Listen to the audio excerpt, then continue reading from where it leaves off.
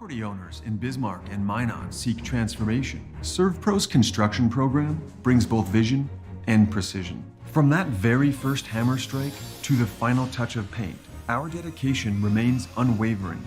It's not just about remodeling, it's about legacy. In Minot and Bismarck, ServPro is your partner in transformation. We don't just build back, we elevate every space. Great news! If you're looking for a new vehicle, Ryan Family Dealerships has the best selection we've had in years. You'll find fantastic offers from Nissan, Honda, Chevrolet, Buick, GMC, Cadillac, Chrysler, Dodge, Jeep, and Ram. Hold up! Ryan sells Chrysler, Dodge, Jeep, and Ram? Yes, we do, and we'd love to sell one to you. Visit one of our 5 convenient locations in Minot and Williston. Get your next vehicle from a name you know and trust. Ryan Family Dealerships. This presentation on the PSP Network is proudly brought to you by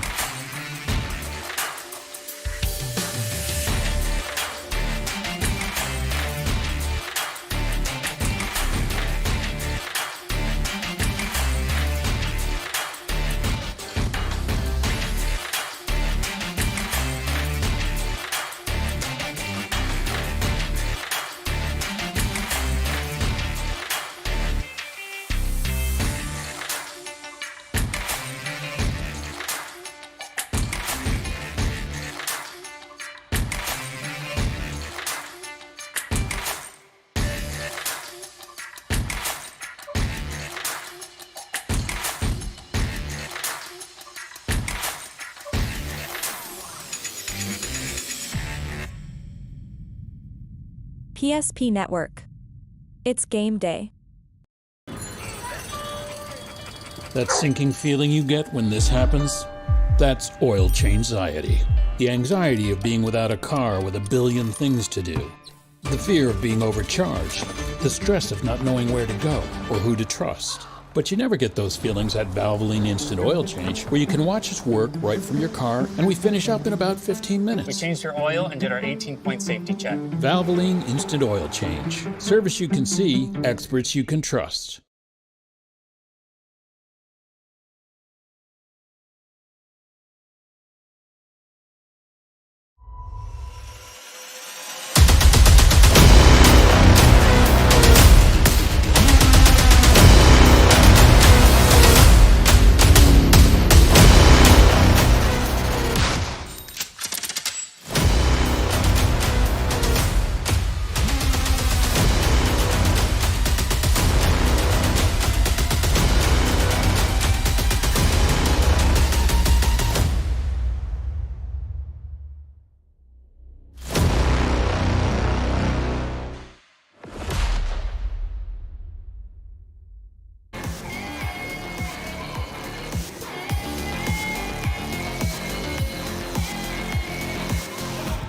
The level of anticipation inside of the state of North Dakota for the 2024 North Dakota Super A basketball tournament couldn't be much higher as we get set and ready for a showdown on day number 1 inside of the Event Center Exhibition Hall that sees the #1 ranked team in girls high school basketball, the Minot Jets, taking on a team from the East that's no walkthrough by any means. It's the West Fargo Cheyenne Mustangs, the number 4 seed out of the East. Good afternoon.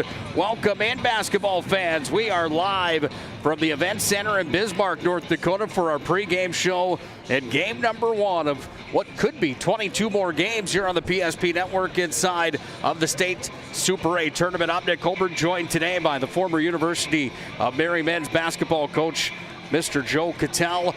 Valvoline Instant Oil Change pregame show. Valvoline locations in Bonnet and Bismarck, 15 minutes. Can't beat it. You just drive right on through. Valvoline Instant Oil Change is there to get you back on the road. I'll bring in my broadcast partner, Joe.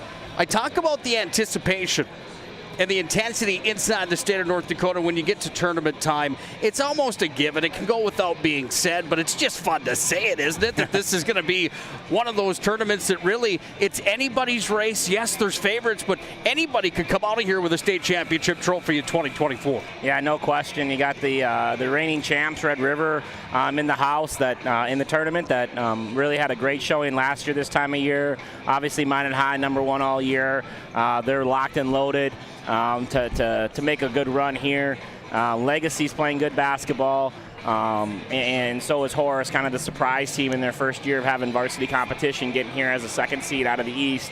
So very exciting tournament, and I think everyone's looking forward to this one. I know when I walked in here about 15-20 minutes ago, a lot of nervous parents, a lot of anxious people, ready to watch some hoops and to see how their girls can do today. Valvoline Instant Oil Change pregame show continues on here. Let's hop in the time machine. Let's go back just a week and a little bit less, all the way back to the WDA tournament last Saturday night. We saw Minot High take down Legacy in the WDA championship game 1 week ago. Would you say in your mind that Minot High is playing their best basketball that you've seen them play on the year? Or if you're a Magi fan, do you have any concerns moving in? Obviously, the Fricky conversation is the topic here. Yeah, I think all the players that are playing are probably playing their best basketball of the year. A lot of girls stepping up last week when needed without Maggie on the floor.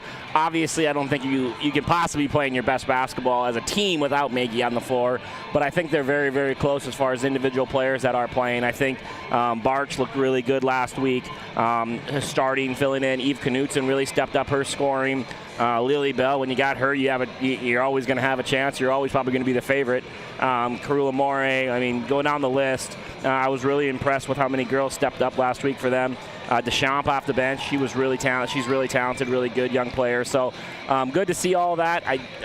Good to see all those girls step up, and I do, like you said, I do think they're playing their best basketball. Let's look at this team from Cheyenne right now. They're a team that just the first glance at them, you see that they've got size, they've got some length here, Joe. It's a team that comes in as the number 4 seed from out east. They had to get here the hard way. They took down Shanley in a 65-44 victory in the play-in matchup last Saturday at 10 a.m. This is a Cheyenne team that ended up losing to Red River 70-45 in the semifinals of the EDC tournament. What do you know about Cheyenne? This is a team that has some weapons of their own coming in. Yeah, I would say, this was kind of the surprise team last year. Kenyon Wingenbach in his 3rd year at the helm for the Cheyenne Mustangs, and he's done a good job getting them to back-to-back tournaments. This year's, right in the middle of the EDC, but able to play really well in the tournament. Kenyon got them playing well. They got Brianna Dick. She's absolutely exceptional. She's a 25 point a game person, almost 25. Gets the rebounds, gets the assists, gets the steals. She's pretty much there doing everything basketball player. And if you remember from last year us doing these games, she was a star there too. And she's obviously they had a bunch of seniors graduate last year, and her support cast is a little young around her with Fosher and Metcalf being younger basketball players, both sophomores.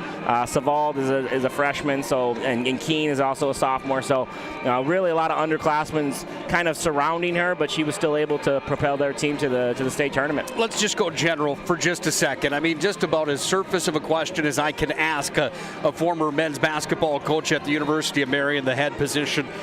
What does it take in 3 days to win a tournament like this? Is there a simple recipe and a simple answer to that question? Well, I think it takes health. One, like you got to be healthy. You got to be, your girls have to be not only healthy, like no injuries, but also the recovery in between games, right? If you're a team that only plays 7-8 girls, as soon as the game's over, you're taking care of your bodies. Are you eating right? Are you stretching? Are you doing all the things that you need to so you can play 3 days? I think we saw that especially on the boys' side with all the injuries we had last week in the WDA. There were some really tired teams on Saturday. They just didn't have the same amount of legs as they did on Thursday or Friday. So I think one is health, I think is clear. And then two is just leadership and focus, right? Are your girls, are they here for the right reasons? Are they here for a vacation? Or are they here to get something done? And I think that's always the big difference, right? Parents are here on vacation. They're sitting in the hotel. They're maybe in the lobby a little bit. They're having a great time. This is exciting. They're a little nervous, but they're treating it more as a vacation. The girls can't be in that same mindset. They got to be sharp. They got to be focused. They got to lock into scouting reports and lock into their assignments. And then when they get on the floor, lock into what they need to do to be successful and get victories. So obviously talent always rises to the top in these situations, but I do think that competitive focus and health also come into a big play. Let's take a look a little bit further into this matchup. The players to watch for. We'll meet our starting lineups. We're going to do all that next when we come back to our Valvoline Instant Oil Change pregame show. The Magents and the Mustangs are on the floor getting warmed up and ready for quarterfinal action of the 2024 State Super A. We're live on the PSP Network, and Joe and I are tickled pink to bring it to you here today on the PSP Network.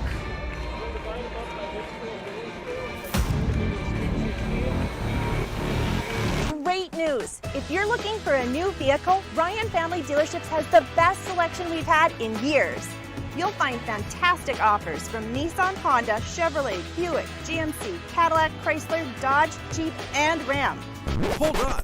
Ryan sells Chrysler, Dodge, Jeep, and Ram? Yes, we do, and we'd love to sell one to you. Visit one of our 5 convenient locations in Minot and Williston. Get your next vehicle from a name you know and trust. Ryan Family Dealerships. There is no place like the Country Club. 18 holes of immaculate golf, along with golf simulator, PGA staff, club fitting and lesson, driving range and practice green, pro shop, delicious food, endless fun in the pool, and activities for the whole family. Learn more and become a member today.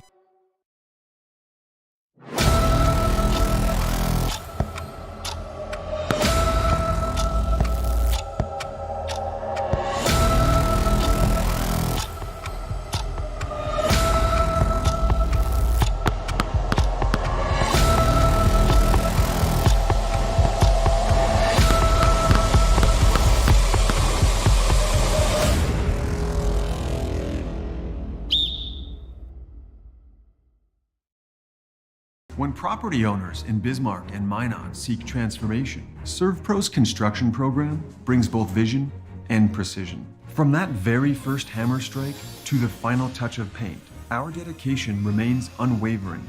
It's not just about remodeling, it's about legacy. In Minot and Bismarck, ServPro is your partner in transformation. We don't just build back, we elevate every space.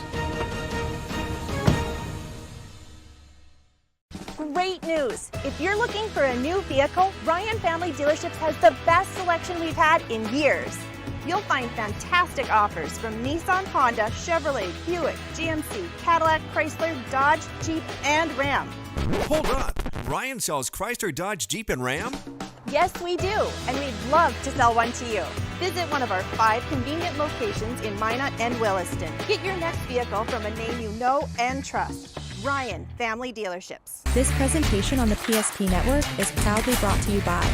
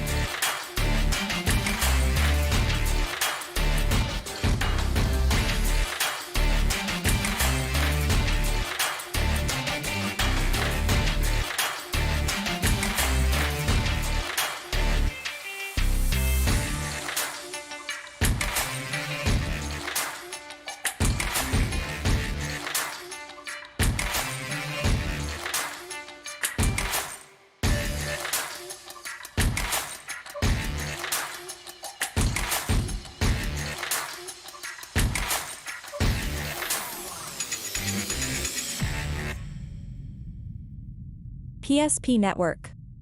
It's game day. That sinking feeling you get when this happens? That's oil change-anxiety. The anxiety of being without a car with a billion things to do. The fear of being overcharged. The stress of not knowing where to go or who to trust. But you never get those feelings at Valvoline Instant Oil Change, where you can watch us work right from your car, and we finish up in about 15 minutes. We changed your oil and did our 18-point safety check. Valvoline Instant Oil Change. Service you can see, experts you can trust.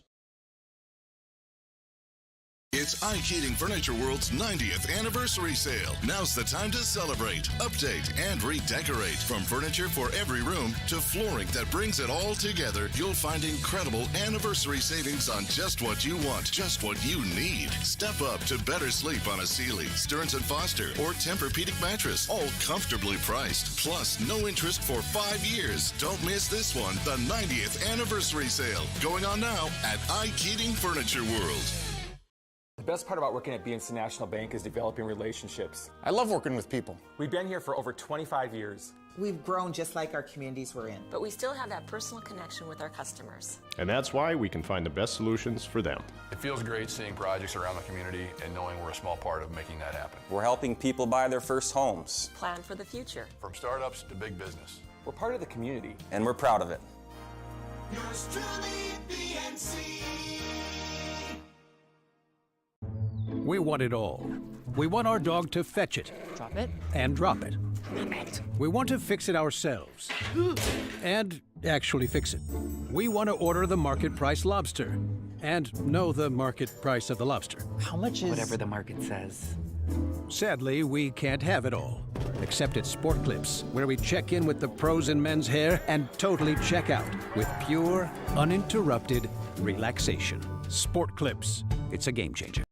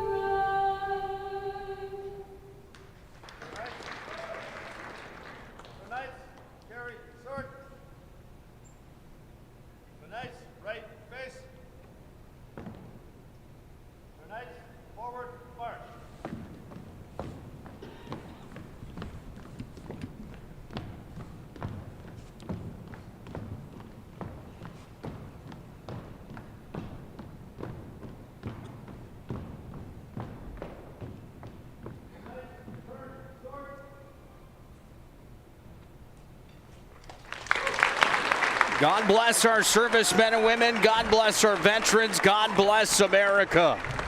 Lily Erdman, a junior from Bismarck High School, with a terrific rendition of our nation's national anthem, as the table is now officially being set for the quarterfinals of the State Super A tournament. First one on tap today. You've got West Fargo Cheyenne, the Mustangs, coming into this ball game at 14-10 overall, taking on the 23-2 Magents from Mountain High. Nick Holberg alongside of Mr. Joe Cattell on the call here this afternoon and all day inside of Arena number 2 here at the Event Center in Bismarck. Super A coverage on the PSP Network brought to you by our friends at Prairie Coatings and Thomas Family Funeral Home.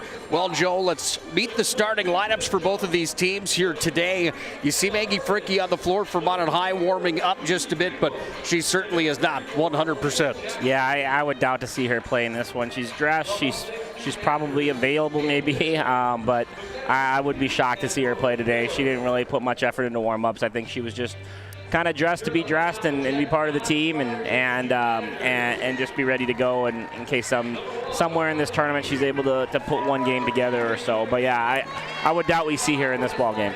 Well, the crowd continues to fill in inside of the exhibition hall here at the Event Center. Looking at Minot High School, Maggie Fricke, normally one of those starters. While Kinley Barge certainly stepped up big in the last performance for Minot High in the WDA tournament. Presley Bennett will start. She was a big player for Minot High during that WDA tournament. Carew Lamore, Lily Bell, now the all-time leading scorer at Minot High School after a terrific performance in the WDA tournament. Set 2 records, oh, by the way, during that WDA championship game and throughout the tournament with the most points ever in a title game. And she also ended up with the most points in a tournament. That kind of went underneath the radar because Minot High is just a team that has been such a buzzsaw across the board. Yeah, it feels like they break a record somehow every game. So yeah, that I guess I didn't know that until you just said that a moment ago. So congrats to both of those. She played phenomenal in the absence of Maggie. She really stepped up her offense and was just super efficient. Was able to get the job done without many shots and without really stressing or forcing the issue ever. Time to meet our starting lineups presented by the UPS Store located on South Broadway in the Magic City. It's the UPS Store for all your packing and shipping needs. First for the Mustangs from Cheyenne. They start this way. Cora Metcalf, 6'4" sophomore, averaging 6.7 per game. She's got some height, boy, let me tell you. She goes with Colleen Fosher, Evie Savon, along with Brenna Dick and Zoe Keene. That's a stacked lineup for West Fargo Cheyenne. That group led by Brenna Dick, averaging 24.4 per game, like Joe had mentioned.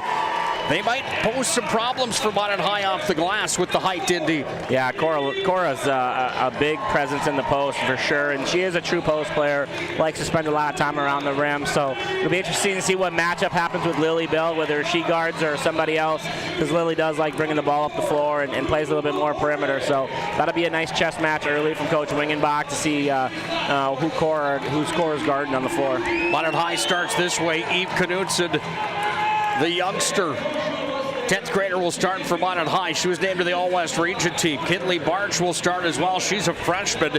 They go with Presley Bennett, a senior. Carew Lamore in her junior year for Carew. And then Lily Bell, the 6'3" sophomore, the prodigy, if you will. One of the best, if not the best, in all of North Dakota. Get the start for Jason Schwartz. Minot High Magents coming in at 23-2. Do you have a quick key on either side here of this ball game? Yeah, I would say just Minot High getting off to a good start, getting everybody involved, getting multiple guys, scorers involved, multiple girls scorers involved, bench bringing energy, all those types of things you need to have a good tournament run, not start slow. As far as for Cheyenne, Coach Wingenbach's going to have some plan here. It's going to be some sort of a, I don't want to say junk defense, but some sort of a defense that maybe they haven't seen all year, and definitely ways to get Brenna Dick involved. I think they have to get her going right away. They're going to need her all night long and all tournament long if they're going to have success. Minot High is going to be the home team. They're in their white uniforms, trimmed out with the maroon stripe on the side of the shorts with the maroon stripe on the bottom. Just a tiny little bit of Vegas gold. It says Minot across the chest with the numbers on the front and back. The Nike uniforms for the Magents. Cheyenne's in their blue. They've got orange trim down the side. It says Cheyenne across the chest with numbers on the front and the back. A little S on the side of the shorts right above the knee. Those are Jordan uniforms for Cheyenne. Both teams look sharp here today. Minot High will travel from the left to the right. Right to the left for the Mustangs. We are officially underway for state tournament basketball. Inside the event center in Bismarck, Nick Colbert, Joe Cattell, glad to have you folks aboard here today and for this entire tournament. Takeaway early on from one end to the other. It's Brenna Dick that goes up, lays it in off the glass, and Brenna Dick with an early start for Cheyenne. Yeah, the steal and score from Brenna instantly into the passing lane, figuring out a way to get an early first possession steal and the right-handed layup on the other side. Steve Knutson took a look over at the Mountain High bench. She took a big, deep breath just to almost say, okay, now we're in it. Let's go here. Knutson goes up top to March, works it around to Lamore. Here's Lamore. Right to the Serve Pro free throw line. Put up a shot, no good. Rebound pulled down. And the Mustangs bring it back the other direction again here with Zoe Keene. Keene delivered off to Dick. Deep three off the front of the rim. We didn't talk about it in the pregame show. Minot's got it. They bring it back across the floor. We didn't bring it up in the pregame show, but Minot's got to have a big advantage here in this game. Seeing this gym last week and the one next door last week as well. Well, Cheyenne hasn't been in here in quite a while. Yeah, for sure. Just being in this facility already last week. The EDC was all ran at high school, so pretty familiar buildings. This is definitely going to be a little bit of advantage to Minot High just as far as arena goes. Barch inside the paint, trying to put up the shot. There's that height advantage inside. Fosher at 5'11", put the arms up, and Cheyenne's got the basketball back here with 16:40 to play first half. Mustangs lead 2-0 as Dick crashes in. Little scoop shot. Dick's got it, and she's got the first 2 points. Yeah, great take there, Brenna Dick, and the U Mary commit is off to a hot start. First 4 points, back-to-back buckets for her. Bell went inside to Bennett. It went out of play. Mountain High will get the ball back as the Mustangs touched it last.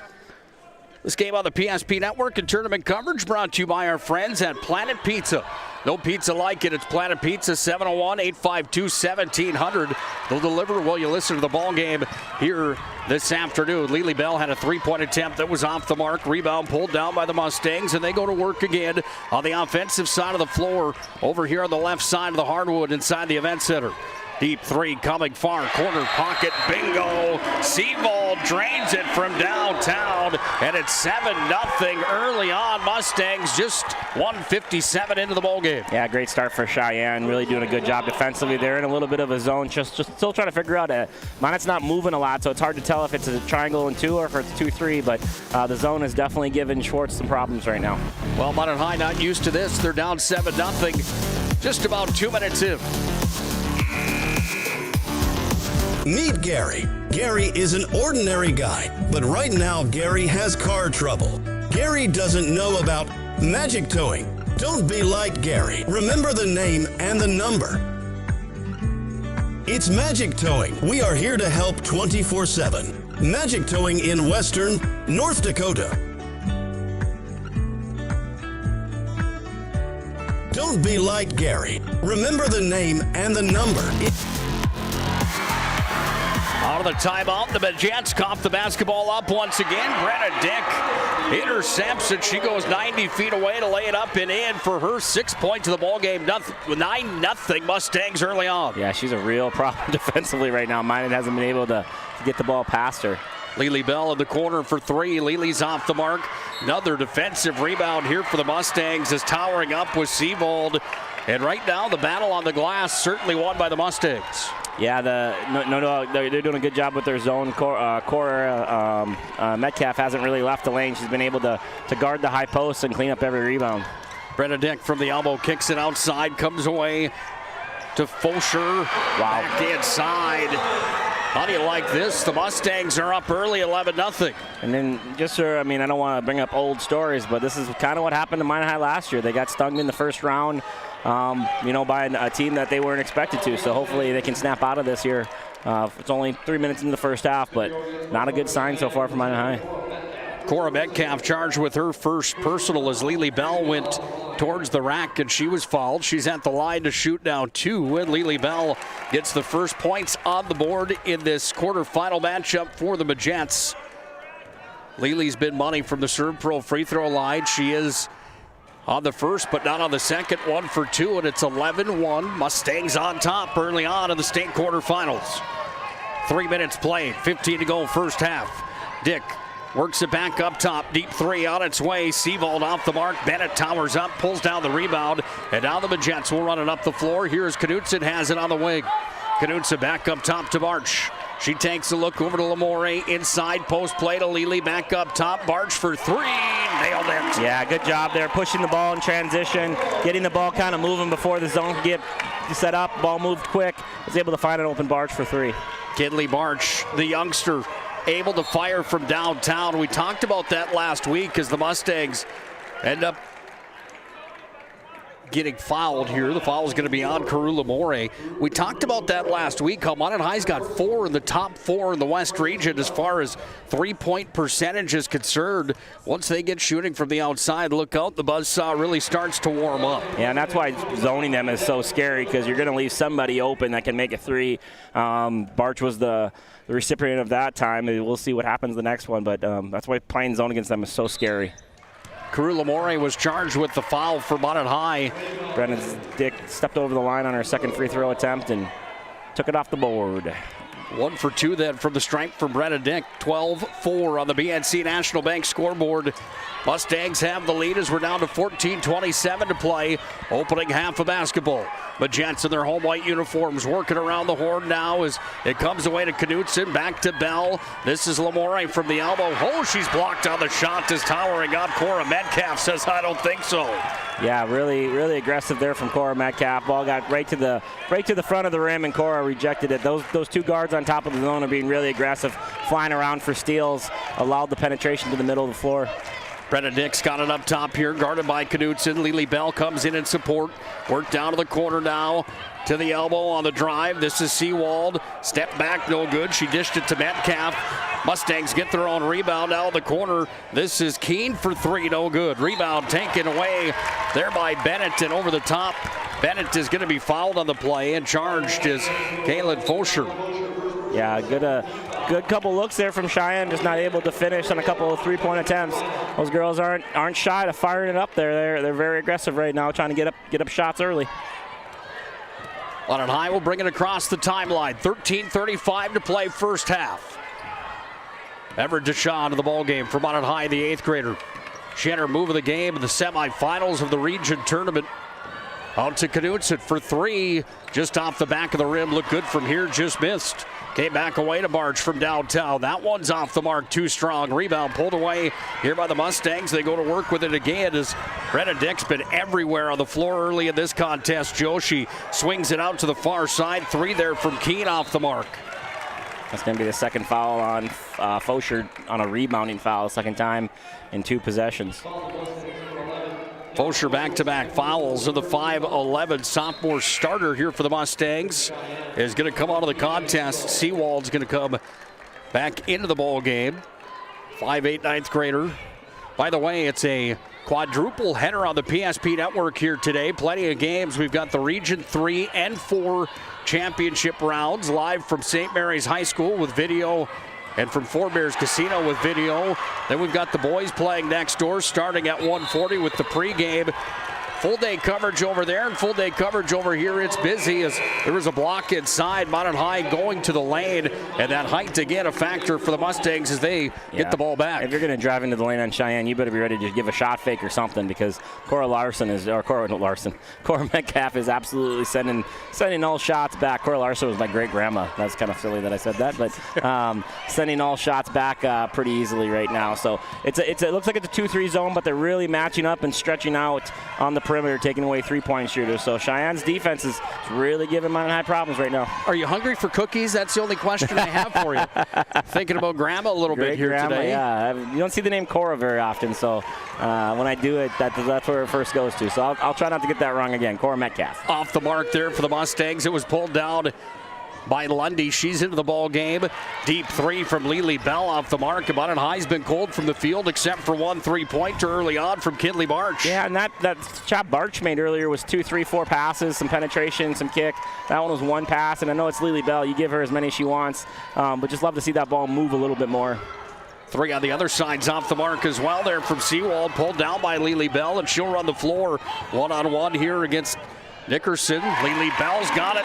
Dances, razzle, dazzles, and scores off the window. Absolutely love that. When you're struggling in the half court against a zone, what's the best way to beat it? Just get down the floor in transition. They got the defense to stop. Lily put her head down, got all the way to the rim. Nice play from Lily Bell and Mountain High. Mountain High's cut the lead in half. It's now 12-6.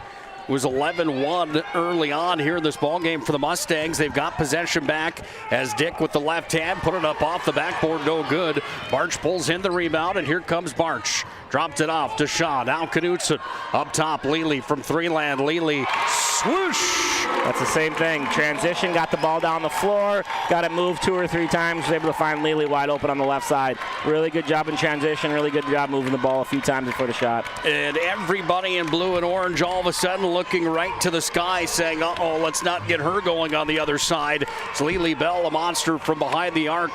Once she gets going, she's tough, and you see it on the defensive side. She's got a block and the basketball back. Yeah, she's got a little groove right now, defensively, rebounding, blocking shots, offensively, obviously hitting back-to-back shots. So she's feeling herself right now, and she might hit that one too. Ooh, just missed it. Lely pulled up from the left side, hit the left side of the rim, and back down it comes for the Mustangs as they bring it across the timeline here with 10:29 ticking down in our opening half. 12-9 in favor of Cheyenne. Scoop to the hoop on the runner to the left side. No good for Seawald. Bonnet's got it here with Barch as she brings it across the timeline right at the Bismarck Event Center. Stamp on the floor in the exhibition hole. Yeah, that might as well have been a block from Lily Bell. The ball handler just completely avoided her at the block and had to scoop underneath Lily's arm, and shot really never had a chance. Lundy sent it down to the corner, got it up there to DeShaw. Shot clock was down, taken away anyway as Metcalf takes it, runs it down, puts up the shot, and Eve Knutson's going to be charged with the foul as she blocked the shot, but not legally. Those two guards are really doing a good job on the perimeter for Cheyenne. They're really aggressive in that zone. They're out trying to put ball pressure on, take away three-pointers, really leaving a hole in the middle of the floor. However, Cora Metcalf's been able to kind of clean that hole up with block shots, so so far so good. Zoe Keene at the ServPro free throw line. Good with her first point of the ball game. Cheyenne leads now 13-9 with 9:54 left here in the opening half. And another shot coming from the ServPro line. ServPro with 24/7 emergency service, trained technicians and advanced technology at ServPro. And Keene with the high arcing rainbow free throw drops in.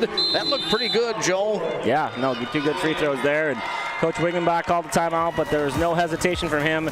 He brought Fosher back in with 2 fouls with almost 10 minutes to go left in the first half. So they're all in on this game right now.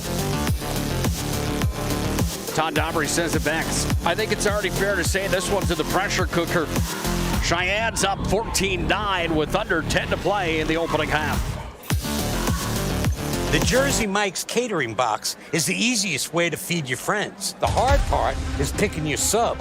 That's why we're having a draft. With the first pick, Sarah from Carolina selects number 13, the original Italian. You know, I trusted my gut, and that's exactly where the sub's going to go. So Hold on, we've got a trade. Jake traded his second pick with me, because I'm starved. Freshly sliced subs to go, wherever you and your friends go. Jersey Mike's, a sub above. 9:54 left in the opening half from the capital city here in Bismarck. Roads weren't bad getting down to the Magic City from the Magic City today down to Bismarck. I would expect that they weren't too bad either coming east over to the west for the state Super A here today. Good crowds have traveled in as we're down to 9:50 to play in the first half. 14-9 Cheyenne, the number 4 seed from the east, leading the number 1 seeded Minot Majets from the corner. Lundy for 3, no good. Crashing for the rebound and getting the hand on it last. That was Olivia Hansen. Went out on the Mustangs, and it's Minot High's ball back. Yeah, I like the Coach Schwartz going to his bench a little deeper than he did in the championship game last week, getting Lundy in there, just trying to find some sort of a spark, some more shooting out there. Ariana Rude into the ball game as well. Dick went up to block the shot on Bell, and Lely was fouled, and you heard the Mustang fans. They didn't agree with that call. Yeah, she got some ball, but she got quite a bit of elbow and arm to go with it, so good call there by the official. Foul was charged on Brenna Dick. That's number 1, sending Lely Bell back to the ServPro stripe. 2 misses in a row for Lely. You don't see that very often, Joe. She's now 1 for 3 from the ServPro line in the ball game. Yeah, definitely. She'll get it going. Here's Lely with the little shimmy shake before she tosses it up and she drops it in. Now at 50%, and Bonnet back within 4 at 14-10. All the free throws she shot in the championship game last week. Hopefully she didn't hurt her shoulder with all the shimmies. My goodness. just like clockwork in the WDA crowd. Here's a long three that's off the mark. Rebound pulled out of there as the basketball comes back upstairs with the three attempt on the other side. No good. Rebound there underneath the hoop, and it's up and in. Carpenet puts it through the bucket, and it's 16-10, favoring Cheyenne.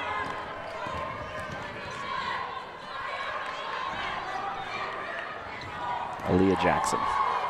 Leah Jackson wearing 34 today. Thank you so much. I had her as 40 on this sheet. Back up top. Here's another shot for the Mustangs. It's off the mark. That three bombed in from Jung. It was rebounded down by the Magents. And here's Ariana Rude with it. Rude's going to move to her left side. It was poked away from her. Nice defense again. Yeah. That time it was Jackson that had the reach in, and the ball was retained here by the Mustangs. Those guards are pests for Cheyenne right now. They're getting their hands on a lot of basketballs and really causing some havoc in the passing lane. Jackson in against Bell. Jackson just lost a handle on it, and the ball went out of play. This game brought to you by our friends at Monmouth State University. The best way to predict your future, Joe, is to create it with more than 100 areas of study at Monmouth State.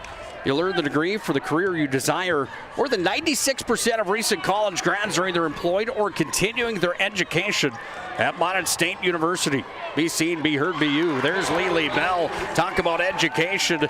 There's the how-to on how to get to the rack and put it up with the left-handed in.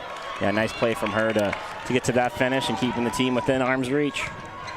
Back it comes down here for the Mustangs. Offensive side of the floor, Faucher. Deep three, front of the rim, bounced, hit the backboard. Monmouth High pulls it down, and then the ball's going to be pushed on a play there as Seawald defending Barch went on a play. Monmouth High gets the ball back. Yeah, as we talked about health, we see Carew Lamore kind of pull up a little gimpy on that box out. Something to watch. It's I think it's probably the injury she had earlier the year with that sleeve she's got on that leg, maybe a hamstring or something. So something to watch there with Carew, and I think she's going to go right to the locker room too to get that thing fixed. Yeah, she's hit some pain without a doubt here for the Magents. Fred Spalding on hand again today for Trinity Sports Medicine. Glad to see Fred's here. Said it in the WDA tournament. I'll say it again. A good trainer can take you a long way, Joe, and that gentleman certainly knows his business. Here's Lily Bell, put up the shot. She's fouled on the play, and Lily goes back to the Serve Pro free throw line. Yeah, Cora Metcalf gets her hand stuck in the cookie jar there, and Lily's able to strengthen through that and get the ball up on the glass and goes to the free throw line for two more. We talked about in the pregame show, health is so important right now. Avery Lundy's getting some more minutes with Lamore now out and Fricky not playing, and we saw Rude already get into the game, and so it's right now it's Minot's looking for some bench help. Lily Bell at the Serve Pro line, flawless on that trip.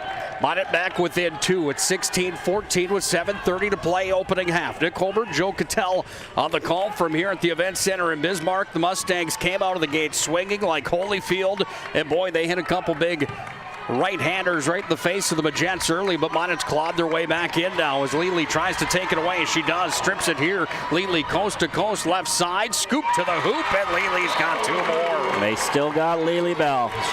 She is absolutely on fire already. 13 of the 16 points from Minot High. The only other points is the three from Kinley Barch that was the first point of the game for Minot High. We're tied at 16s aside with under 7 to play here in the opening half as Brenna Dick up top on the left wing, right on the shield stamp here at the Event Center, calls the set play, comes back away to Monmouth High as Dick is blocked. She wanted a call from the official. She's not going to get it here. Yeah, I think that was good defense. I thought both Monmouth High players were in legal guarding position. No one flopped. No one took any fall. They just were standing their ground with hands wide up.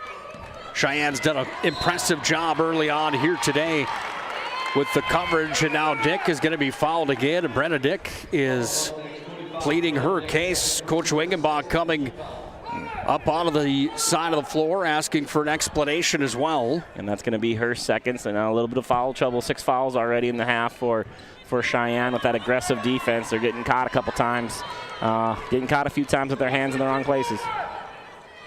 I was just about to say in that last statement before the foul was committed that they've done a nice job creating some issues for Monmouth early on, but Monmouth's starting to find the answer as Knudsen fired for 3, rimmed in, then out. Rebound pulled down here by the Mustangs, and they run the floor with it.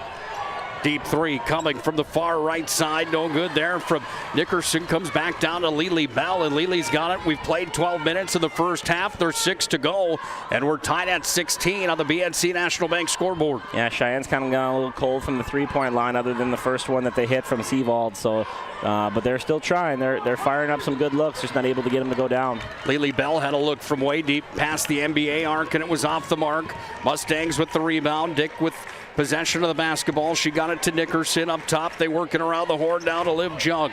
Jung goes back to Dick, and there's a foul away from the basketball down in the middle of the lane here, Joe. That foul is going to be on Nickerson here for the Mustangs. A little bit of a moving screen or a rub screen, and Nickerson's going to pick up her first foul. This ballgame on the PSP Network and state tournament coverage brought to you by our friends at Thomas Family Funeral Home, along with our friends at Prairie Coatings. Giant thank you to all those sponsors on the PSP Network. Frankly, without them, we just wouldn't be here. Bell finds Bennett underneath the rack, and Bennett puts it up and in for her first field goal of the ballgame. Yeah, I was just thinking Presley Bennett needs to step up in this game with all the injuries and with just the struggle offensively other than Lily Bell. The senior guard or the senior wing from Minot High really needs to get a little aggressive with the basketball in her hands. She has the ability to do it.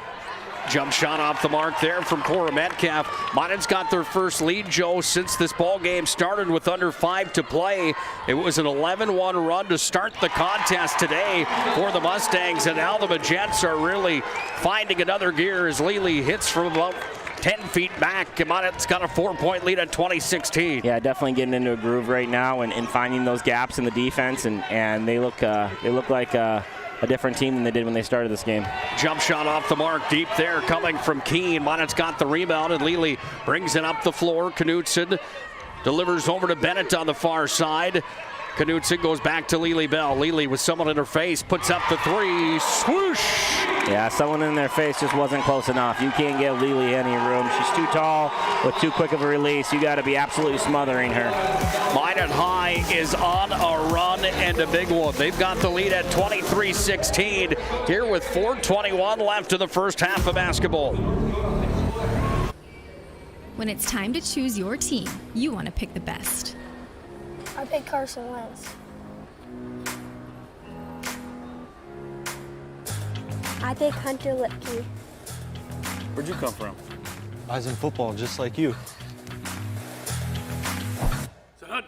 Always choose people you know and trust for your team, like your community bankers at First Western Bank and Trust. You can bank on us. You have built an amazing life by working hard and doing your job well. Delivering financial advice is what we do well. At Ameriprise Financial, our job is to use our skills, experience, and research to help you become more successful in today's economy. What we want you to walk away from each encounter with is satisfaction in knowing that together, we've done what we can to help you work toward a better future.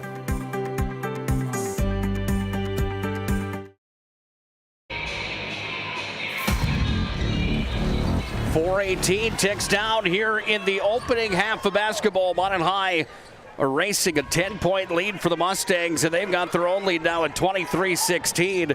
Timeout from Cheyenne just a moment ago as 4:05 ticks down. Shot was off the mark for the Mustangs. Lely's got it here, and Lely slowly brings it across the timeline to Ariana Rude. Back to Lily Bell. Lely to her right side, finds the open Deshaw out of the elbow. Back to Lely, sent down to Bennett. Bennett looks back up top for Deshaw. Ariana Rude thought about a three. Now she'll drive in. Ariana Rude off the mark, and the rebound pulled down by the Mustangs. They tank it on out of there with Fosher. Fosher delivers off here to Brenna Dick, and Dick will go to her left side. Outside the arc for three. This one on its way, no good. Missed for Fosher.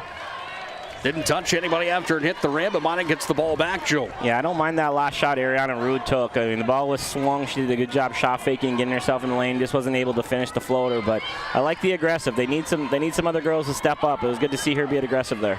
Minot went unbeaten in the conference this year to win the WDA regular season crown. Here's Deshaw from deep, in, then out. Just off the mark for the 8th grader.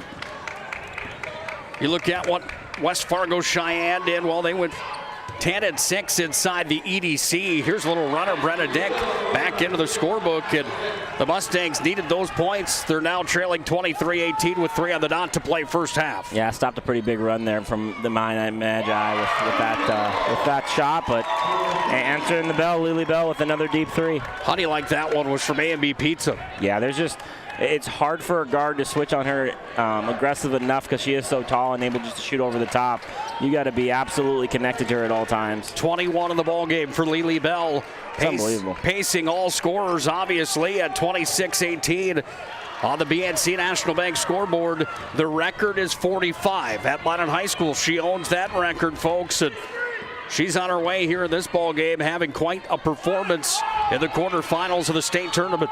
Yeah, I mean, she's doing everything her team needs her to do right now. I'm guessing they're hoping they can find some other help so that maybe she doesn't have to exhaust herself too much in the first game, but right now she's in a groove. Bennett had the shot. Rude's going to come away with the rebound as Cora Metcalf had fingers on it. And then Rude at much smaller, 6'4" as Metcalf. Rude coming in at 5'2", almost a foot of advantage there. Just went off the fingertips of Metcalf. Mount High ends up getting the ball back. Yeah, Carla Moray does check back into the game. Haven't seen her since she went out a little gimpy. She is pretty taped up in that upper hamstring area, so something to keep an eye on. Barch takes the shot from deep. Off the mark, pulled down here by the Mustangs. Away with it comes Zoe Keene. Averages 7.4 per game here for the Mustangs. She's got a pair of free throws from the Serve Pro stripe as the Mustangs are cold. As that shot came from deep from Nickerson. Lonnet's got the rebound again, and it's a tale of 2 halves within the first half here today. Oh my goodness, Lely with another swish. I don't know what it felt like to watch a pro player playing as a sophomore, but man, is she good. This is pretty impressive. She already has 24 in the first half. 24 of the team's 29 points. With 1, 2, 3, 4 threes, and we're not talking, hey, your foot was close to the line. We're talking. These are unbelievably deep. Deep behind the NBA stripe. That's where she is again. Swish! Oh, Lily Bell from way downtown. Like, you can't be close enough. You just can't be close enough right now, and it's so effortless her shooting from. If the high school line is 19-9, I'm telling you, she's almost 30 feet away right now making threes. Before anyone could say Charlie Brown, Mountain High was trailing 11-1. Before anybody could say Snoopy, Mountain High's leading 32-18. And the Magents are in or out as Bell's going to fire again from way deep. That one was off the mark, however, Joe. Yeah, just fine. 4 threes in a row, 4 possessions in a row. She can take that one if she wants. I thought it was going in. Every time she shoots it, I think it's going in. Jump shot here for Metcalf from the elbow off the side of the rim. Effort was there to track down the basketball from Nickerson, but it went out of play. Monet's got the ball back, and the Magent fans behind us, kind of what they expected here once that motor cranked up for Mountain High, and they're starting to come to volume, showing their support for the maroon and gold here today. Yeah, obviously didn't love the slow start, but right now they seem to be in a groove. They've played 9 players. A lot of players are coming in and out of this game. Good to see everyone getting in a rhythm, but right now it's the Lily Bell show on offense, that's for sure. 32-18, Monet's got the lead. 10 seconds left first half. Here's Lamore on the drive. Little stop and pop for Carew, no good, but Barch uncontested underneath, and Kinley Barch puts up her 5th point to the ball game. That's really big there. Lily Bell had a 3 look. They closed out super hard, really overplayed to her. Wide open Lamore, wide open Barch, just because of the overplaying on Lily. Lily did a great job of passing that one up. 34-18. Mountain High's got the lead at the break. Magic Towing halftime report will come up next. Joe and I will look at what to expect in the rest of this tournament. Wow, Mountain High woke up once they got about 5 minutes in, and boy, did they unhook the plow. They lead at the break on the BNC National Bank scoreboard. 34-18. Magic Towing halftime report is next. This presentation on the PSP Network is proudly brought to you by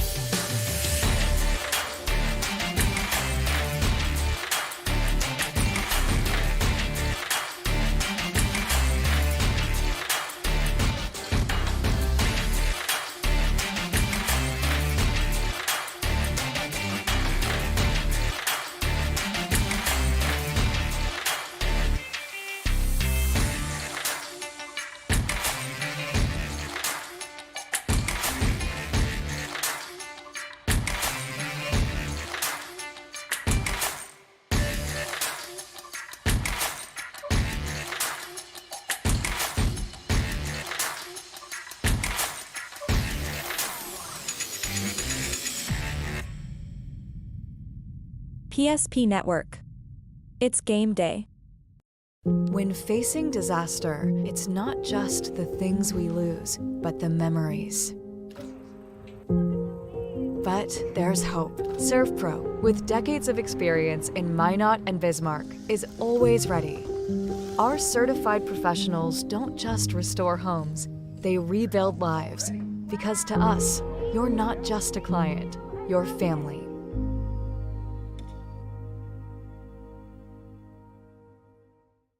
Shields Visa is more than just a card. It's the freedom to go. It's a gateway to explore and do more of what you love. Imagine where the Shields Visa can take you. So join us in discovering endless possibilities. Shields Visa. Together, we've got this. Meet Gary. Gary is an ordinary guy, but right now Gary has car trouble. Gary doesn't know about magic towing. Don't be like Gary. Remember the name and the number. It's Magic Towing. We are here to help 24/7. Magic Towing in Western North Dakota. Don't be like Gary. Remember the name and the number. It's Magic Towing.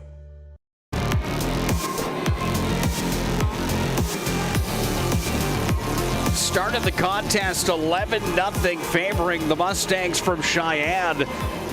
Executing their game plan almost perfectly.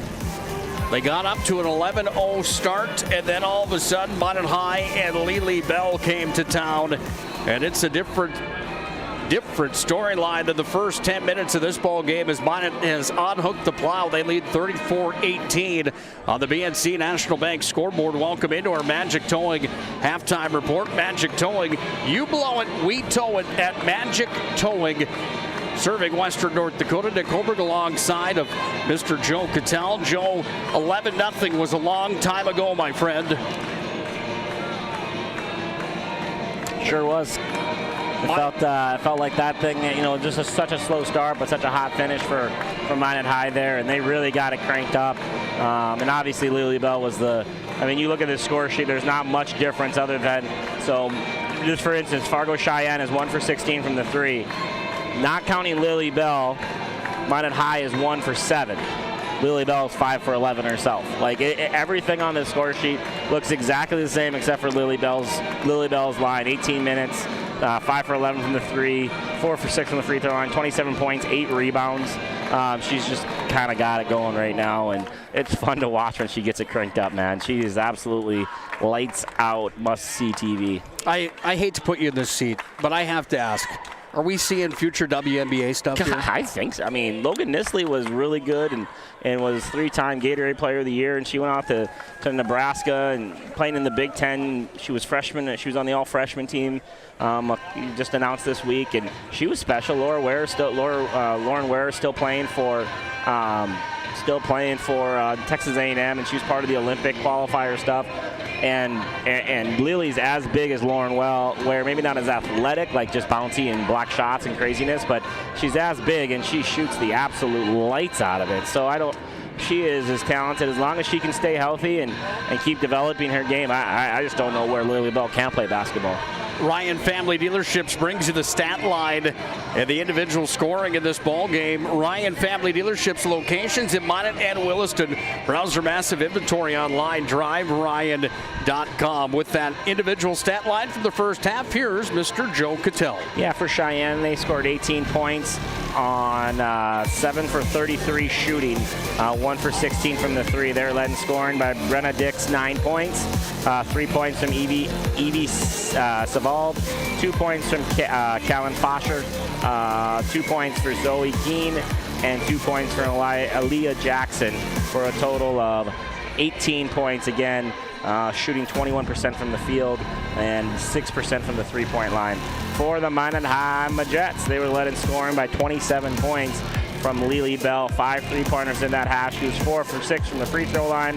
She also added 8 rebounds to her first half stat line. 5 points for Kinley Barge, including the three-pointer, and Presley Bennett with 2 2 points, 37% shooting for the Majets. They were 33% from the three. Two things that I'm seeing right now, obviously, other than Lily's big performance, but both Brenna Dick and Leela Bell have played 18 minutes in this game.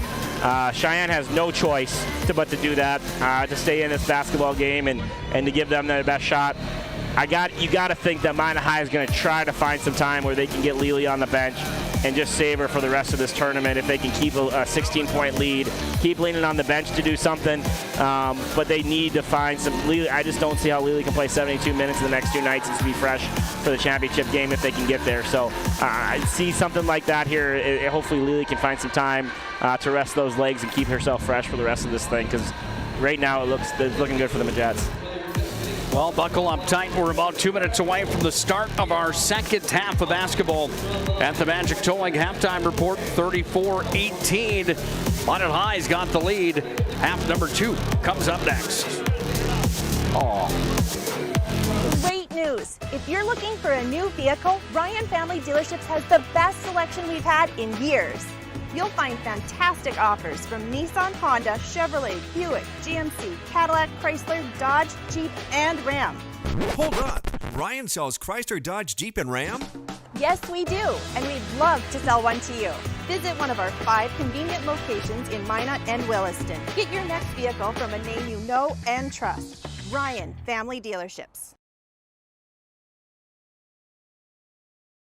It's Ike Heating Furniture World's 90th anniversary sale. Now's the time to celebrate, update, and redecorate. From furniture for every room to flooring that brings it all together, you'll find incredible anniversary savings on just what you want, just what you need. Step up to better sleep on a Sealy, Stearns & Foster, or Tempur-Pedic mattress, all comfortably priced. Plus, no interest for 5 years. Don't miss this one, the 90th anniversary sale. Going on now at Ike Heating Furniture World.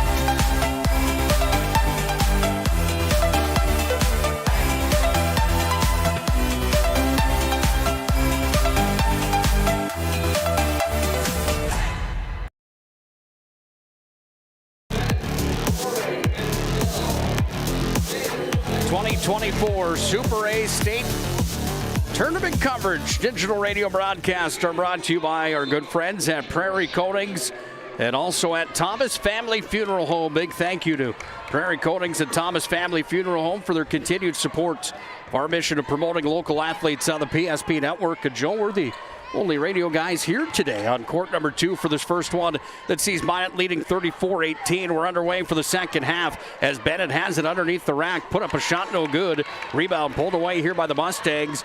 Mustangs in their blue uniforms, traveling from the left to the right for the second half. Minot from the right to the left. Again, Nick Holbert, Joe Cattell on the call. It's 34-18. Minot High to start our second half of basketball as Bennett has a rebound on a missed shot there from Fosher. Yeah, good back-to-back. Oh, Lily Bell's going to shoot a 3 right away. Back-to-back, 3 possessions in a row. Just kind of trying to figure out each other a little bit, trying to get back into rhythm from the halftime. Lily was off the mark on her first attempt of the second half. She didn't miss many in the first half. There's a big 3 as Seavold buries from downtown. She's got 6 in the ball game, and the lead cut down to 13. Yeah, Seavold with both 3-pointers for Cheyenne so far in this game. We'll start the first half and the start the second half. Up top with the basketball. It's Knutson. Got it back to Barch here. Barch on corks from three land. Back of the rim. Gets her own rebound. Into the paint she goes. Now Carew Lamore's got it. Carew looking for the option. Finds Lily Bell on the crash. Bang, boom. Lily's got 29 in the ballgame. Yeah, really nice job by Lamore. Just getting into the lane, pivoting, finding an open player. Good cut from Lily Bell. Easiest two she's probably going to have tonight. 36-21. Bonnet leads now with 16:23 left here. Opening half came to a close at 34-18. Both teams got points on the boards now at 36-21. The Jets on top. Cheyenne with the basketball. Into the paint and on the drive. This is Seawald with it. She's going to be fouled on the play. And the foul's going to be charged on Carew Lamore. Yeah, I like the aggressive there from Seawald coming out, adding a second punch to the Cheyenne offensive arsenal.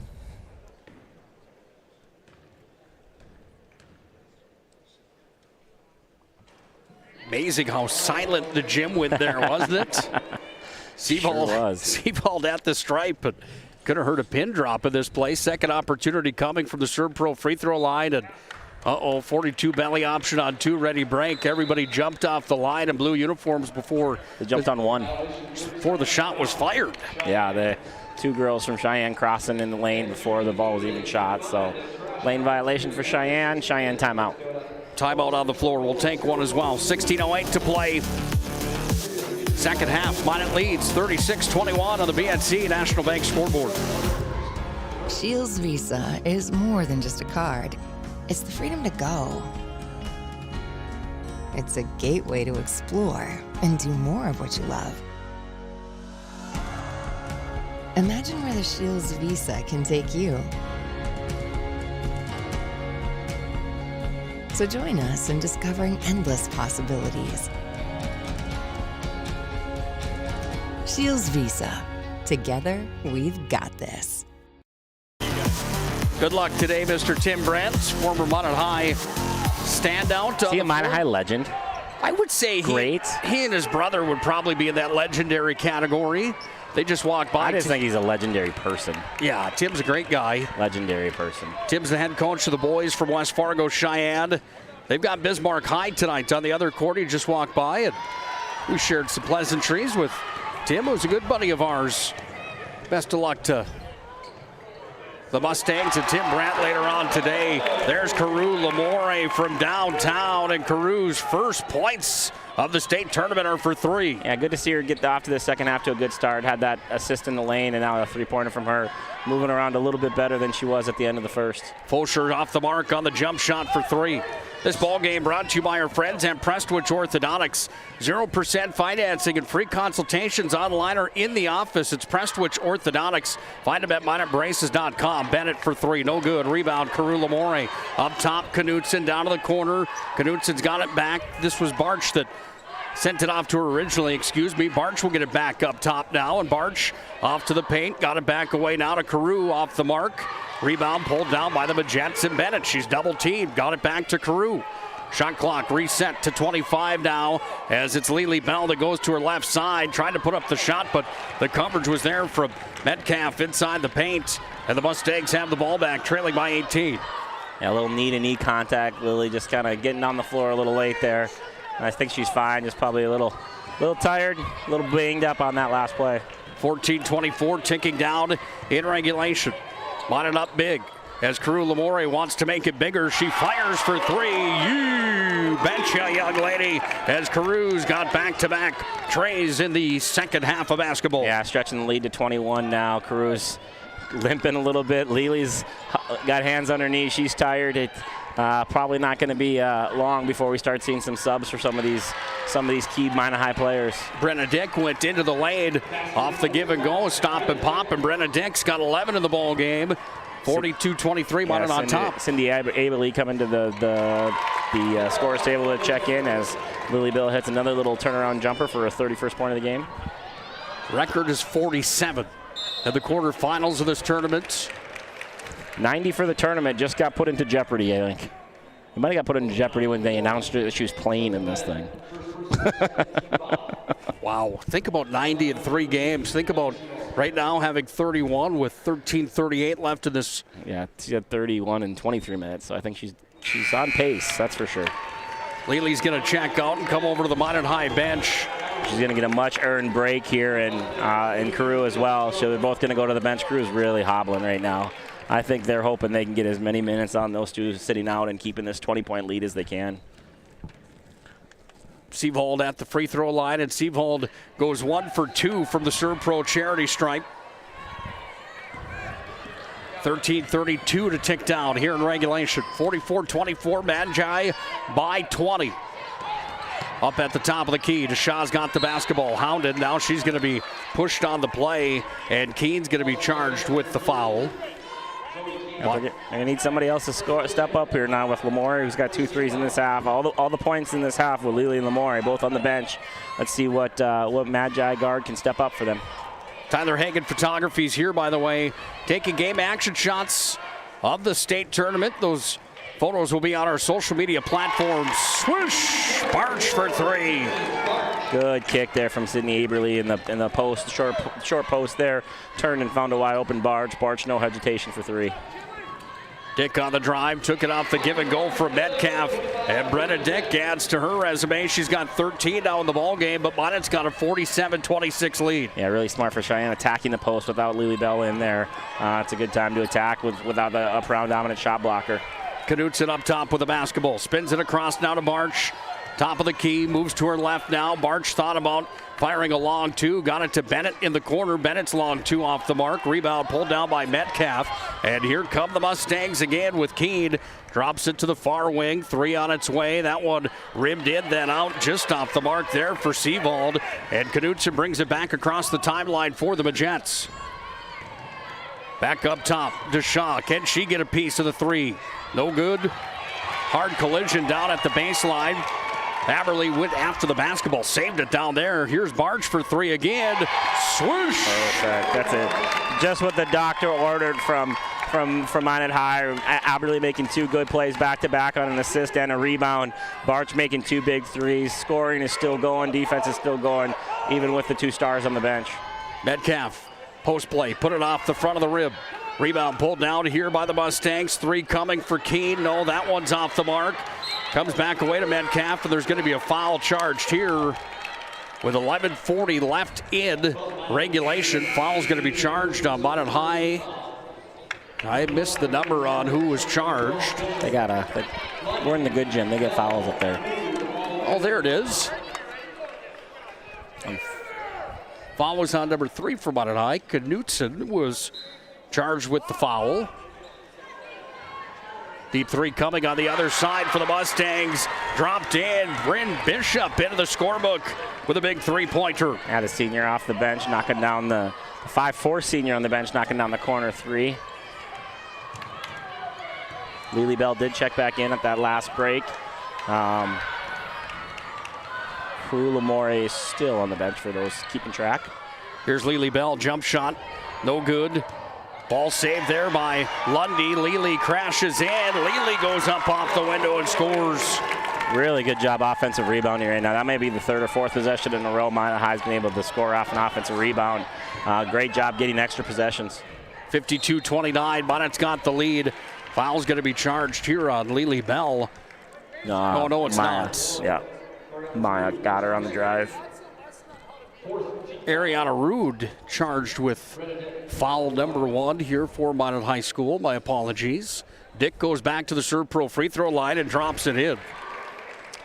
Kind of a funny comment I just heard Coach Schwartz say to Maya Rude. That's a lesson right there when you're guarding a good good point guard, what she can do to you. Brenna Dick did just a great job of not only getting past Ariana Rude, but also kind of getting into the body before she shot and creating some contact.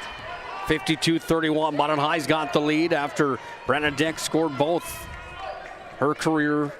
Not done after high school. Brenna Dick, as you mentioned, off to play college basketball next year. Yeah, for the NSIC runner-up, University of Mary Marauders. Coach Newman. I actually see Mr. Coach Rick Newman in the crowd today after getting back late on Wednesday night or Tuesday night from the conference championship game.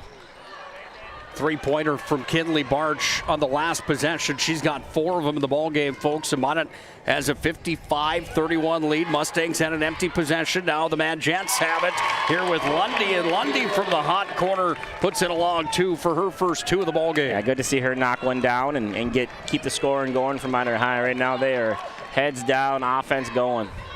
57-31, Magents on top. Barch down with a rebound as she went head-to-head in the paint there with Seavold.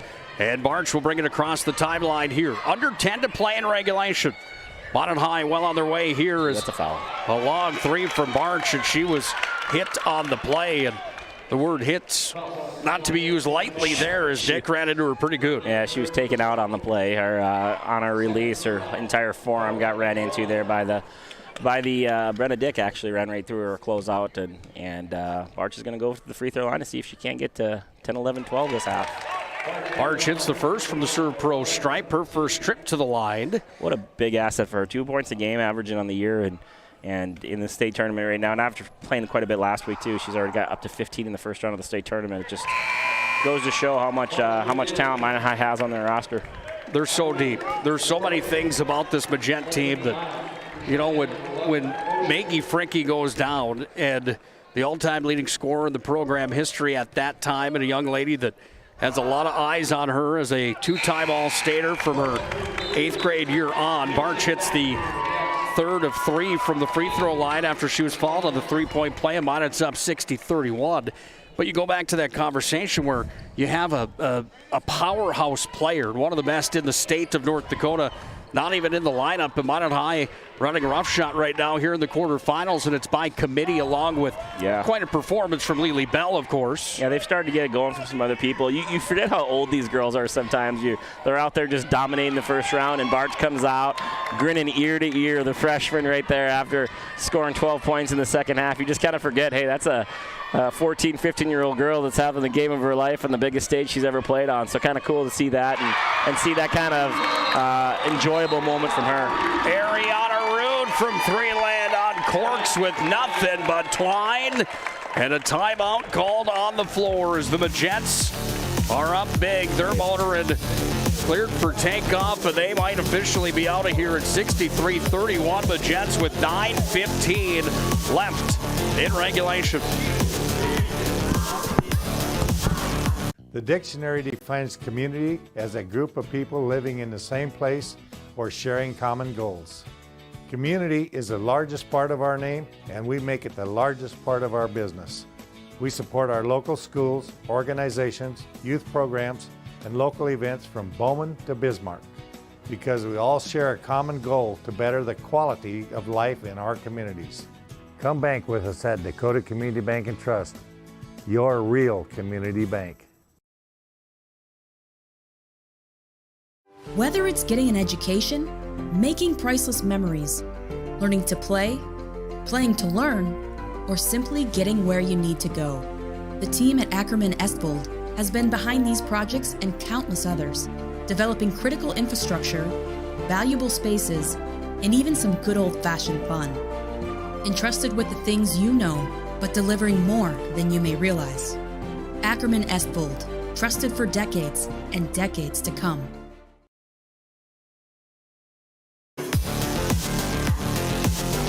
Down to 9:10 to play here in regulation. 63-31. Minot High on top of West Fargo Cheyenne, the 4 seed from the east. The Mustangs get some points, however, as Callan Fosher puts it up and in for her 4th point to the ballgame.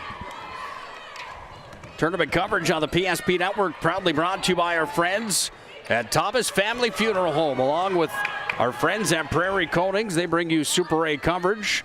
Tyler Hagen will have those photos brought to you by our friends at Shields.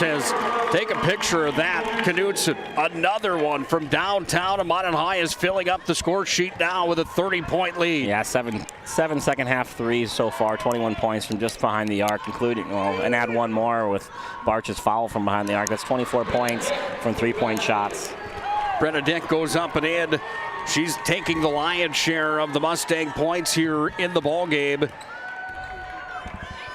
17 for her in the contest. Knudsen usually does it from outside the arc. That time she weaves on in through the paint, puts it up left-handed and scores. Minot leading 68-35 with 8:01 to play here in regulation. And a timeout called by Kenyon Wingenbach in his third year as the Mustang head coach. Let's break this one down a little bit, Joe. We'll keep it in here on the Ryan Family Dealerships timeout on the floor. Ryan Family Dealerships, by the way, locations at Minot and Williston. DriveRyan.com. Browse their massive inventory today at Drive Ryan. If you're the Mustangs right now and Kenyon Wingenbach, what do you think your big message is here, trailing by this margin with 8:01 left, 68-35? Don't interrupt, but I think that layup is actually Brenna Dick's record. I think, if I'm reading the sign correctly across, I think that's why they called timeout there, to kind of give her a clap. I'm guessing she's the all-time record holder at Cheyenne for points with that last bucket. I think that was the timeout. The crowd stood up and applauded her, so cool for Brenna Dick right there. I think she just surpassed the Cheyenne scoring record.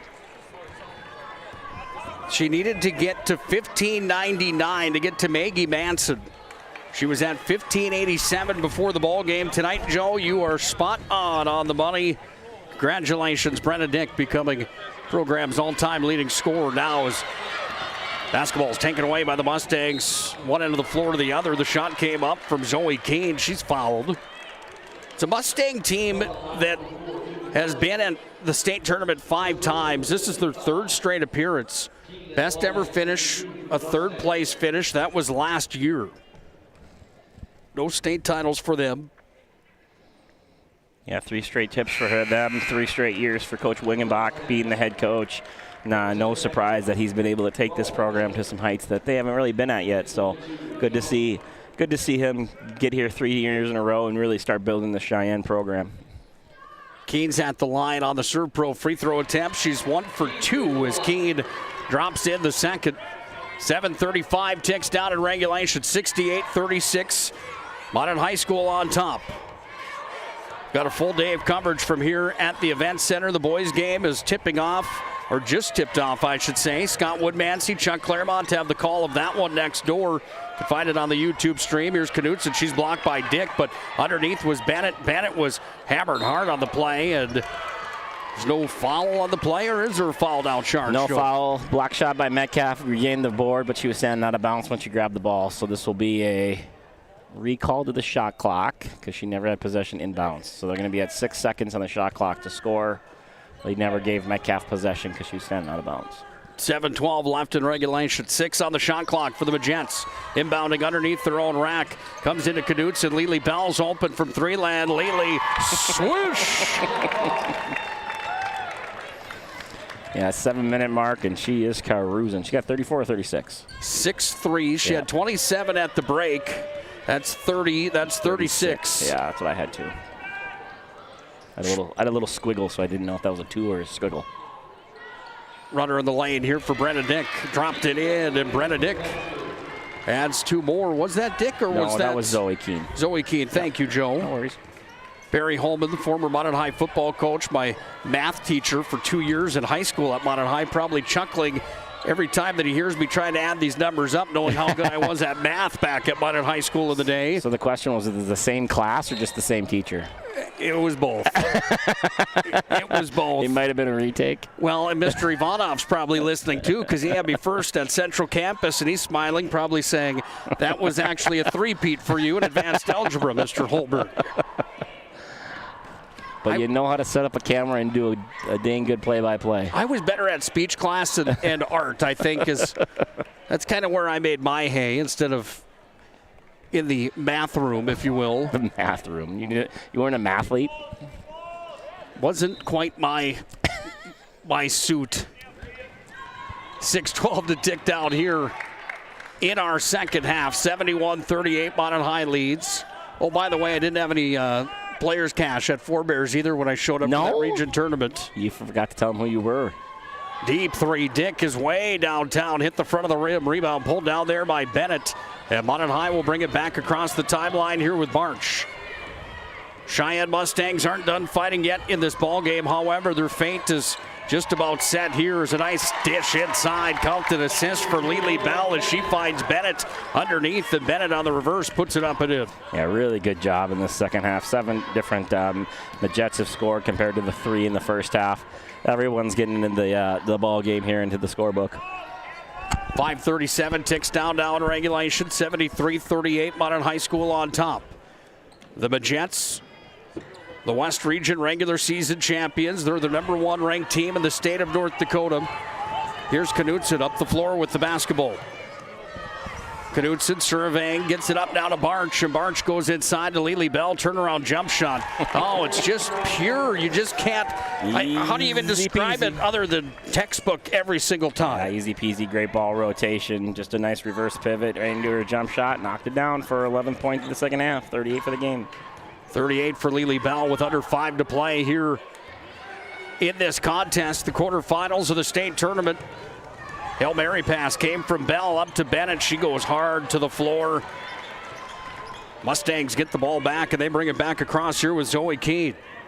Around the perimeter, Dick goes inside. Here's Metcalf. Nice look there for Metcalf, and she puts it in. That's the first I have for her in the ballgame. First bucket for her. Good job in transition, running from front of the rim to front of the rim, getting down the court, and finding the post player running hard. Full timeout called here by Modern High. Ryan Family Dealerships timeout on the floor. DriveRyan.com for 50 years. Ryan has been the trusted name for car buyers in Western North Dakota. Shop their entire inventory at DriveRyan.com or visit them in person at one of their 5 locations in Monmouth and Williston. The Majets are up big, 75-40 with 4:32 left in regulation. Great news! If you're looking for a new vehicle, Ryan Family Dealerships has the best selection we've had in years. You'll find fantastic offers from Nissan, Honda, Chevrolet, Buick, GMC, Cadillac, Chrysler, Dodge, Jeep, and Ram. Hold on. Ryan sells Chrysler, Dodge, Jeep, and Ram? Yes, we do, and we'd love to sell one to you. Visit one of our 5 convenient locations in Minot and Williston. Get your next vehicle from a name you know and trust. Ryan Family Dealerships. State tournament coverage on the PSP Network brought to you by our friends at Northern Plains Heating and Air. No other choice to seal your heating and air game than Northern Plains Heating and Air. They serve Western North Dakota. They're your experts for heating and air. No other choice to seal that heating and air game. Speaking of heat, do you think it's hot in here? Yes. I'm jealous you have shorts on. Inside look for the Majets. Aberly takes it underneath on the dish from DeShaw. And Sydney Aberly's got her first points in the quarterfinals. Yeah, 8th person to score now for the Majets. Really, on all 8 of them, will score in the second half. Really good job of sharing the basketball. Keene on the runner, down to the baseline, taken by Bonnet High, off the missed shot, and here comes Knutson on the run and gun. And Knutson now slows it up as she goes up top to Barch. Barch back behind her back. 77-40, Monmouth leads here with 3:57 left in regulation. Ariana Rude for 3, front of the rim. Bounced down, ended up in the hands there of the defender for the Mustangs underneath the rack. That was Liv Jung. She lost it, but it went off the shoe of Knutson. And it will be Mustang basketball. And good job of moving the ball there from Minot High. Just wasn't able to get the shot down. A couple people on the offensive rebounding. Still good energy, good aggression from Minot High. Mustangs with possession. Offensive side of the floor for the number 4 seed out of the East region. Moving the basketball here up to the elbow and across down to the baseline on the runner. Take it there. Leia Jackson puts it up and in. She's got 4 in the contest. Yeah, good take there from her, kind of knifing her way through the defense, figuring out a way to get it up on the glass. Good take from Jackson. Ariana Rude sends it inside to Shaw, back to Rude. Now Knutson, shot clock at 17 with 3:10 to play in regulation. Rude has it up top. Back to Knutson. Knutson over to her left, and Knutson brings it back up to Rude. Barch calls for it. Top of the key, shot clock at 4. They need to hurry now as Rude on the runner puts it up, caught the rim. Rebounds touched last by who? They're going to say Mountain High. And the Mustangs have possession now with under 3 to play in regulation. Minot well on their way here with a 77-42 lead. Yeah, seeing Camden Vardy enter the game here, the 5'5 sophomore. I'm just going to check in for Barch. Giving Barch a nice round of applause and a jolly good game for her. She had finished the game with 17 points, 4 3-pointers. winner of this game will take on the winner of West Fargo, Horace, and Bismarck High. Coming up next, we'll have the digital radio call of that one, followed by Red River and St. Mary's, and then Legacy and Davies in the nightcap on court number 2 here at the Event Center Exhibition Hall in Bismarck. Knutson will check out of the ball game for Mountain High. Ingam Seidner. This was a very beneficial second half for Mountain High, being able to rest Lamore, being able to rest Lily Bell, being able to really lead on their bench here and still be able to stretch the lead out to 35 points. Really nice job from Mountain High for all the players involved. Jackson had a 3 attempt that was no good on the other side. Rebound pulled down by the Magents now on their offensive side of the floor as they work it around the horn here. Vardy dishes off. Seidner on the run. Got it to Deshaw. Short little bunny jump shot. And Everett Deshaw has her first 2 points of the ball game. Yeah, really nice ball movement there. Ball really didn't ever hit the floor other than 1 or 2 dribbles maybe to lead to the next pass. Great job of ball movement and finding the open scorer. Under 2 to play in regulation. Mounted up 79-42. They've got possession here as they go up to Vardy. Around the horn to Ariana Rude. Kicked it back up top to Shaw. Looks back over. Vardy's got on court for 3. Swoosh! Good for her. Another surprise bench player. Vardy stepping up with a big 3 to just join the 3-point barrage that was the Magets here in the second half. Well, I think Dad fell asleep over here to our left after Mountain High got up so big, but that brought him to attention after his young lady uncorks it for a 40-point lead. Only joking, of course. Dallas, a good buddy of ours. Well, it's fun to see other kids get into the lineup in rotation and score some points in the state tournament. And that experience is so big, too, isn't it? Absolutely. And you're part of the team all year. You're practicing, you're grinding, you're traveling, you're sitting in the same meetings that the starters are to get a chance to get in the game and knock down a shot's always a great feeling and great for even the bench. And everyone that plays loves to see that happen. Journey Larson goes inside. Mountain High here with Rosenkrantz. Ball's going to end up on a play. Touched last here by the Mustangs. Small game on the PSP Network brought to you by Mountain State. Best way to predict your future is to create it. Be seen, be heard, be you. It's Mountain State University. The UPS store on South Broadway in the Magic City also brings you the contest. UPS store for all your packing and shipping needs. And we also want to thank our friend Tyler Hagan for being here, taking game action shots that will be on our social media platforms. Those game action shots this week brought to you by our friends at Shields of Monnett and Bismarck. Every sporting good underneath the sun, fashion, footwear, you name it, Shields has it. And they are proud to support our mission of promoting local athletes in western North Dakota and across our entire great state of North Dakota. Approaching a half a minute to play in the ball game. Mustangs with possession here on their offensive side of the floor. They go around the horn here to Brittany Olson into the lane, back out. Here's a attempt from Greenwood, and Greenwood drops it down for 2. Yeah, good ball movement from Cheyenne. Their bench players also in the game, sharing the basketball and finding a way to score. Nice job from them. High up off the glass, count the points there. Brenna Seidner into the book. Lead remains at 40 at 84-44 for Monnett. 10 seconds to play. Cut them down, kids. We're at 7, but there's going to be a stop and a whistle. 2 shots coming here. There's a foul on the play, and that's charged on Mountain High's number 12, Journey Larson, her first.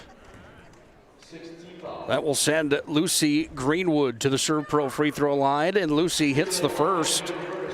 5'10" junior.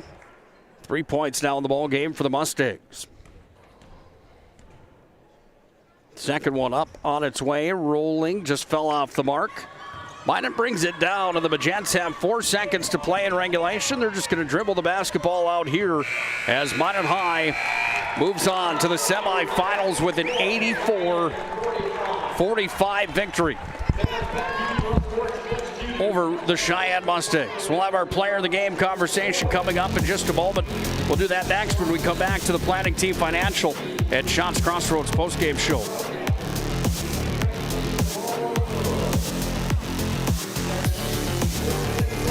Shields Visa is more than just a card. It's the freedom to go. It's a gateway to explore and do more of what you love. Imagine where the Shields Visa can take you.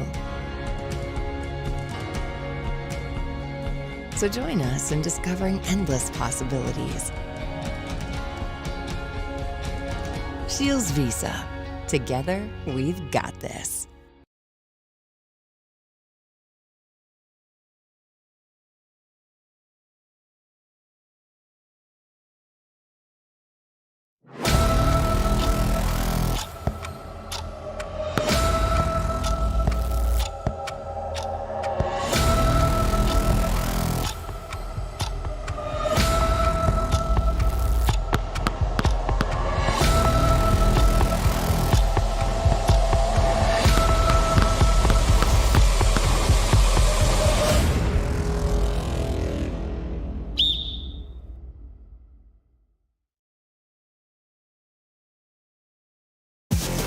Planning Team Financial Advisor, Shots Crossroads postgame show. We've got our player of the game brought to you by Sport Clips joining us right now. Let's go to the young lady that was fire from behind the three-point line of this ball game. It's Kinley Barch that joins us. First things first, what's it like hitting 4 3-pointers in the state tournament here in Bismarck? Really good, like fun. Good effort from you guys here today. A kind of a slow start, it seemed, just a bit, and then all of a sudden, what happened there when you guys just woke up like a sleeping bear and came out of the gate swinging after about 5 minutes in? Yeah, our passes definitely, like Brenda got a bunch of steals off us right away, but once we learned to pass fake and make better passes, it just kept going. What's going through your mind when Lily Bell's putting down 31 points on a night like today? How much fun is it to see your teammates around you dropping bombs like that? Oh, I love it. It's so fun. Every time she hits a shot, we all just get super excited. Tomorrow night, you're going to take on the winner of West Fargo, Horace, and Bismarck. Do you have a preference of who you play tomorrow night? No, I don't. We'll just be ready. You'll be ready. Yep. Nice job here today. That's Kinley Barch, our MVP of the game, brought to you by Sport Clips. Nice job from that young lady here today. All smiles from ear to ear. All smiles. That's got to feel good to have a freshman with that big of a smile on her face in the first of the state nice tournament. Radio faces. Isn't that something? That's what Joe was saying. Me too. I got to wear a hat today. I didn't have to shave. It was perfect. We were laughing about it at the WDA championship game. I said on the air, I said, last year they gave us time to at least soak in the moment and interview you during that WDA crown. They didn't give us the time, but we get plenty of it today. And you don't need to apologize. No doubt. That's not on you one bit. My question for you is this. How good does it feel getting through here knowing that, you had a slow start and then all of a sudden it's just like something was just ignited, and once that fuse went, you guys were off here. I think all tournaments are that way for all teams, whether we want to admit it or not. It's veteran teams or young teams, it doesn't matter. It's like, how are we going to come out, and everybody's got the jitters, and everybody talks about tournament jitters, and we're still young yet, but we're veteran at the same time. But it's part of growing up and being a little bit mature, and you're probably going to see it with some other teams here this opening round, maybe on the boys' side as well, where you come out a little bit slow. So it's not like it hasn't happened to us before. So it's like, all right, when are we going to get it going here? But that shooting thing, when it starts going in, it gets contagious, and all of a sudden the defense gets a little better, your rebounding gets a little better, and everything flows, so it was good to see we finally got her going. Sometimes we need a kick in the butt, and evidently we needed it today too. I don't know. I don't want to put you in a spot where you have to go too deep into it, but health of your team right now. Lily Bell looked like she was a little tired there after playing all 18. Lily's looked like that for a while. Okay. And so she's got all kinds of stuff, but man, she sucks it up. And same with Carew. Carew is a little bit yesterday. She got a good bruise yesterday in practice, and probably my fault. We're probably getting after it too much still or whatever. No, but it was just a little unfortunate thing. And then I think she might have pulled her hamstring a little bit there the first half.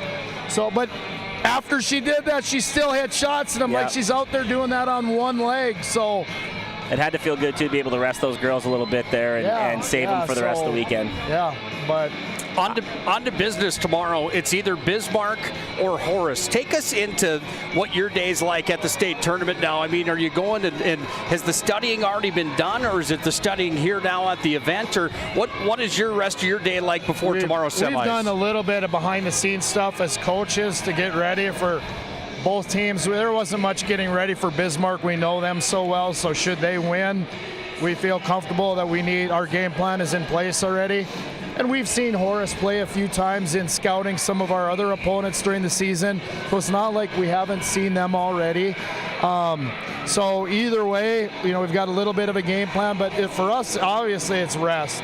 We'll watch this game, and then we're going to disappear and go get a good meal and get back to the hotel, kick our feet up and ice down, and put our game plan together for tomorrow. Looking forward to it. And, oh, by the way, Joe and I get to sleep in now tomorrow instead. Thank God. I was so mad at you last year when we had to do those early games, so we appreciate this a lot. I'm sure that's all you were worried about, Coach. We appreciate your time as always. And thank you. Best of luck tomorrow. All right, thanks. Thanks, buddy. Thank you so much. That's Jason Schwartz, the head coach of the Minot High Magents, after a victory here in the quarterfinals.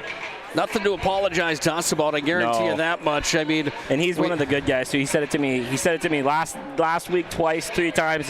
He reached out over the week this time, just saying, I hope I didn't embarrass. And I was like, dude, like, we get it. Like, that has nothing to do with you. And all the games were going so long yesterday. I'm sure the event center crew was just trying to move it along, but nothing to apologize at all for. He doesn't owe us anything, and we're glad to get any minutes we can with him in the squad. Well, and he's so awesome to work with all the time. And one of the good ones, like you said, good effort from him here today, as well as coaches the Magents to a victory 84-45 in the quarterfinal round over West Fargo Cheyenne. We'll take a quick break. We're going to come back on our Planning Team Financial and Shots Crossroads postgame show. And when we do, Joe will have the numbers and the analysis of this ball game. Update from next door. Minot High leading West Fargo 18-7 with 10:27 left in the first half of the boys' hoops. Planning Team Financial Shots Crossroads postgame show. There's more of it to come when we come back to the event center. This presentation on the PSP Network is proudly brought to you by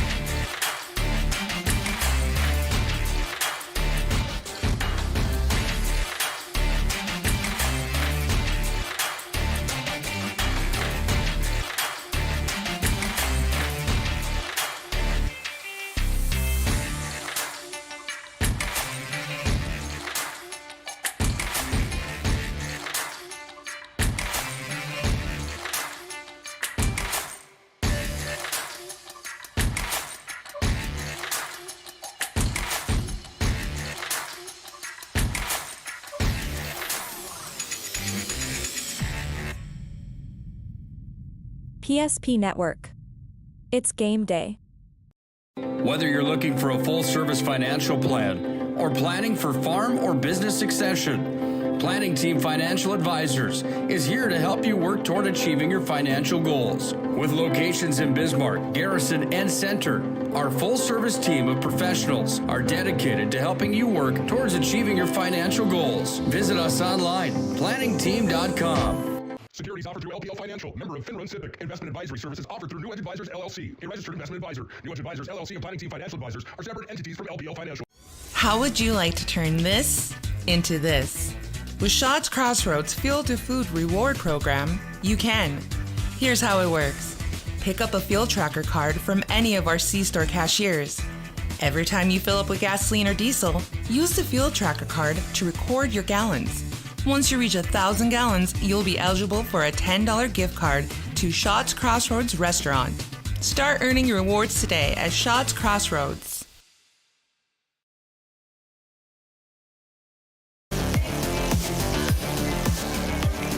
Monmouth High takes the first one, 84-45. Watching the next two teams warm up, it's Horace and Bismarck High that come up next here on the PSP Network. Nick Holberg, Joe Cattell, live from the Event Center in Bismarck. This is our Planning Team Financial Advisors at Shots Crossroads postgame show. Planning Team Financial, whether you're looking for a full-service financial plan or planning for farm or business succession, it's Planning Team Financial Advisors. Find them online, planningteam.com at Shots Crossroads. I was there yesterday with my family. I had 2 eggs over easy, hash browns with American cheese slices, toast, white toast, bacon. I even got a pancake with it, and I'm telling you, it was fantastic at Shots Crossroads. Making me hungry. And guess what else I had? A piece of banana cream pie. Of course you did. Oh, it was so good. How do you not? Yeah, it was delicious. Shots Crossroads brings you the post game here today. Joe, overall, your thoughts on that ball game? Monmouth High really, once the sleeping giant was awoken, look out. Yeah, really aggressive defense and the zone defense from Cheyenne early got in the passing lane, but like Miss Barch said, once they got some shot fakes and some pass fakes and were able to find Lily Bell, and then she just kind of took that thing over. So really good job from the coaching staff for keeping their team calm and keeping them focused and figuring out a way to break that zone, and once it was broke, it was over. Yeah, a lot needs to be said about Cheyenne and Brenna Dick and company, and that's not the way that Brenna Dick was writing this up here in her senior year, a young lady that averages 25, but they certainly put in a good effort today, didn't they? They sure did. They had a good game plan. They just, when they're just Minot's a machine, and they're when they get all their pieces rolling in the same direction, they're pretty hard to beat, and that definitely was the case in the game today. So heck of a job by Coach Wigenbach and staff to put a game plan together, but they just weren't able to shoot it well enough to knock off the Majets. Ryan Family Dealerships brings you a look at the individual numbers of the ball game. Joe, do you have those numbers for us? I do. For the Cheyenne Mustangs, they were led in scoring by 17 points from Brenna Dick. She also broke the all-time scoring record for beating Maggie Manson. That's a Minot High last name right there.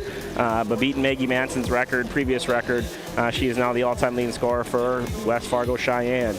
They also had 7 points from Eve Savald, 5 points from Zoe Keene, 4 points for Kellen Fosher, 4 points from Aaliyah Jackson, 3 points for Bryn Bishop, 3 points from Lucy Greenwood, and 2 points from Cora Metcalf for 45 points. They shot 27% from the field and 11% from the three, just not shooting it well enough to beat the machine that is the Majets. For the Majets, they had 84 points. They're led in scoring from 38 points from Miss Lily Bell. Lily had 6 3-pointers in the game, scored 27 in the first half. 17 points from Kinley Barch. Kinley also had 4 3-pointers, 12 points in the second half. They had 6 points from Miss Kirill Lamore with 2 threes in the second half, 4 from Presley Bennett, 5 from Eve Knutson, 3 from Ariana Rude, 2 for Brenna Seidner, Everett Deschamps, and Sydney Amberley had 2, 3 from Camden Vardy, a 3-pointer late in that basketball game. Avery Lundy also added 2 points for a total of 84%. They shot the ball 46% from the field and 40% from the three, and a pretty outstanding 47% from the three-point line in the second half. They were 9 for 19 in the second half alone, with only 1 of those coming from Lily Bell. So just phenomenal shooting in the second half for your Minot Majets from the three-point line to help pull off the 39-point victory in the first round of the state AA. Jobbers Moving and Storage, move of the game, brought to you by Jobbers. Find them in Minot, Bismarck, Fargo, and Aberdeen. No job too big or too small for Jobbers.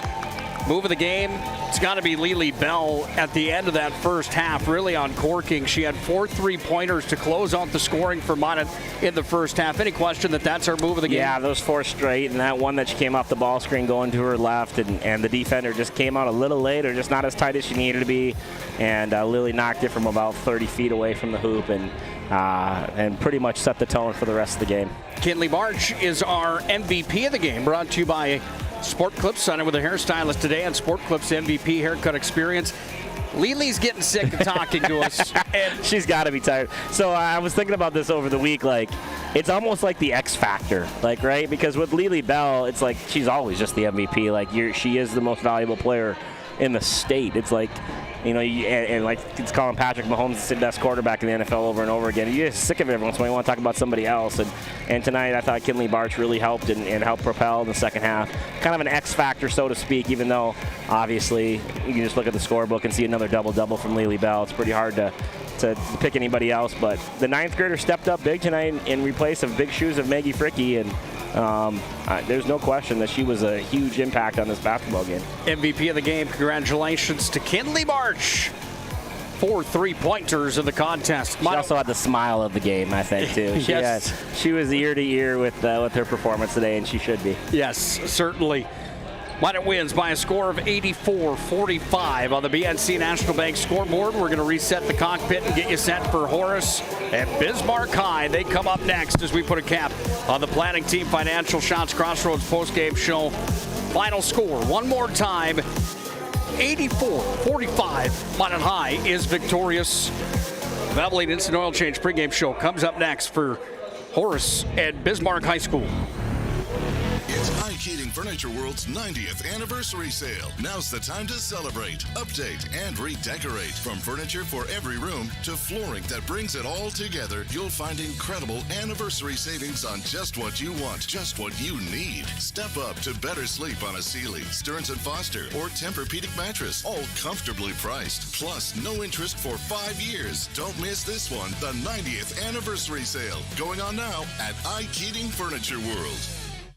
The best part about working at BNC National Bank is developing relationships. I love working with people. We've been here for over 25 years. We've grown just like our communities we're in. But we still have that personal connection with our customers. And that's why we can find the best solutions for them. It feels great seeing projects around the community and knowing we're a small part of making that happen. We're helping people buy their first homes. Plan for the future. From startups to big business. We're part of the community. And we're proud of it. Yours truly, BNC. We want it all. We want our dog to fetch it. Drop it. And drop it. Name it. We want to fix it ourselves. And actually fix it. We want to order the market price lobster. And know the market price of the lobster. How much is... Whatever the market says. Sadly, we can't have it all. Except at Sport Clips, where we check in with the pros in men's hair and totally check out with pure, uninterrupted relaxation. Sport Clips. It's a game changer. Are you moving your business or your home across the town or across the country? We know it can be stressful. To ensure your possessions arrive on time, intact, and on budget, make your move with Jobbers Moving and Storage. Jobbers can help you with every aspect of your move. With our efficient step-by-step approach to move management, we can tailor a plan to suit your needs and schedule. With locations in Bismarck, Fargo, Minot, and Aberdeen, Jobbers Moving and Storage is your choice. Visit jobberswarehouse.com. It's Jobbers Moving and Storage. Whether it's getting an education, making priceless memories, learning to play, playing to learn, or simply getting where you need to go, the team at Ackerman Estvold has been behind these projects and countless others, developing critical infrastructure, valuable spaces, and even some good old-fashioned fun. Entrusted with the things you know, but delivering more than you may realize. Ackerman Estvold, trusted for decades and decades to come.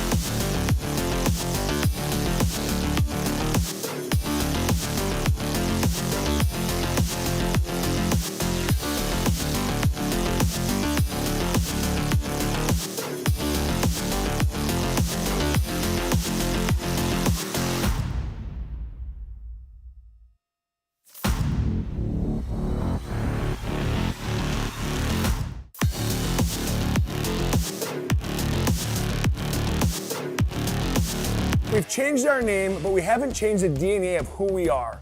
We still offer the best product at the best price with the same people.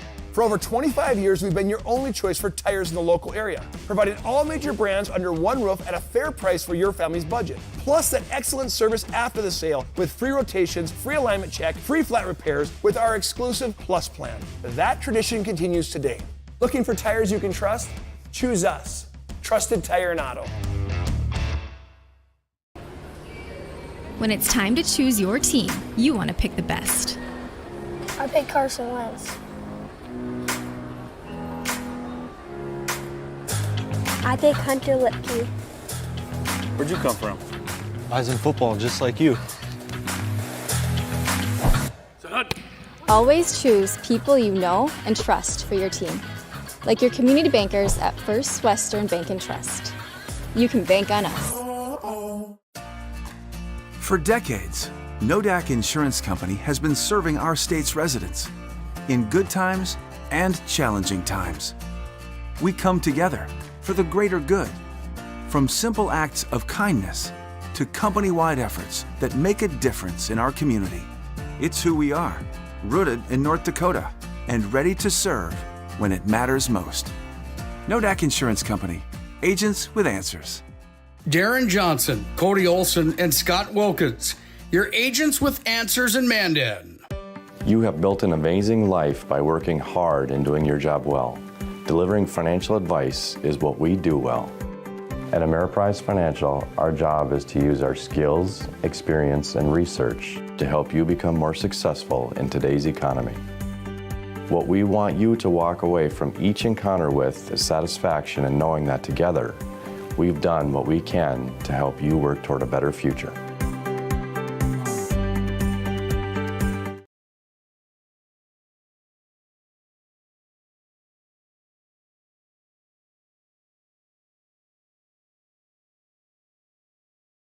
It's Ike Heating Furniture World's 90th anniversary sale. Now's the time to celebrate, update, and redecorate. From furniture for every room to flooring that brings it all together, you'll find incredible anniversary savings on just what you want, just what you need. Step up to better sleep on a Sealy, Stearns & Foster, or Tempur-Pedic mattress, all comfortably priced. Plus, no interest for 5 years. Don't miss this one, the 90th anniversary sale. Going on now at Ike Heating Furniture World.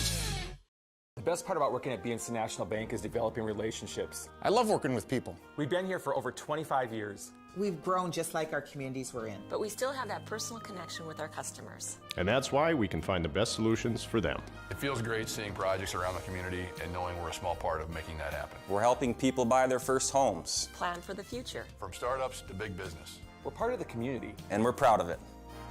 Yours truly, BNC. We want it all.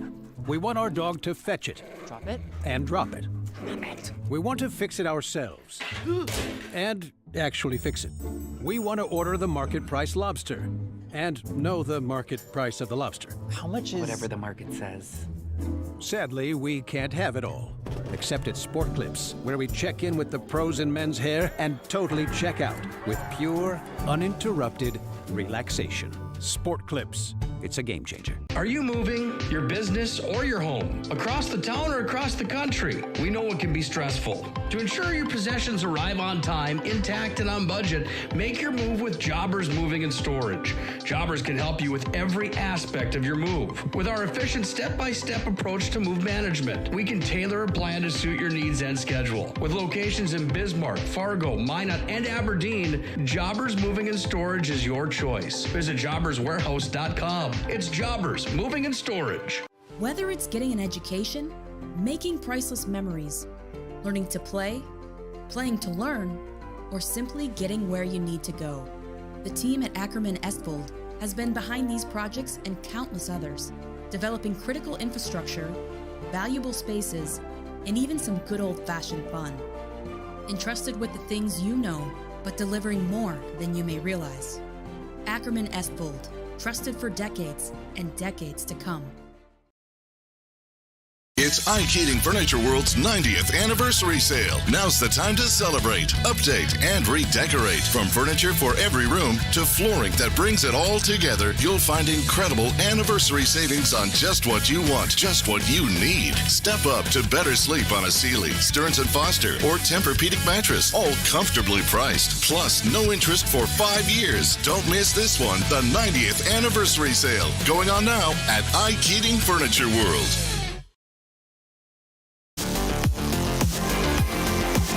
Number 3 in the West versus number 2 in the East. Quarterfinal number 2 is upon us for girls action at the State Super A.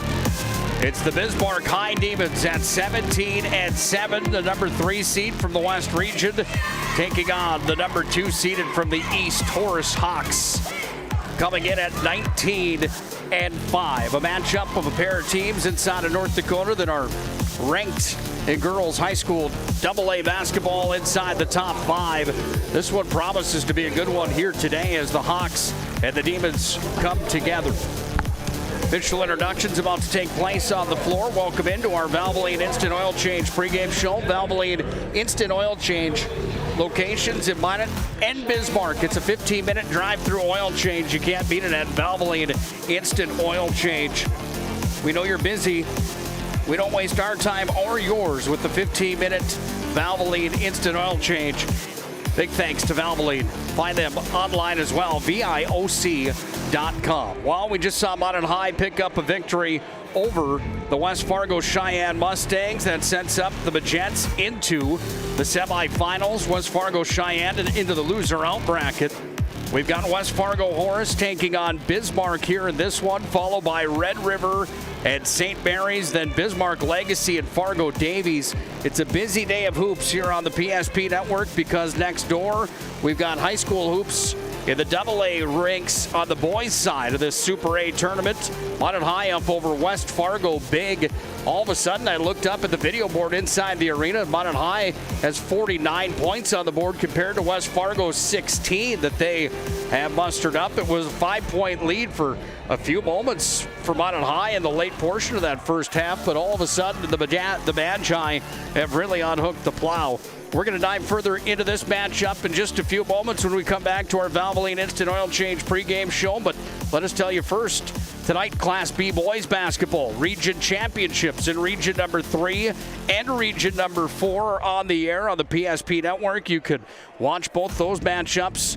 There's a third place matchup at both region 3 and 4 and the region title game tonight.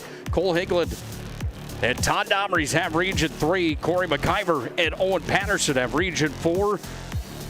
It's Chuck Claremont, Scott Woodmansey next door for the boys Super A. I'm Nick Holberg, joined by Joe Cattell. And when we come back, we're going to dive into this matchup that promises to be a good one. Number 3, Bismarck. Number 2, Horace. It comes up next. More of the Valvoline Instant Oil Change pregame show right around this corner after this break on the PSP Network.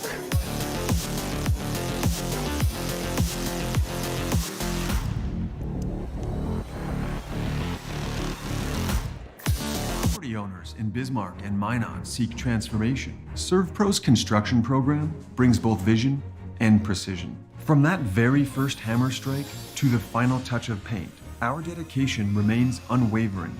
It's not just about remodeling, it's about legacy. In Minot and Bismarck, ServPro is your partner in transformation. We don't just build back, we elevate every space. Great news! If you're looking for a new vehicle, Ryan Family Dealerships has the best selection we've had in years. You'll find fantastic offers from Nissan, Honda, Chevrolet, Buick, GMC, Cadillac, Chrysler, Dodge, Jeep, and Ram. Hold on! Ryan sells Chrysler, Dodge, Jeep, and Ram?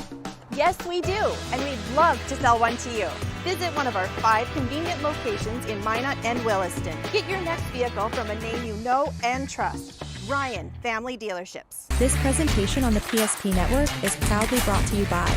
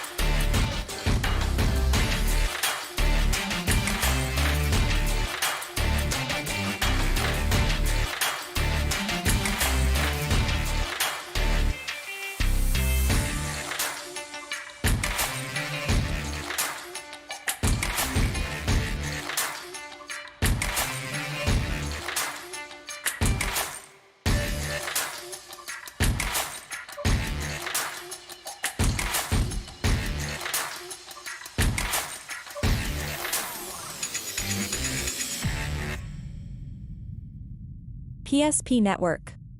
It's game day. That sinking feeling you get when this happens? That's oil change anxiety. The anxiety of being without a car with a billion things to do. The fear of being overcharged.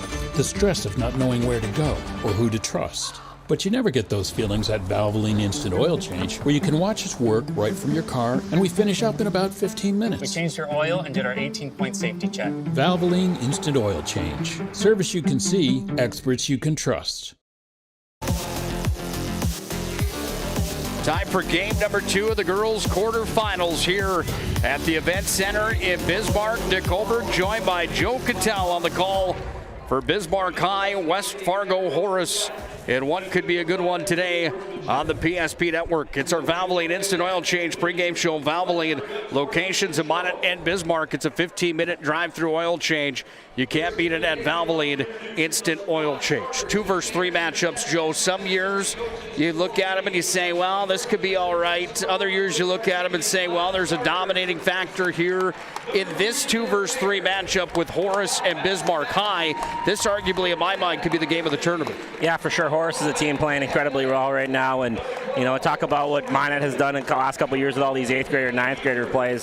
Horace doesn't have a senior on the roster because they don't have a senior in the school. This is their first year of being varsity competition. Last year they were junior varsity, and they're led by an 8th grader and a 9th grader. So brand new experience for them. Tip of the hat to them. Their first year being able to pull off second place out of the EDC and get here in such a high seed against the Bismarck High team that's very, very senior oriented with Jersey Berg and Morgan Johnson Colbert and Ray Arude and Paige Brewer. I mean, they start 4 seniors. So this will be the old kids versus the young kids tonight, and a little bit of experience versus 0 experience. So should be a fun basketball game. A lot of stars to shine. Jersey Berg, co-senior player of the year last in the WDA, and Brewer, who was up for that award against these young stars of the Horace Hawks. Yeah, the Horace Hawks led by Jaden Hale, 24 points per game on average for Jaden Hale, and this is a young lady that has a lot of hype around her. Watch for her today, number 35 for Horace, to carry a big portion of that load coming in to this quarterfinal matchup, as we're just in front of meeting our starting lineups here at the Event Center. Do we have those starting lineups in front of us, Joe? I do, yeah, for sure. For the Horace Hawks, they'll start number 0, Keely Sunday. She's a 5'9", 11th grader, junior. They also start number 1, Lakin Donnelly. She's one of the 8th grader that I was talking about, the 5'8 guard, or 5'5 guard, excuse me. They also start number 5, Megan Jelmstead. She's a 5'6 junior.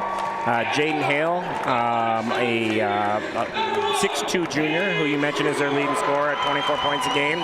And the 9th grader, 5'11", Jordan Christofferson, averaging 11 points a game as a 9th grader for the Horace Hawks. And then for Bismarck High, they are starters are senior Paige Brewer, number 15, Cambry Fisher, also a senior. Morgan Johnson Colbert, number 21, a senior. Jersey Berg, WDA co-senior player of the year, 5'11 senior, and 45 senior 5'10 Ray Arude. So just a completely 2 different teams, as far as one being senior oriented and one being the young pups and the new faces of the East. The young pups and the new faces of the East, they're certainly here for the first time and certainly looking to make something happen when this is all said and done here today. Joe, do you have a key to the game in this show now? I'm actually just excited to see some of these players from the East that we've been talking about. Again, obviously led by junior Jaden Hale, but this 9th grader, I've heard nothing but good things about Jordan Christofferson, and the 8th grader. I think she played as a 7th grader last year, Lakin Donnelly. I've just heard nothing but great things about how young and how talented this group is. I'm pretty good friends with the head boys coach over there, and he's Kyle Cummings, the head boys coach, used to be the head girls coach. He has nothing but good things to say about how talented this group at Horace is. So excited to watch them play against a team that's just absolutely willed themselves to this spot, the Bismarck High Demons, and that senior-oriented lineup that Bill Shetler has. How do you like this? Offers from NDSU, UND, South Dakota, St. Thomas, Wisconsin, Green Bay, Central Michigan. That's not bad. How about Iowa State, Gonzaga? Yeah, and I mean, you see her out there, and she is a physical presence. She fits in just with all the just like the Lily Bells and the Michaela Johnsons and all the Felkleys from Legacy. She fits right in that mold. Cora Metcalf, I mean, she's in the mold of an athletic, big, tall post player in the state tournament. She's definitely someone to keep an eye on in this one and in the future. Talking about, I did see the NDSU coaching staff here get here early enough to watch Lily Bell play. She's sitting across us with two former NDSU greats when I was playing there. Shanley's head coach Emily Blue and Katie Lorenz. It's not Katie Lorenz anymore. Katie Johnson now, but Katie Lorenz when she was a player. So good to see the NDSU faithful in the crowd to watch some of the high talent of the state of North Dakota. Scouts are in the house. The fans are in the house. Joe and I are in the house. Bismarck. Most importantly, me and Nick Holbrook are in the house. I don't know about that. Bismarck's got maroon on. Horace has white. There's the young lady we were talking about in Hale. She's stripped on the first possession. And the Demons with Paige Brewer bring it back across the timeline. As the fans for Horace on their feet waiting for their first bucket here today. Bismarck High fans behind us have settled on into their seats because they knew Brewer was going to go down just off the mark, however, on Paige Brewer's first attempt from the field. Yeah, good take from the senior guard. Paige Brewer being aggressive on the early possession look. Rebound on the shot comes away to Hale. Scoops it up and in, and just like we talked about, Hale has her first 2 points of the ball game. Yeah, good hands, good strength there by Hale, getting to her left shoulder and knocking in that little right-handed hook. Jersey Berg kicked it upstairs, goes away here to Fisher. Fisher surveys, gets it away here. Back to Berg, and Berg will set up shop where she looks back up to Rude, then goes to Brewer on the wing. Now the dribble drive, Brewer in the paint, bounced off the front of the rim. Rebound pulled down, comes away from Rhea Rude, then up to Berg for a long three, no good. Rebound out on top of the key with the basketball. That comes away from Donnelly, and the Hawks have possession now as they work here with Sunday. She goes underneath right in the lane, and it's dropped there. Christofferson's got her first 2 points of the game, and the Hawks lead 4-0. Yeah, really impressed with this Hawks team to start. They are athletic, they're long, they are aggressive, doing a good job of being aggressive on offense and defense to start. Fisher with the basketball. She drives in. She's hounded there, and it's going to be knocked out of play. After Fisher was blocked, she put her fingertip on it last, and Horace retains possession of the basketball. Yeah, good defensive possession there for the Hawks. Again, their length and athleticism right now is giving Bismarck High some troubles, but not Paige. Who's that? It's Cambry Fisher with the big steal. Fisher with another steal here in this ball game, just about 2 minutes in. Demons trail 4-0. Comes up to Jersey Berg.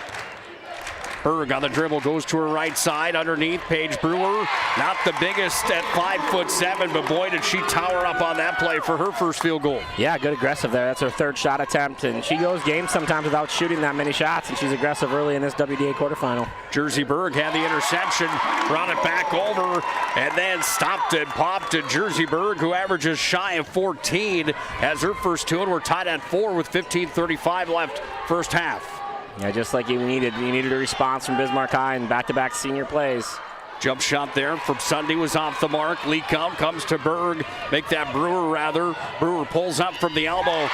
Brewer drops it in, and Paige Brewer with back-to-back buckets gives the Demons their first lead of the ball game. Yeah, Paige Brewer, just like how aggressive she is right now, trying to score the basketball. She's got a matchup with her quickness on this Horace Hawks team. Donnelly went coast to coast, put it up on the reverse. It was off the mark. Demons have possession. Then Paige Brewer here on the near sideline commits the travel. And just came down, kind of 1-2'd it, and slid the pivot foot a little bit on the catch. 15:04 to play in our opening half at 6-4.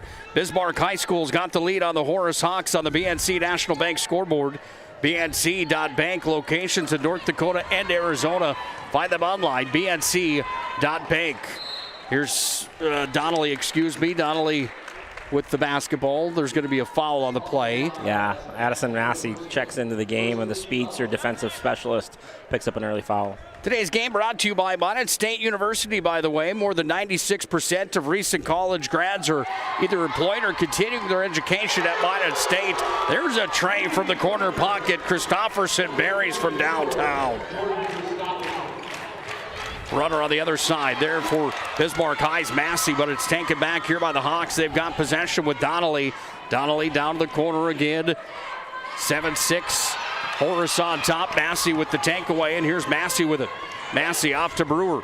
Brewer into the paint, little floater off the front of the rim, hit the backboard. Then it's going to be knocked away by who? Massey, and it will be Horace basketball. Massey's one of the faster girls probably in this tournament.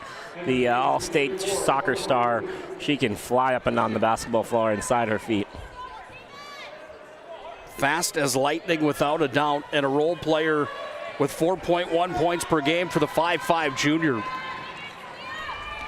14-18 to play in the first half. Horace trying to add to the lead on the long jump shot there for three from Donnelly. That one was off the mark, and it comes back down to Paige Brewer, who goes back to Massey on the wing. Make it up top. Down to the elbow. Kick back up to Brewer. Make that Berg, and Berg's got it here. Berg, spin move, turnaround, jump shot. Oh, Colby, did she call it? Smooth from Jersey Berg on the turnaround fadeaway jumper. 4 for Berg. Bismarck's got the lead back. Teeter-totter affair early on here in the first half. Down to the baseline, runner up in. Christopherson making some magic happen early on. She averages 11.2 here in her freshman campaign, and she's got herself 7 already, Joe. Yeah, she's on a great start so far in her first trip to the state tournament. The freshman has really showed up. Ball worked inside here for the Demons. Jordan Rood off the mark. Ball taken down. Hale at 6'2", easily pulled in the rebound. Comes back away now here to Horace. They go to work with it around the horn. Deep three on its way. Off the side of the rim. No good there on the miss coming from Lake and Donnelly. Demons are going to get the ball back with 13-11 to play, trailing 9-8 on the BNC National Bank scoreboard. Yeah, really good aggression there from Hale. She's got a matchup. There's not anybody to her shoulders on this basketball floor right now, and she's nice job there getting aggressive, going to get 2 hands on the ball and able to at least get the jump ball. Bill Shetler in year number 10, the head coach of the Demons, standing with a firm grasp on the floor to our right. Yeah, both coaches have a pretty high intensity right now, trying to will their team to some success in this first half. Brent Heitz on the other side, first-year head coach for Horace. He's been pacing like a tiger just a bit early on.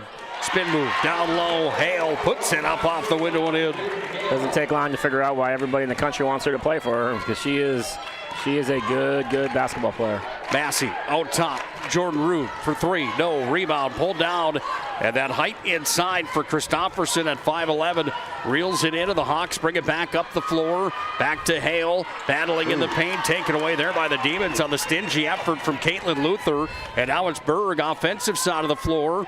Down to the baseline, little floater there, off the mark from Massey. Ball's on the ground, so are 2 players, but Horace is out with it. Yeah, I love the energy from Hale. She's diving on the loose ball, trying to keep the basketball in the Horace Hawks possession. Good job from her. Massey's got the tank away again with the help there. No one's catching her. And Massey puts it up and in on the clean break, and Massey has her first 2 points of the game. Bismarck back within 1. It's 11-10 with 11:46 to tick down here in the opening half. Yeah, fast first half so far. Pretty clean, only 1 foul called, and not a whole lot of whistles, just back and forth. Shields brings you the showdown on the PSP Network and our Player of the Week and the photos that you'll find courtesy of Tyler Hagan on our social media platform. Shields can be found at shields.com. Jersey Berg's hounded in the lane by 3 Hawks. They take it away, and now the Hawks run the floor. Keely Sunday dropped it off to Hale. Hale went up towards the rack, and Hale's going to be fouled right at the bucket. Yeah, pretty physical game right now. A lot of girls hitting the floor, some physical contact. Jersey Berg kind of got trapped in there right at the top of the key. A lot of bodies around her, wasn't able to get the ball out of there cleanly. Massey was charged with her first. That's her second. Thank you, Joe. Yep. There it is on the board. Big foul. She's a big-time defensive specialist, and her speed is elite, and so early foul trouble for her. Hale at the ServPro free throw line, drops in her first attempt. ServPro with 24/7 emergency service with trained technicians and advanced technology. ServPro serving Western North Dakota. Update from next door, Mountain High boys leading West Fargo 55-30 with 13:40 left in regulation. Yeah, that is a running away right now over on the other side. Mountain High came to play. They're trying to keep us on the good court tomorrow. I like it. We get to sleep in tomorrow a bit, Joe. Oh, it's going to be great. Hale goes 2 for 2 from the Serve Pro free throw line. She's got 6 to pace all scorers in the ball game. Up top now here to Rhea Rude. Rhea Rude now on the drive, goes into the paint. Will it be offensive? It will. Yeah, good call there. Hale did a really good job of sliding their feet. Rhea Rude, not only was Hale in legal guard obligation, Rhea decided to dip her shoulder just a little bit and ran right through the chest of Hale. First on Rhea Rude. Third team foul here on the Demons. None charged yet to the Horace Hawks. 3-point lead for Horace with 10:55 ticking down in the first half of basketball with a great crowd on hand inside the event center for this showdown in the girls' quarterfinals. Scoop to the hoop, left hand finish. How do you like the razzle dazzle? There is Lilia Donnelly's got her first 2 of the game. Yeah, great take from the sophomore there. Good shot fake, got to her right hand and scooped it back to her left for the layup. Really tough play that she just made there. 5-point lead for Horace now as the ball's going to be worked around the horn. Little stop and pop jump shot off the mark there from Fisher. Rebound pulled down by Johnson Colbert underneath the rack. Comes around up top, down to Brewer, down to the corner again. 3 attempt on its way, rimmed in, then out, no good for Caitlin Luther. And Bismarck's been really stingy on the offensive glass here. They get the ball back. Yeah, for sure. They're fighting for every loose ball, and like I said, they're outsized at almost every position, but they're definitely giving all the effort in the world to be able to keep that basketball in their possession. Today's game brought to you by Planet Pizza, 701-852-1700. It's Planet Pizza out of this world, and right now, Jersey Berg, that jump shot out of this world. She's got 6, and the lead cut to 3. Yeah, as smooth as a pull-up jumper as you'll see, and another steal for Jersey. Jersey's got it here now as she brings it in inside the umbrella. Paige Brewer had the rebound for just a moment, then getting the quick hand on it was Helmstead. We go to the other end of the floor for the Hawks and Sundee. Down to the corner on the right side, left to right on the radio dial here for Horace. Right to left for the Demons as Hale pulls up. That wasn't Hale, excuse me, that was 13 rather. Marchek for 3. Yeah, great ball movement there. A lot of attention being focused on Hale in the post. Marchek is the beneficiary of that with a wide open 3 on the left wing. Johnson Colbert's got it here, trailing by 6 at 18-12. Jersey Berg, another jump shot, and Jersey almost making that look too easy, isn't she? Yeah, she's got that 12-foot jump down pat right now, and another mistake from Horace with this press. They just threw it out of bounds, and Bismarck High will get the ball right underneath their own hoop. Demons get possession back. They trail 18-14 with 9:14 left in the first half. No lack of coaching coming out of Coach Shetler today. He has the urgency in his voice, that's for sure. Jersey Berg off the mark on that jump shot. She's been just about flawless there with 8 points in the ball game, but she was off the mark. Horace with possession. Marchek across half court. Now a 3, high arcing rainbow drop in 3-pointer there for Lilia Donnelly. She's got 5 in the ball game. Yeah, a couple quick buckets from her, and good spark off the bench is Lilia Donnelly right now. 21-14. We got a football score here in the exhibition hall. Horace leading Bismarck High with 8:55 remaining in the first half. In times of loss, Serve Pro brings hope. With expertise in Minot and Bismarck, we don't just restore homes, we rebuild lives.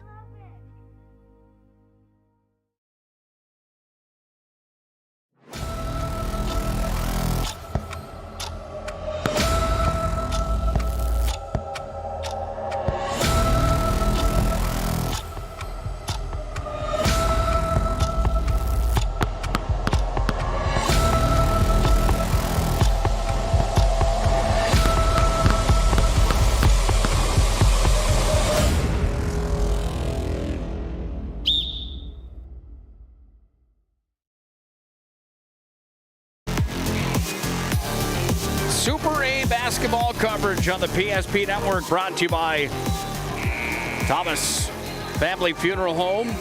It's also brought to you by our friends at Prairie Coatings. Giant thank you to Thomas Family Funeral Home and Prairie Coatings for bringing you state tournament coverage. Game number 2 here at the Event Center in Bismarck. 7-point lead for Horace, 21-14 on the BNC National Bank scoreboard. 8:55 to play in the opening half. Nick Holbert, Joe Cattell on the call. Thought it was hot in here in game one. It feels a little cooler now, but there's more people in here, so I'm guessing it's only going to warm back up. Maybe they opened the doors. Here's Brewer. Ran it in. Just missed on the little jump shot. Paige Brewer's been fun to watch in her career. The 5'7" senior, averaging 15.2 per game. Selected to that All-West region list. There's Hale. Look at that celebration after she puts it in and scores. Yeah, I don't want to get in the way of that train. She absolutely got a big catch there.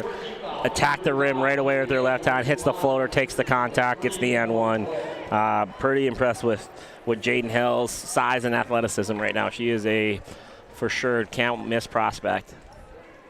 Drops in the and one play, and Hale continues to impress. 3 for 3 from the stripe. She's got 3 field goals. How about the chest bump? You don't see that a lot in girls basketball. No, that's she's an aggressive player, you can tell, an aggressive celebrator as well. Luckily, she didn't knock anybody over on that thing. Rhea Rood up top with it to Jerseyburg, down to Brewer. Here's Brewer to her left side. Hounded there. Ball stripped here by Horace, and they run it back the other direction.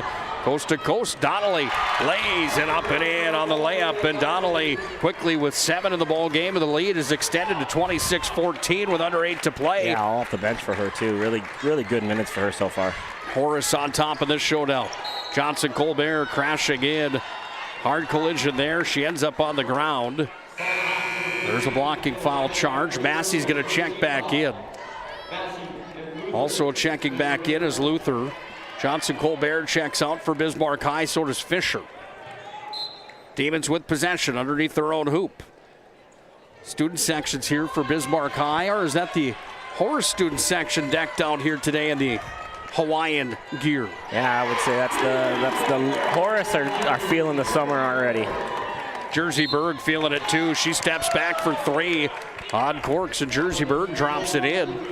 It's 26-17 now. Horace still on top here with 7:41 left in the first half. Today's game brought to you by our friends at Northern Plains Heating and Air. Northern Plains, no other choice. Seal your heating and air game. The Northern Plains Heating and Air. Marchek, deep 3 off the rim. Just missed there, comes back down to Jerseyburg, and Jerseyburg goes to work. I don't want to give Marchek many looks like that. That looked good after making one already in the first half. Isn't it wild how you could just see that? That thing was perfect. It was just a little off. I thought that thing was down. Some kids just have it, don't they? She's one of them. Marchek with a nice 3-point jump shot. Marchek's got it here, throws it across the court, far side, off to Donnelly. Donnelly now, step back, kicks it out. This is a deep 3 on its way. Lilia Donnelly off the mark there, and it's back down for the Demons and Brewer. She's across the Bismarck Event Center, stamped right at half court. Demons set up shop with 6:45 left here in the first half. Berg, 3 attempt off the mark. Jersey doing what she can to propel Bismarck High here today. That ball's tossed away by Horace, so now the Demons get the ball back. Yeah, Horace is just doing a good job of pushing the pace, pushing the tempo, getting the ball down the floor. Turnover there, but still, you can see Bismarck High is winded and gassed a little bit from how aggressive Horace is getting the ball down the basketball floor. Up the court it comes for Bismarck High. Massey to Berg, down to the corner it came here for Luther. Luther underneath the rack, guarded heavily there by Hale. Put it up off the bottom of the backboard, and the Hawks get possession back, and they bring it back up. Yeah, Hill did a good job there of bringing some help side defense, not fouling, just absolutely locking down the lane. Deep 3 attempt off the mark there from Christopherson. Bismarck High is going to draw the foul inside, as foul's going to be charged on number 1, Lakin Donnelly. Yeah, Lakin got in there just a little bit. The sad part is she didn't need to. Hale was flying in there to get that rebound. Had 2 hands on the ball when Donnelly fouled. So tough situation there for the Hawks. Demons with possession. Massey stopped right at half court. Got it into Johnson Colbert. On the left wing, up top here, works it back into the hands from Newmiller. Make that Jordan Rood, excuse me. Jordan Rood's got it back here. Jordan up top, goes back over to Jerseyburg with the yellow Nikes on today. Into the paint, jump shot, bounces, drops, scores. Berg's got the point, and the and one play coming. Yeah, 13 already for Jerseyburg, and I think she's only missed 1 shot. She's been pretty phenomenal, and she's getting double teamed now too every time she gets a catch. And so, not only did she score that, but she was able to split a double team en route to doing that. Lincoln Donnelly charged with number 2 here in this ball game, and Jersey Berg co-senior athlete of the year for the WDA at the Serve Pro free throw line is good from that line as well. Shooting a high percentage early on is Jersey Berg. 26-20 though, it's Horace on top. Massey's got the tank away, and here come the Demons. Massey to Johnson Colbert. Down to the baseline. Guarded heavily there, double teamed. Hale was in on it as well. Ball's on the ground, jump basketball. The arrow belongs to who? It will be Hawks ball. Thank you, sir. The just how physical Horace is. Like, it feels like there's a body on the floor almost every possession, and they're just doing a really good job of playing physical defense without fouling. Only 3 fouls in the half so far, and just doing a real good job of being physical without fouling. Horace from one end of the floor to the other. Ball on the ground again. Demons come away with it. Jordan Rude's the one that's out with it. 5'10" sophomore went back over into the hand here. Jersey Berg, now Paige Brewer. Brewer's got it, pulls up, 3 lads straight away off the front of the rim. Berg gets it back over on the right wing for 3. You betcha. Jersey Berg, second 3. Hello, Jersey Berg. 17 first half points, putting on a pretty special performance here to keep her team in the game.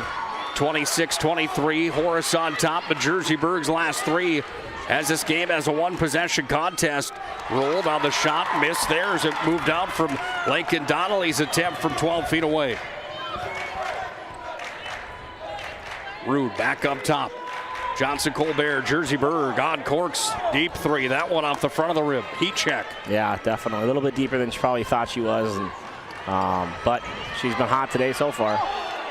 Hale gets the ball back over here now to Keely Sunday, and Sunday works at the top of the perimeter. She's going to step back to her left side, fires a 3, but she airmailed it. Bismarck High fans on their feet behind us, Joe. They've got plenty to cheer about here as we've got a timeout on the floor. 26-23, Horace on top, but the Demons are clawing back.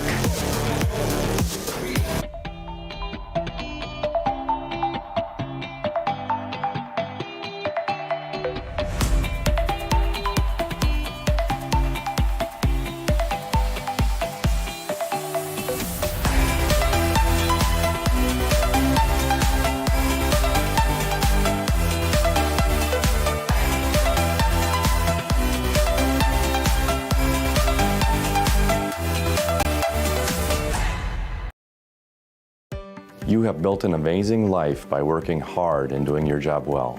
Delivering financial advice is what we do well. At Ameriprise Financial, our job is to use our skills, experience, and research to help you become more successful in today's economy. What we want you to walk away from each encounter with is satisfaction in knowing that together, we've done what we can to help you work toward a better future.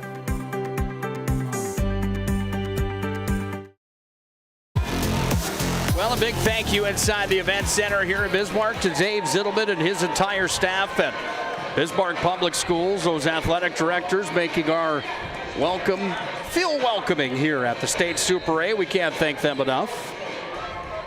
Well, we've got a ball game, Joe. 3-point lead for Horace. Bismarck with possession, 4 on the dot to play. Opening half. Demons have it here on the left side of the radio dial. Paige Brewer, step back.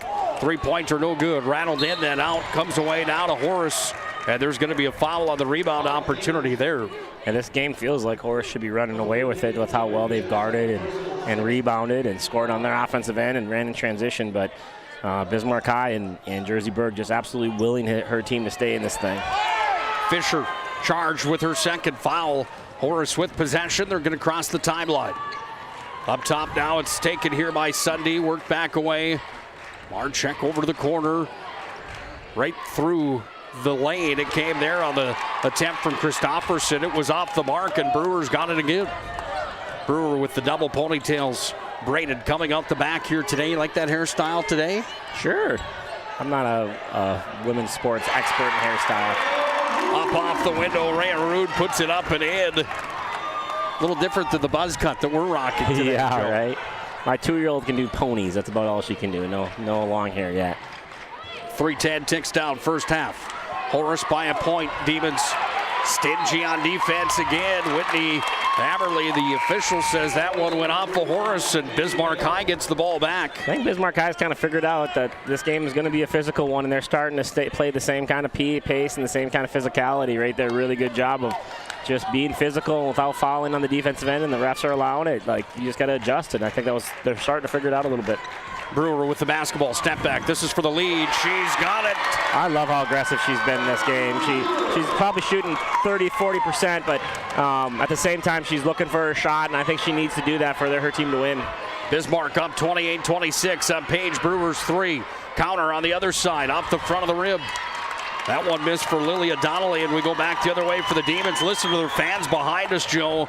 They are revved up right now in the event center. Yeah, you can see some tournament experience coming out on Bismarck High right now. Just being the aggressive team, being the physical team, kind of bringing the fight to Horace right now. And you can definitely tell that they've been in tournament atmospheres before. Ball charged on Horace's Lilia Donnelly. That's number one. Number 4 on the Horace Hawks here in the first half. 2:20 to play. First half of basketball. 28-26. Bismarck with the lead and possession. They've got all the momentum right now inside the event center as Brewers got it here. Finds Rhea Rude. Rude down to the baseline. Guarded by Hale. Finds Johnson Colbert. Long two. Swish. Just great energy, good poise on the offensive end for Bismarck High, finding open shooters. Johnson Colbert hitting a hard, long two-pointer right with the defender in her face. Biggest lead for the Demons. It's 30-26 on the BNC National Bank scoreboard. Shot was off the mark on the other side for Christofferson. Here come the Demons in Berg. Jersey Berg off to the right side. Little step back, jump shot, no good. Brewer somehow comes out of there with the rebound, and then the scrum for the basketball. They're going to say it's touched last year by Lilia Donnelly, and it will be Bismarck basketball. Yeah, the press has really bothered Horace. They've either turned it over in the front court or they've rushed their shots on the back. Oh, I'm sorry. They've either turned it over in the back court or rushed their shots in the front court and haven't been able to really score against this pressure yet. Johnson Colbert drops it in here to Berg. Up top for Brewer. Thought about the three. Now she's going to drive it out. Kicks it off. Johnson Colbert downtown. Bingo, wow. Joe. Another three-pointer. That time Johnson Colbert from deep, and it's 33-26 Demons. That's not a player that makes and shoots a lot of three-pointers, and she's now found 2 back-to-back jump shots. Good for her. The senior stepping up big. Sunday on the other side. Horace has gone cold as ice here in the late half of the first half of basketball. That's going to be Massey's 3rd foul she just picked up, sending Horace to the free throw line. Addison Massey charged with number 3. Into the bonus go the Horace Hawks, trailing 33-26 with 1:07 left here in the first half of basketball.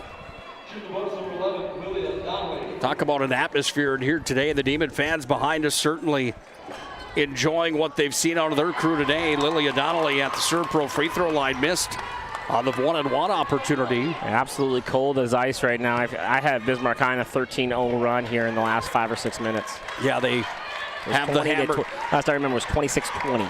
They have the hammer down, Joe. No question about that. Brewer trying to add to it. Deep three. Paige Brewer nailed it. It'll be a 16-0 run right now to finish the half if Horace can't figure out a way to score. 10-point lead for Bismarck High, 36-26. Hawks have possession up top. This is a long three-pointer. That's so far away. Off the mark for Lilia Donnelly. Brewer's got it again, and Paige Brewer's got it here. Bill Shetler calling the shot now here with the shot clock off. 19 seconds ticking down. First half of basketball, kind of like the Magents from Minot High. They started off a bit slow, and all of a sudden, the teams from the West region here in their home turf really waking up at the end of the first half. 4 seconds, now 3, now 2. Shot needs to come here from Brewer. That will do it for the first half of basketball. But Bismarck High will take it, even with the empty possession at the end. They've got a 10-point lead. It's 36-26 on the BNC National Bank scoreboard. This presentation on the PSP Network is proudly brought to you by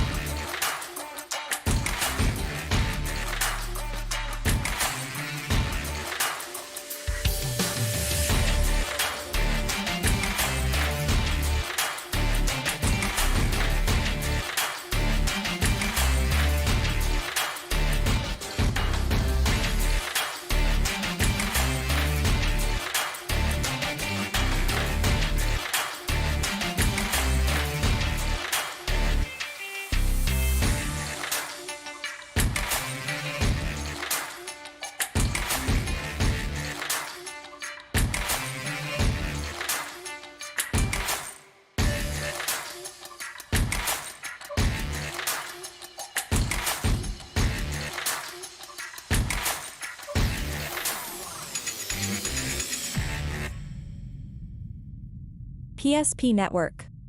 It's game day. When facing disaster, it's not just the things we lose, but the memories. But there's hope. ServPro, with decades of experience in Minot and Bismarck, is always ready. Our certified professionals don't just restore homes, they rebuild lives.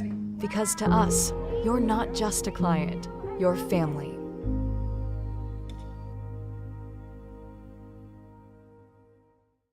Shields Visa is more than just a card. It's the freedom to go.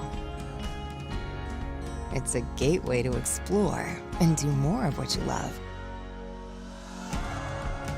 Imagine where the Shields Visa can take you. So join us in discovering endless possibilities. Shields Visa. Together, we've got this. Meet Gary. Gary is an ordinary guy, but right now Gary has car trouble. Gary doesn't know about magic towing. Don't be like Gary. Remember the name and the number. It's Magic Towing. We are here to help 24/7. Magic Towing in Western North Dakota. Don't be like Gary. Remember the name and the number. It's Magic Towing. It's Ike Heating Furniture World's 90th anniversary sale. Now's the time to celebrate, update, and redecorate. From furniture for every room to flooring that brings it all together, you'll find incredible anniversary savings on just what you want, just what you need. Step up to better sleep on a Sealy, Stearns & Foster, or Tempur-Pedic mattress, all comfortably priced. Plus, no interest for 5 years. Don't miss this one, the 90th anniversary sale, going on now at Ike Heating Furniture World. The best part about working at BNC National Bank is developing relationships. I love working with people. We've been here for over 25 years. We've grown just like our communities we're in. But we still have that personal connection with our customers. And that's why we can find the best solutions for them. It feels great seeing projects around the community and knowing we're a small part of making that happen. We're helping people buy their first homes. Plan for the future. From startups to big business. We're part of the community. And we're proud of it. Yours truly, BNC. We want it all. We want our dog to fetch it. Drop it. And drop it. Name it. We want to fix it ourselves. And actually fix it. We want to order the market price lobster. And know the market price of the lobster. How much is... Whatever the market says. Sadly, we can't have it all. Except at Sport Clips, where we check in with the pros in men's hair and totally check out with pure, uninterrupted relaxation. Sport Clips. It's a game changer. Are you moving your business or your home across the town or across the country? We know it can be stressful. To ensure your possessions arrive on time, intact, and on budget, make your move with Jobbers Moving and Storage. Jobbers can help you with every aspect of your move. With our efficient step-by-step approach to move management, we can tailor a plan to suit your needs and schedule. With locations in Bismarck, Fargo, Minot, and Aberdeen, Jobbers Moving and Storage is your choice. Visit jobberswarehouse.com. It's Jobbers Moving and Storage. Whether it's getting an education, making priceless memories, learning to play, playing to learn, or simply getting where you need to go, the team at Ackerman Estvold has been behind these projects and countless others, developing critical infrastructure, valuable spaces, and even some good old-fashioned fun. Entrusted with the things you know, but delivering more than you may realize. Ackerman Estvold, trusted for decades and decades to come. The best part about working at BNC National Bank is developing relationships. I love working with people. We've been here for over 25 years. We've grown just like our communities we're in. But we still have that personal connection with our customers. And that's why we can find the best solutions for them. It feels great seeing projects around the community and knowing we're a small part of making that happen. We're helping people buy their first homes. Plan for the future. From startups to big business. We're part of the community. And we're proud of it. Yours truly, BNC. Shields Visa is more than just a card. It's the freedom to go. It's a gateway to explore and do more of what you love. Imagine where the Shields Visa can take you. So join us in discovering endless possibilities. Shields Visa. Together, we've got this.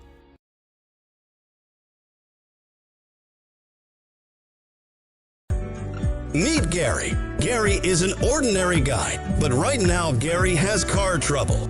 Gary doesn't know about magic towing. Don't be like Gary. Remember the name and the number. It's Magic Towing. We are here to help 24/7. Magic Towing in Western North Dakota. Don't be like Gary. Remember the name and the number. It's Magic Towing.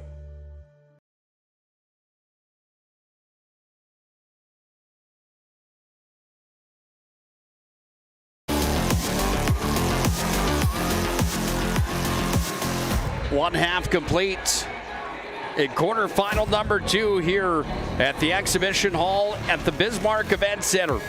Number 3 from the West, Bismarck High at 17-7 has a 10-point lead over number 2 from the East. The 19-5 Horace Hawks, it's 36-26. Welcome into our Magic Towing halftime report. Magic Towing, you blow it, we tow it. Put this number in your phone now, 701-509-4011. Nick Colbert joined by Joe Cattell. What is it about the West Region teams today, Joe? Slow starts, and that slow start really kind of proving to be a little bit of a bluff almost, it seems. Right, a bluff is a good call for that one. I just think Bismarck High is led by those two, well, led by all their seniors, but Paige Brewer and Jersey Berg, they have just absolutely brought their competitive juices today, and they are flying around. They're showing their experience at tournament time for sure, and they went on a 22-0 run there to finish the half in the last 8-13. 14-26 was the last time. The score was 14-26 the last time Horace was able to score, and they just absolutely buzz rushed them there to finish the half on a, like I said, 22-0 run. Time for our individual stat numbers and stat line from that first half of basketball. It's brought to you by our friends at Ryan Family Dealerships. DriveRyan.com. Browse our massive inventory today online at DriveRyan.com. With those numbers, here's Mr. Joe Cattell. Yeah, for the Horace Hawks, they're led in scoring by 9 points from Jaden Hale, the 6'2 junior center, with 9 points. 7 points from the freshman Jordan Christofferson, 7 points from Lilia Donnelly, and 3 points for Taylor Marchek for a total of 26 points. They had 12 turnovers in the first half. Big number there. And they also shot 21% from the three-point line. Big reason why they're trailing in this one right now. For the Bismarck Demons, they were led in scoring 17 points from Jersey Berg. Heck of a first half from her. Also included 2 3-pointers. 10 points from Paige Brewer. Again, 2 3-pointers. 5 points from Morgan Johnson Colbert. Rhea Rude with 2, and Addison Massey with 2. They only had 4 turnovers. They're in a +8 margin in turnovers. They added 6 offensive rebounds with a +3 in offensive rebounds. And the 2 girls alone, Jersey Berg and Paige Brewer, shot 11 for 24 for the field, leading the way for the Demons to help them with the 10-point lead. Thank you, my friend. Right now, if you're the West Fargo Horace head coach, Brent Heitz, what do you think the big message and changes here heading into the second half? Give the ball to Hale. She's got 4 shots. They really, in that 22-0 run, they were just casting 3-pointers from all over the place. The ball really never touched the paint. They got to find ways to get the ball inside and play inside out and give this D1 prospect a few more touches. 4 is just not enough. Jersey Berg opens the scoring in the second half. Same spot. It's certainly the sweet spot right now for Jersey Berg. That's 12 in the ballgame. Yeah, they can't let her get to that spot so easily. They got to be able to bump her off her cut or something, because she is getting to where she wants to get to whenever she wants to get there. Biggest lead of the game. 12 points right now for the Demons. A lot of pressure right now on Horace to stay in this fight. If they can't figure out a way to get some stops and stop turning the ball over, that's their 13th turnover now of the game. Not a good start for your first possession of the game. Looking forward to getting joined by Ryan Cunningham in just a few moments from KNOX Radio. He is here to cover Red River coming up. We still have 2 more here on this court coming up here, Joe, tonight. Can't wait. Get to see some superb talent on the floor. Yeah, it should be a fun one, without a doubt. Jersey Berg's got it. 3 on the shot clock. Taken away here by the Hawks, and the ball taken down by Horace. Hale had it, and the stingy defense was there from Fisher. Hale touched it last. She taps her chest and says, that one's on me. Yeah, she's got to find the guard on that one. Good job playing defense. They hounded Jersey on that ball screen, forced a turnover, but then Hale tried to play a little point guard and wasn't able to get the ball across half court. That's their 14th turnover now of the game, second of the second half. Jerseyburg with possession here. Sends it up top. Johnson Colbert. Work to the elbow. Now Brewer outside the arc. Demons from the left to the right here in the second half of those maroon jerseys. Doesn't matter what direction Paige Brewer's going right now. She's got 14 and just about flawless here in this contest. Yeah, same scenario there. Second half, same result. Paige Brewer aggressive. Paige Brewer scores. 40-26 now, favoring the Demons here with 16:22 left in regulation. Hale double teamed inside, somehow cuts like a knife right on through there, and Jaden Hale's got 11. They need to see a lot more of that. There's 4 girls on Hale right now, still able to get a good shot off. They're going to be able to get a lot better three-point looks if they keep getting her touches.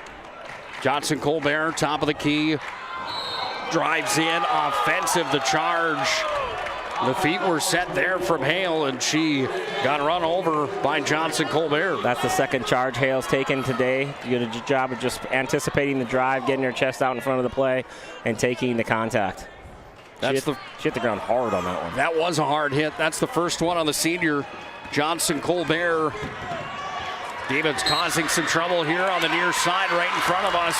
And Horace turns the ball over again, Joe, with 15:52 left in the second. Yeah, broken record now. That's the 15th turnover of the game. Third and 4 possessions now. This press has just been a monster and extremely difficult for Bismarck High. Bill Shetler now having a conversation. Yeah. The Demon head coach, he's not impressed with something. He still doesn't like the charge call from a play before, but the official just kept saying she was legal, and he ain't wrong. She was definitely there and planted long before the charge happened. Jump shots off the mark. I'm only giggling. Bill Shetler obviously is an animal. I mean, that's a good coach right there. I'm not knocking Bill Shetler. No. Don't take my words wrong, but you know who it reminds me of kind of at this point? And I know she's listening.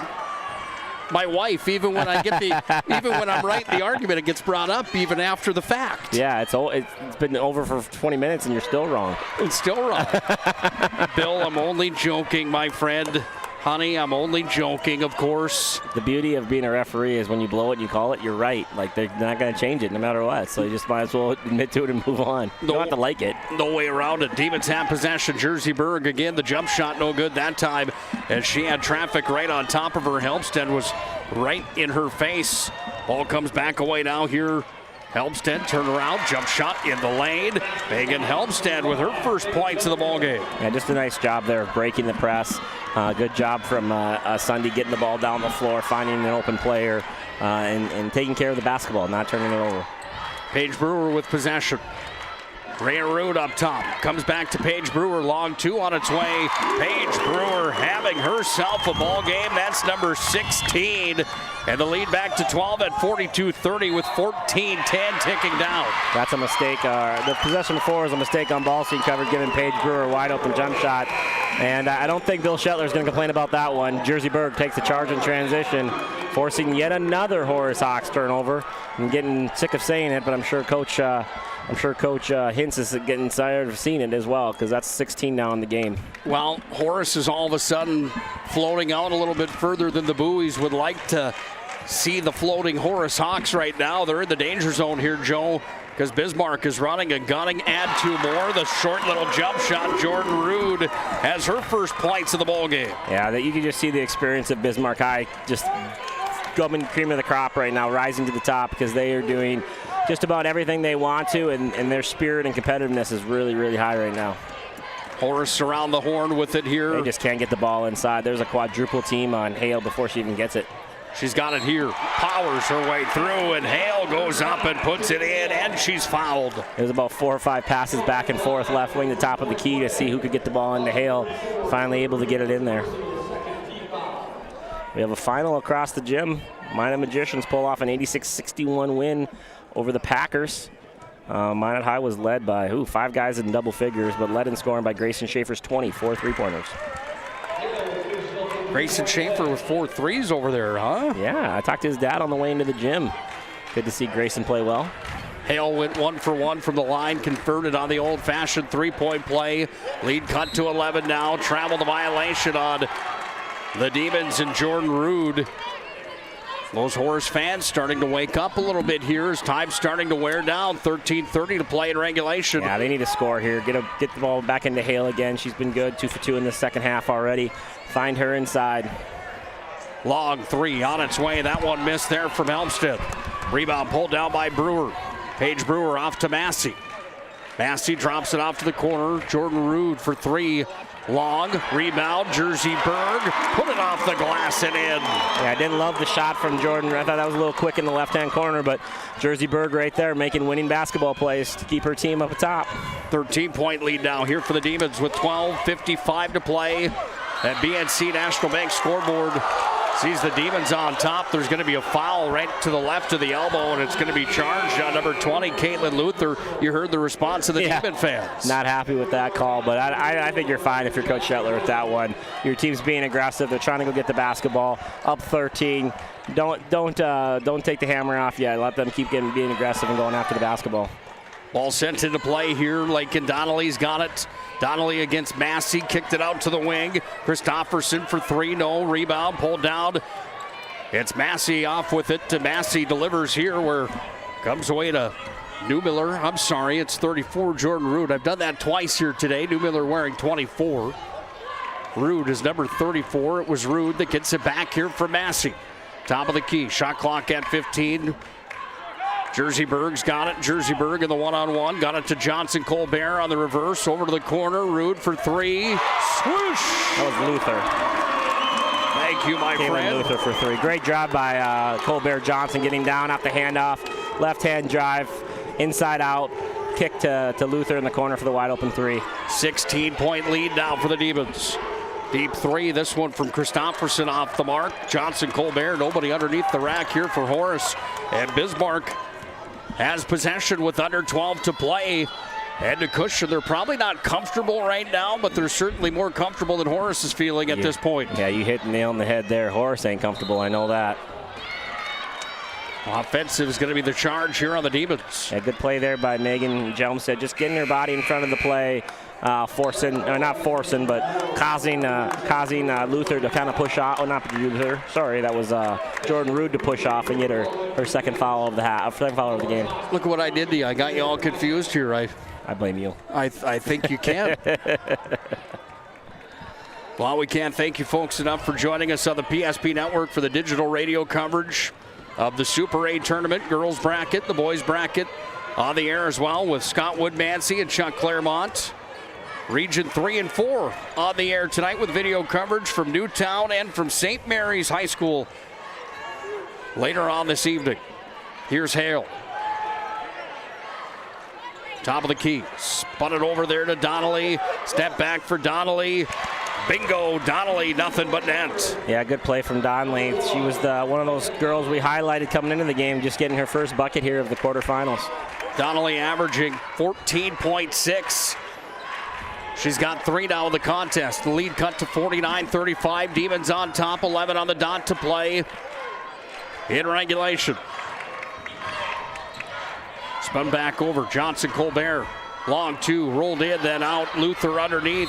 She's got a handle on it, but Archek in there as well.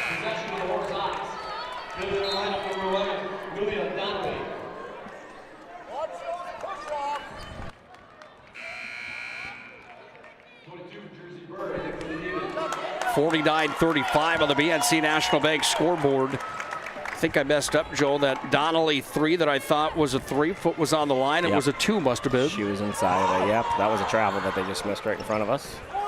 10:43 ticking down here in regulation. 49-35 Demons. Off to the corner and back up. Archek now runs in, puts it up. That one off the side of the rim, but she's going to be fouled. A good hard take there by Taylor Marchek. She did a good job of just gaining composure, getting to the rim, taking the punishment of the foul and getting it up on the glass. Wasn't able to finish, but opportunity here to cut the lead. Off the front of the rim on the first for Marchek. Foul was on Jersey Berg. If you're keeping track at home, that's number 1 on the West Region Coast Senior Athlete of the Year. That's early. And Hale's going to hop over the line before the shot was released. That's happened twice today, Horace. You don't see it all year, and then all of a sudden the jitters get out on this time of year, and everyone's trying to make a play, and you see it happen again. 35-49. It's Bismarck High with the lead and possession. 10-20 ticking down here in regulation. Ball went on a play on the near side right in front of Bill Shetler and his bench. And Jerseyburg will inbound the ball again here for the Demons. Sent in to Brewer. Brewer guarded heavily here with Donnelly. Man-to-man coverage here from the Horace Hawks. Jerseyburg's got possession. Roots at the screen. Berg, fadeaway, jump shot.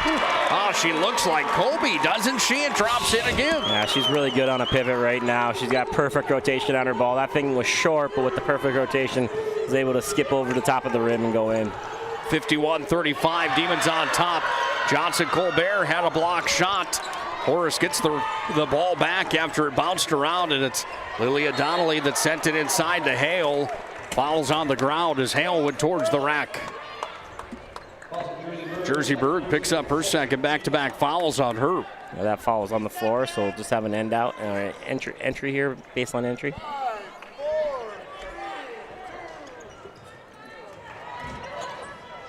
Little runner from the baseline, no good. Missed for Christofferson. Rude went after the basketball along with Hale. Bill Shetler coming alive on the near sideline again. Gets the call that he wanted, however, as the foul is going to be charged here on Horace, and it will be Demon basketball. Yeah, Hale trying to just will her team right now. Just screeching out some encouragement, trying to get her girls to get a stop here and figure out a way to cut this lead. Under 10 to play in regulation. 51-35, Bismarck High on top.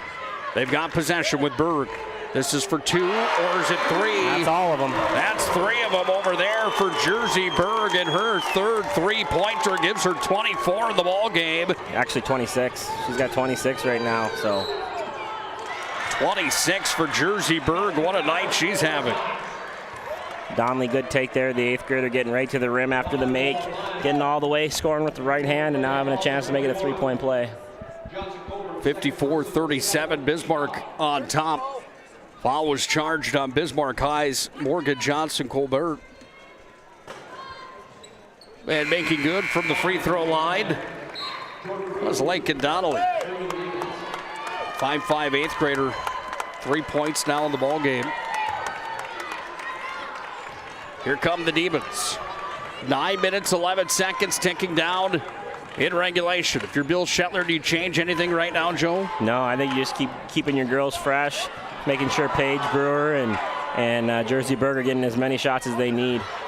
That shot came from Jordan Root. It was off the mark. Long three-pointer, no good. Here comes the eighth grader again. Donnelly down to Christofferson, back up top. This is for three, and a big one there as it drops in. Lilia Donnelly, the sophomore from downtown. Yeah, timeout for Bill Shetler. Just got a little tighter than he wanted it to be, and just a little frustrated with a few of the calls not going the way he really wants them to. Pleading his case with the officials on the floor. Timeout. Demons 54-41. They've got the lead with 8:41 left in regulation.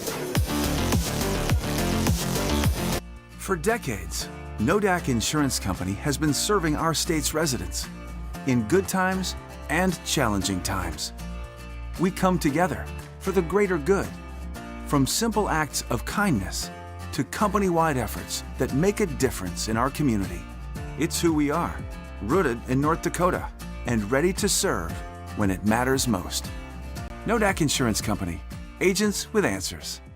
Darren Johnson, Cody Olson, and Scott Wilkins, your agents with answers in Mandan. We've changed our name, but we haven't changed the DNA of who we are. We still offer the best product at the best price with the same people. For over 25 years, we've been your only choice for tires in the local area, providing all major brands under one roof at a fair price for your family's budget. Plus that excellent service after the sale with free rotations, free alignment check, free flat repairs with our exclusive Plus plan. That tradition continues today. Looking for tires you can trust? Choose us. Trusted Tire and Auto.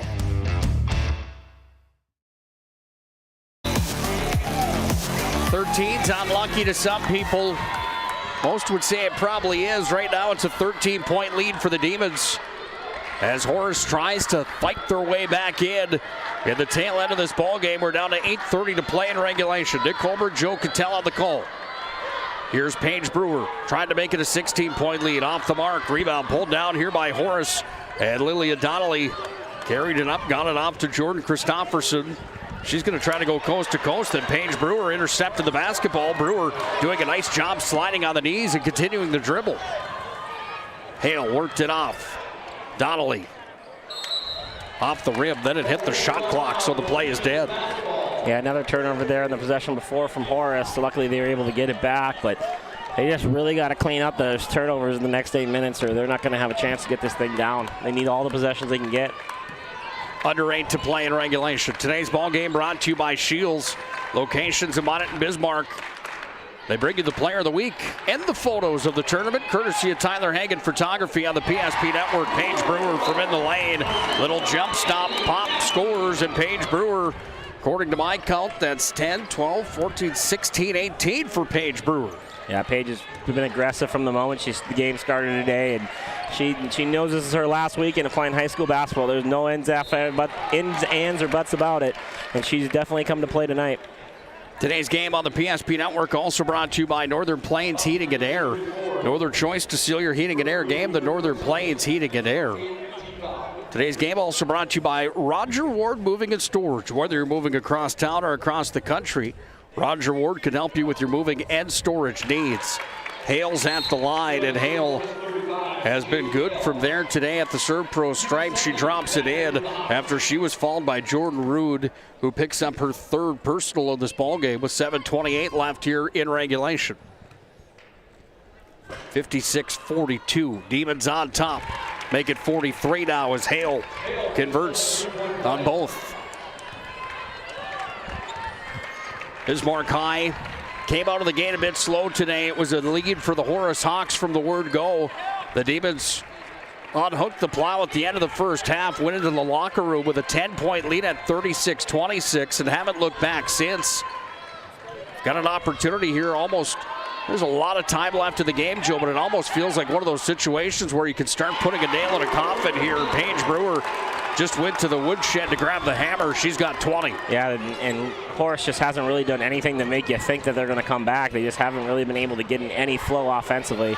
As I say that, Christofferson makes a heck of a move to get to the rim and scores, but they need a lot more of that to cut this lead, and they need to start getting a couple stops to go with it. 13's the lead right now for the Demons, 58-45. Is the score, 6:34 ticking down in regulation. Demons with the basketball. Good atmosphere inside the exhibition hall at the event center here today. Paige Brewer step back short, but Paige Brewer's going to be fouled here on the near wing. And the foul will be charged on number 1, Lakin Donnelly.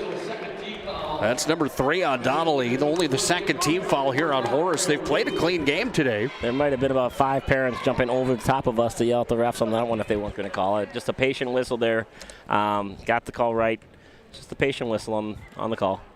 Paige Brewer from the Serve Pro free throw line. Her first trip today, and Paige Brewer now has 21 points in the ballgame.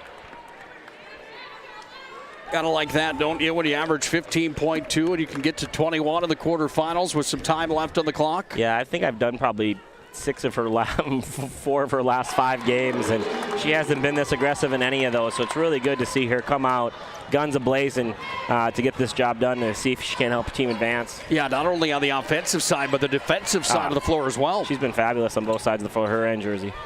6:10 ticking down. Christofferson, same play, went to the rack, missed the shot, but Hale was there, and Jaden Hale puts it up off the glass and in. A little life for the Hawks now, back-to-back layups. They just got to figure out a way to get a stop and slow down Brewer and the Demons. Hale's got 18 in the ball game. Her team trails 60-47 still, however, as Brewer's got it here. Rude up top, around the horn they go. Jersey Berg on the bench right now here for Bismarck High. That shot's going to be off the mark. Did they say that Horace touched it? No, it went off of the Demons. And Horace gets the ball back with 5:43 left in regulation. Yeah, good stop there from the Hawks to see if they can figure out a way to get more buckets off the stop, get a little momentum. Well, we saw Lily Bell put in 31 earlier on today. Was it 31 total? 37 if I remember right. 37 for Lily Bell. Here's Paige Brewer with the basketball. Nobody topping that performance yet, but the effort level's certainly been there on both sides of this ball game. Yeah, Jersey Berg at 26 is, a little travel there on top of the key. Paige Brewer charged with the travel. It will be Horace basketball with 5:19 left here in a 60-47 tilt. Demons are on top, but Horace has possession. Do they have any more gas left in the tank? You've been saying it for the last 10 minutes. Stops and then points. Yeah, that's the only way to obviously come back is you got to score when they don't. Back, another turnover by Horace traveling on the perimeter. Lincoln Donnelly traveled. She had a step-through move and then on court for a long three, but it was a travel violation first. I would tell you how many that was, but I've lost track. There's been so many here in the second half as well. Wide open look on the leak out there. Bismarck High had possession. Wide open was Caitlin Luther. She went to the rack and lost the basketball. If you want to watch the ups and downs of coaching, with a 13-point lead, Bill Shetler is living and dying every possession. I love it. He is all in on this basketball game with these seniors. Christofferson into the paint. Right-handed hook shot, no good. Comes down to Jersey Berg, and Jersey Berg will bring it across the timeline, slow up shop and look for the option. It's Massey. Here's Massey now with it back to Jersey Berg. Spun it down to Rhea Rude on the near wing, down to the baseline, and Rhea Rude's going to be fouled there by Hale, and Hale's going to pick up only number, I have her for 1. She's got more than that, doesn't she? That's no, her first. That was her first. Not a lot of fouls by Horace, and I'm sure that's something Coach Shetler's been yelling about, but it's also a testament to the Demons' offense. They've been able to kind of get whatever they want. Berg sent it to Rhea Rude, and Rhea Rude was off the mark. Look at the Demons, though, the way that they've got control of this ball game. Even off that miss, Rhea smiled at Jersey. Jersey smiled back at her. Yep. I just think this veteran leadership is really showing through. This Bismarck Demons senior class has been through the fire, so to speak, as far as WDAs and state tournaments go, and they can smell that this is their last chance, and they definitely have the experience advantage over Horace right now in this situation. Brewer up top with the basketball. Do you take some air out of the ball if you're Bismarck High right now with 4:12? I think you can, as long as the ball ends up in Brewer or Berg's hands at the end of the shot clock. I think you're okay. There's going to get another foul here. Well, the chess match with inside of the game starting to start. How do you like that? Starting now, it's still 60-47. Bismarck High with the advantage. And you see Horace getting a little more aggressive defensively, trying to get out and put some pressure, and the fouls are starting to rack up a little bit for them. Berg will inbound the basketball on the near wing, right in front of the Bismarck bench. Here the Bismarck coaches yell fresh 30 just to make sure everyone knows we are in no rush to shoot this basketball. Well, there's your answer on my question of taking some air out of the basketball, Joe. Good ears. Now foul's going to be charged here on Lilia Donnelly. Second personal. Yeah, fifth foul now for Horace. Starting to get closer and closer to that bonus. Another fresh shot clock for Bismarck High. This could be a really long possession here. It's going on almost 30 seconds to 45 seconds already just from all the fouls. Brewer inside, Rhea Rude steps back, Rude puts up the shot, no good. Brewer went after the basketball, then Brewer had Hale come over the top, and Hale's going to be charged with the foul here. That's number 2 on Hale. Smallest girl on the floor, out-rebounds the biggest girl on the floor. That's just pure determination there. Paige Brewer did a great job of getting position, getting the basketball, and drawing the foul. Lead still at 13 for the Demons. We've been stuck at 60-47 for a minute. Not anymore. Downtown. How do you do for Jersey Berg's 2? And a long 2. I think she had a toe on the line there, but great find on the end out of the entry, and Jersey Berg was able to walk right into that and knock it down. It's a little adjustment being on the floor compared to top. I know, can't see as good. Can't see quite as well as we did last week for the WDA tournament. However, I prefer this seat. This is where it's at, my friend. You can hear a lot of the good stuff. Turnaround jump shot. She's fouled on the play. Jersey Berg's going to be charged with number 3. Yeah, nothing to worry about, but she just want to be smart. She doesn't want to pick up a cheap one here in the next minute and a half. She wants to be able to have the basketball in her hand late in this game without any worry. Jaden Hale, the 6'2" junior at the Serve Pro free throw line. We talked about the offers that have come in on the Division I ranks for her in her young career. She's off the mark. First miss of the day from the Serve Pro stripe. She's now 6 for 7 from the line. Gonzaga still a big deal? Would that be a big one? I don't know what they're like on the girls' side. Obviously, for the boys' side, that'd be huge. But I'm not sure on the girls' side. Hale drops it in.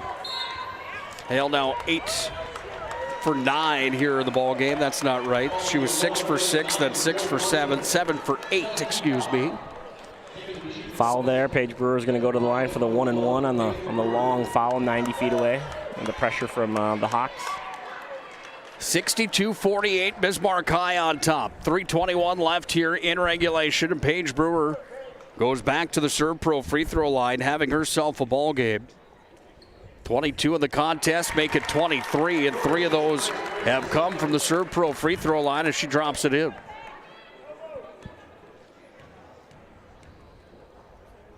All West Region selection with another shot that's just off the mark. 63-48. Oh, big steal. Johnson Colbert jumped up in the way of that pass. Got it to Brewer. And Brewer's got it here. 3:10 down to tick down. Bismarck High leading 63-48. I don't think Coach Hintz is going to be able to lay his head on his pillow tonight without seeing turnovers. They have had a bundle of them both halves. Here's Massey back up top to Johnson Colbert. Over to Rhea Rude. Rude now at the elbow. Lost a handle on it. Here come the Hawks, and they bring it back across the timeline. Ball spun down to the baseline. Up off the glass. Keely Sunday's got her first 2 points. And the lead back down to 13. Demons still on top at 60-53. Here with 2:42 left in regulation. Timeout by the Hawks.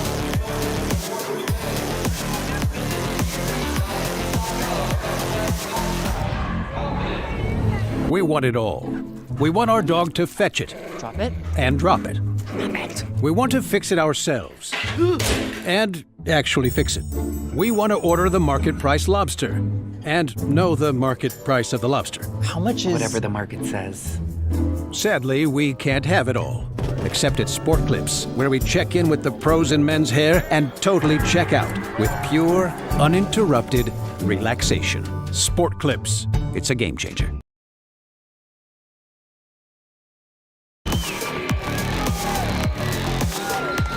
Crunch time, Joe. 63-50. Bismarck High on top. They've got possession. What do they look to do here in the next 2:42? Yeah, just take care of the basketball. Horace is going to come out aggressive. They're going to probably foul a little bit. So take care of the ball. Don't turn it over and make your free throws when you get them. Horace on the other side. What do you do here? They got to be aggressive. Try to get steals. And then on offensive end, they got to be able to score at the shot. But the clock stops. So get to the rim, get fouled, make your free throws. Demons with possession. Here's Berg. You hear Coach Heitz saying pressure, pressure, pressure. Comes away to Rhea Rude. Post play, turnaround, jump shot. Ray off the back of the rim. Rebound, Christofferson pulled down, running gun down to Donnelly. And the young Donnelly goes down, puts it up off the window and scores. And Lincoln Donnelly with 5 now in the ball game. And the lead's cut to 11 with 2:08 left here in regulation. Yeah, a little hope here all of a sudden for the Horace Hawks, cutting it to 11. Obviously some work to still be done. But they're going to have to get steals here. They can't just send girls to the free throw line. So keep getting steals. No rush for Shetler's, for Coach Shetler's Demons. They can be patient with the basketball, just can't turn over the basketball. Well, you talk about the steals versus Bismarck being in the bonus and going back to the Serve Pro free throw line as we're on a Ryan Family Dealerships timeout here on the floor. Fouls are okay still, though, Joe, at some point? Or how do you coach that? You just want to do it early in the shot clock because you don't want to get down to under 10 and all of a sudden then you foul, for reaching in or that stuff. Once it gets under 10, you just got to play straight up and hopefully get the stop. It'll be interesting to see. I'm guessing they're going to press and then foul as soon as they cross half court would be my guess here. But trying to extend the court and get some traps and steal in the full court. Bismarck will inbound the basketball underneath their own bucket with 2:08 left here in regulation. Berg gets it into Massey. Got it back to Berg. Trying to break the press. Berg still has it. Trying to get across the timeline. Now Massey turns the motor on. Drops it off Johnson Colbert. Then Brewer's short jump shot. No good. Rhea Rude's got the rebound. Got it back to Brewer. Brewer back to Berg. Heights is going nuts here on the near side. Yeah, Didn't like the no call. He wanted to travel on that offensive rebound from Aya Rude. She was Rhea Rude. She was losing her balance there, and he really wanted that travel.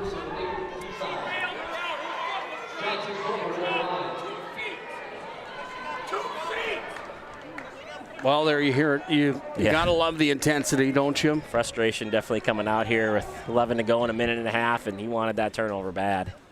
Johnson Colbert at the Serve Pro free throw line, and Johnson Colbert drops it in. She's had herself a good ball game as well. That's 6 for her, the contest. Yeah, really back-to-back buckets in the first half really helped with that 22-0 run that they were on. Another one dropped in for Morgan. Johnson Colbert, we're under 2 to play. 65-52, Demons on top. Horace with the basketball. They go to work up top. Taken away, Johnson Colbert again. Jersey Berg off to Paige Brewer. Paige is just going to hit the brakes at the top of the key, and she's going to be fouled on the play. Yeah, that's perfect. Get the ball in your best free throw shooter's hand. Let her go to the line. See if she can ice this basketball game. Well, our partners next door, Chuck Claremont, Scott Woodmansey, they're going to be working a little later than we are here today. That next game, the second of 2, just about to begin next door. Oh, we're already done with 2. This one's about done as Paige Brewer from the Serve Pro free throw line drops in another. And Paige now, I misspoke earlier. She's up to 22 now, Joe, is that correct? 22, correct. This would be 23. There's 23 for Paige Brewer. And Jersey Berg with a 28 night. So 2 great performances, 51 points from those 2 girls. 90 seconds left in regulation. How about that math? I like that. My math or your math? Mine was fast. Oh, your math. Well, fast. You come from the banking world a little bit. I mean, you're on it a little more than I am. Berg's going to be fouled back in the backcourt. Minute 12 to tick down here in regulation. Berg's going to go to the line for 2. Double bonuses in effect. Demon fans are starting to sense a semifinal matchup with Minot High School tomorrow night. Yeah, what a gutsy performance. I mean, we saw last Friday night we saw the Legacy team kind of just steamroll this Bismarck High team and kind of catch them off guard and really shot well and played well. And now we've seen 2 back-to-back great performances from this Bismarck High Demons team, and they're playing in the semis. They're a win away from the championship game, and has a lot to do with this coaching staff and this group of seniors. Well, you get Bismarck to help eliminate Century on the season. That will be part of their highlight reel package, I'm sure. Hill inside. She's fouled on the way to the hoop. Different not seeing the Century Patriots or any red, white, and blue on the girls' side here today. It's been a long time since Century hasn't been here. Not only been here, but in the winner's bracket at this thing. Yeah, for sure. They've kind of been the team in the championship game almost year in, year out. And unfortunately this year they just got bit with, first of all, they lost 2 amazing seniors. So when you lose Bergen Kinnebrew, who's just playing the NSIC championship game, and Logan Nisley, who's a freshman and all-freshman team in the Big Ten, that's a lot to try to replace. And Coach Wellstead and his team and Eden Fridley, they did their best, but just came up a little short this year. Jaden Hale 1 for 2 from the Serve Pro line. Back into Jersey Berg. 68-53. Bismarck's got it here as we're under a minute to play in regulation. Horace isn't going to give up yet, but that white flag is... Yeah, these 2 will probably sink the hopes here if they can make these 2. White flag may start to be risen here by the Horace Hawks as Marchek's going to check back in. Paige Brewer back to the Serve Pro free throw line, and Brewer gets set, fires, delivers, and Paige Brewer now with 24 of the ball game. Quiz time. 6 free throws, 14, yeah, 24. This is 25. Oh, 24. Drinkster. In that out for Paige Brewer. Final 49 seconds ticking down in regulation. 69-53. Demons are on top. Horace with possession. Offensive side of the floor for the Hawks. It goes away on a long 3. Count it. Lilia Donnelly buries from downtown. That's her 3rd three-pointer of the ball game. It's 69-56 with 37.6 left. Ryan Family Dealership's timeout on the floor. There's still a chance here, but it would borderline be a miracle at this point, wouldn't it, Joe? The door is very, very, very, very, very, very slimly open. And the biggest reason, too, is they're just running out of timeouts.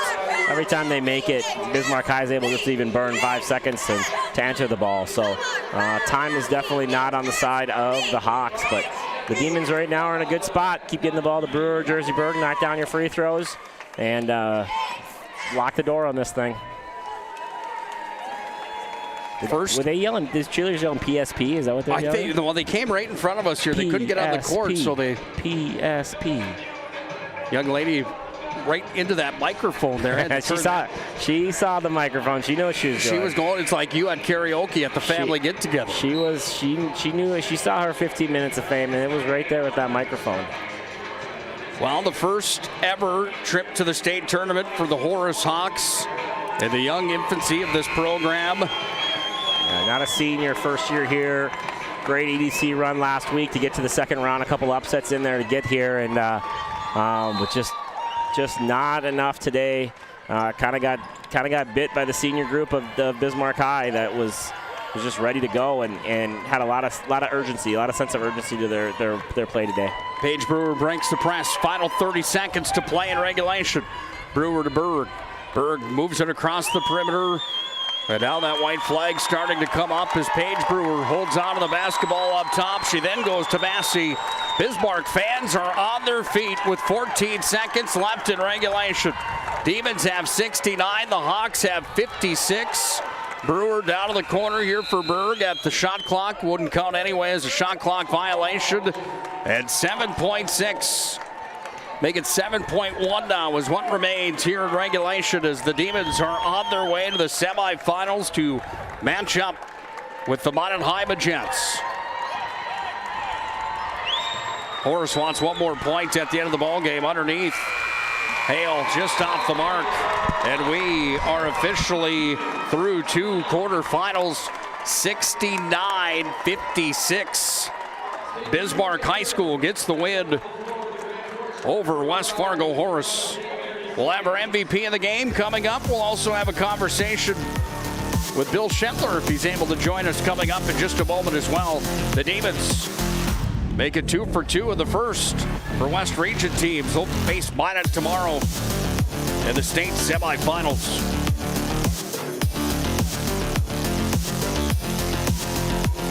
Working at BNC National Bank is developing relationships. I love working with people. We've been here for over 25 years. We've grown just like our communities we're in. But we still have that personal connection with our customers. And that's why we can find the best solutions for them. It feels great seeing projects around the community and knowing we're a small part of making that happen. We're helping people buy their first homes. Plan for the future. From startups to big business. We're part of the community. And we're proud of it.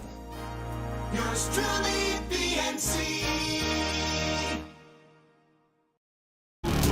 Back on our Planning Team Financial Advisors Shots Crossroads postgame show. Planning Team Financial at Shots Crossroads bring you the postgame. We're joined by the head coach of the Bismarck High Demons, Bill Schentler. 10 years at the helm of Bismarck High. What's your blood pressure like right now after that win? Yeah, it's up there. But when I got the seniors that I have and we're on the floor, I'm pretty comfortable. I may look like I'm crazy and out of control, but I'm pretty comfortable when Paige has the basketball. Yeah, she certainly had a ball game today. What's it like? What's the feeling like when you watch her and Jersey Berg bury the buckets the way they did? I'm lucky. Most coaches get pretty lucky watching their players, but I've had these couple girls for a few years now, and you never get used to it, but it's something you kind of expect. And I'm so proud. Jersey was unbelievable in the first half, and then Paige brought us home. It's just a special day. Talk a little bit about your experience. I mean, obviously you haven't won a state title, you haven't won a WDA, but you've been in all these games before. Horace, first year of existence. Talk a little bit about just the experience. I mean, I haven't seen Paige shoot that many shots in the first half in about 2 weeks, and I've done quite a few of your games. Just talk about your guys' sense of urgency and the experience that you have in these situations. Yeah, we're a senior-heavy team, and they're obviously not with their youth, but we knew they were going to come out with just a ton of energy, and I called our first timeout, and we're behind by 6, and I just looked at them and I said, we're playing unbelievable. They made a couple of shots. Hopefully that won't continue, and our seniors just leaned on each other and our team and our system and what we've been doing, and it paid off in a big way for us. Final thing for you, what does it take against Minot High to take down that giant? Yeah, it's, somehow you got to hope Lily doesn't shoot it particularly well. You got to make her earn everything. The problem is they surround her with so many girls that can shoot and create. But we're going to enjoy this thing, and we're going to give them everything that we have, and we're going to battle the heck out of it tomorrow. Nice job. Congratulations. Thank you very much. Thank you. That's Bill Shetler, the head coach of the Demons. Let's bring in Paige Brewer right now. What's it like when you shoot the basketball like that? That has to feel pretty good when you're just on fire, doesn't it? Oh, yeah, it feels really good. I mean, I'm so confident in my shot. I love shooting the ball. I mean, my teammates know that, and I just know when it leaves my hand that it's going in, so. Paige, you've obviously scored a ton in your career, and the last couple of weeks, though, like last week in the WDA, you weren't as aggressive that I've seen you in the past. Tonight looked completely different. Just talk a little bit about your mind. I mean, the first couple of shots of the game was yours, and you just stuck with your shot and were able to get into a groove. Just talk a little bit about your mindset coming into tonight. I mean, from day one, we had this goal. We're winning state, we're getting to state, and then we're gonna win all three. And I mean, last weekend I wasn't too proud of myself. And this weekend I just wanted to come back a little bit. I know my teammates were there for me. I mean, we're all there, always there for each other, and we just all really want it really bad. So awesome. And then just the last question I have for you is just, your team has been through so many battles in WDAs and state tournaments. Talk about how it feels now to, your season's got 48 hours left in it. I know that sucks, but that's all it's got. Talk a little bit about now as you're in the position that you've always dreamed of. Talk a little bit about that. The first 6 a.m. practice, me and Jers were fired up. We came in, we got everyone fired up, and we're like, guys, this is day one, and we're going all the way. Like, let's go. That's awesome. So we were so excited. And we knew that we had to win this first one.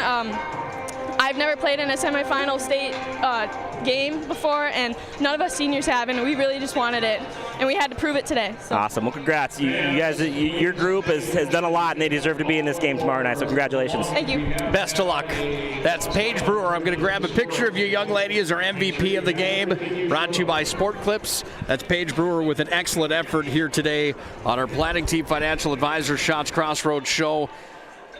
If you don't love that young lady right there, so there's happy. something wrong with you. And the way that the conversation and just her ability to just radiate the sheer joy that she's feeling right now getting to that state semifinal is something that I don't know that I'll ever forget. I probably should apologize. I think I hit a nerve when I said I didn't see you so aggressive last week. She knew it, right? And she evaluated it, and she said, I'm not going to go out that way. And tip of the hat to her. I mean, we've seen this team now play 2 or 3 years. Obviously, Maya's been really good. Century's been really good. And then there's little sister Bismarck High, right? Ain't no little sister anymore. They've beat Century now twice this year. They've gotten to this point. They beat upset the number 2 team in the EDC. Right now, we have an all-WDA semifinal going into tomorrow night so far. Obviously, there's 2 to go, but just super proud because everyone in the state needs to see Jersey Berg and Paige Brewer play. I mean, if you haven't had a chance to, and now the whole state will get a chance to see them in a semifinal matchup tomorrow night, which is just awesome. Yeah, fantastic stuff. Big win for the Demons here in this showdown. 69-56 is the final. We're going to take a break on our Planning Team Financial Advisor Shots Crossroads postgame show. When we come back, we'll have the individual numbers of this showdown. We'll also hand out a couple awards after the Demons advance to the semis with a 69-56 win over the Horace Hawks in quarterfinal action here at the State Super A.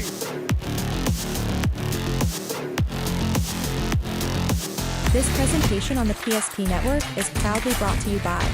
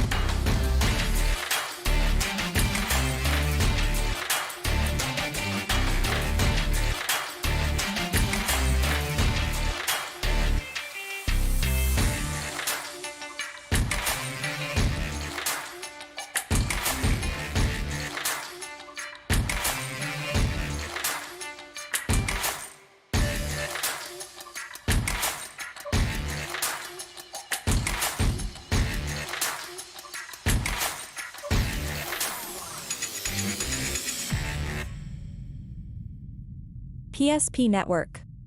It's game day. Whether you're looking for a full-service financial plan or planning for farm or business succession, Planning Team Financial Advisors is here to help you work toward achieving your financial goals. With locations in Bismarck, Garrison, and Center, our full-service team of professionals are dedicated to helping you work towards achieving your financial goals. Visit us online, planningteam.com. Securities offered through LPL Financial, member of FINRA and SIPC. Investment advisory services offered through New Edge Advisors, LLC, a registered investment advisor. New Edge Advisors, LLC, and Planning Team Financial Advisors are separate entities from LPL Financial. How would you like to turn this into this? With Shots Crossroads Fuel to Food Reward Program, you can. Here's how it works. Pick up a fuel tracker card from any of our C-Store cashiers. Every time you fill up with gasoline or diesel, use the fuel tracker card to record your gallons. Once you reach 1,000 gallons, you'll be eligible for a $10 gift card to Shots Crossroads Restaurant. Start earning your rewards today at Shots Crossroads.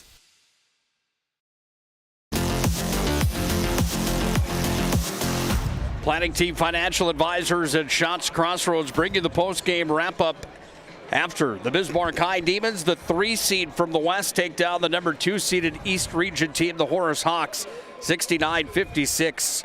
On the BNC National Bank scoreboard. Shots Crossroads, home to the famous number 99. Team buses are always welcome at Shots Crossroads and Planning Team Financial Advisors. Whether you're looking for a full-service financial plan or planning for farm or business succession, it's Planning Team.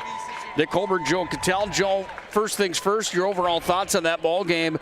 Took a lot of will to win for Bismarck High here today. Yeah, watched the first 15 minutes there, 12 minutes, and I was like, holy cow, there's a lot of good things going on this Horace squad. They have a lot of good athletes. Like Minot High might have a little bit of a test. And then all of a sudden, Bismarck High woke up, caused turnovers, got into their press, caused 12 turnovers in the first half, going the 22-0 run and to finish the last 8 minutes of the first half.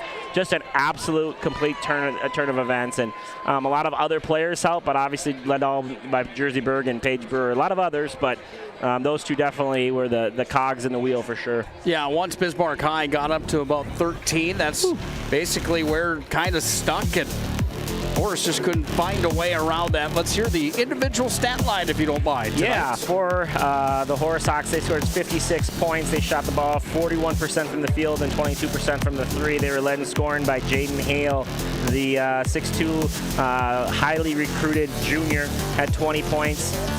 13 points for Lilia Donnelly. 9 points for Jordan Christofferson, the very nice freshman player. 7 points for Lakin Donnelly, the 8th grader. 3 points for Taylor Marchik. How are we saying that? Marchik. 2 points for both Kelly Sunday and 2 points for Megan Jelmstead for a total of 56. Like I said, they shot 41% from the field. The big key takeaway on that one is 22 turnovers, 12 in the first half and 10 in the second half for the Horace Hawks. As far as the Bismarck High Demons go, they had a two-headed monster tonight of Berg and Brewer. 29 points for Berg, 17 of those in the first half. She also had 3 3-pointers, 24 for Paige Brewer. She had 14 of those in the second half. 7 points for Morgan Johnson Colbert, 3 for Caitlin Luther, 2 points for Addison Massey, 2 points for Jordan Rood, and 2 points for Rhea Rood. The Demons shot 42% from the field, 36 from the 3. Big numbers. Berg and Brewer combined shot 20 for 36. That's well over 50% for you math majors. 5 for 11, which is just under 50% from the 3, and we're 8 for 11 from the 3-point line. So those two were absolutely fabulous tonight. I'm not a math major, but I do know that 69-56 will get it done for you. That'll get you a 13-point win. That's what the Demons did here. Time for our move of the game, brought to you by Jobbers Moving and Storage. Whether you're moving across town or across the country, Jobbers can help you with your moving and storage needs. Is there one move in this ball game that really stands out to you, other than maybe some free throws in the way that Bismarck High got to the rack to create those opportunities? Yeah, I really, there was a play in the first half where Jersey Berg had like one of the, or even any of her Kobe kind of one-footed turnaround free throw line jumpers that she hit. There was one here in the second half, that early in the second half, to kind of keep the pace. She ran across the lane, caught the ball on the right elbow, did a little bit of a juke move, shot it off her left foot, and it was short, but her rotation is always so pure that it was able to sneak over the front of the rim and keep it a double-digit lead for the Bismarck High Demons. Congratulations, Jersey Berg. I'm with you, Joe. That is our move of the game. Brought to you by Jobbers Moving and Storage. Locations in Minot, Bismarck, Fargo, and Aberdeen. Find them online, jobberswarehouse.com. MVP of the game, we talked to the young lady, Paige Brewer. Excellent performance for her in this ball game. MVP brought to you by our friends at Sport Clips. Well, we're going to take a step aside. When we come back, we'll have our pregame show for the defending state champion Red River Rough Riders taking on St. Mary's, the Saints. That happens when we come back to the Event Center in Bismarck. Bismarck and Minot are into the semis. We need to find 2 more teams for the semifinal action tomorrow here at the Event Center. 69-56, the final one more time. The Demons over the Horace Hawks on the BNC National Bank scoreboard.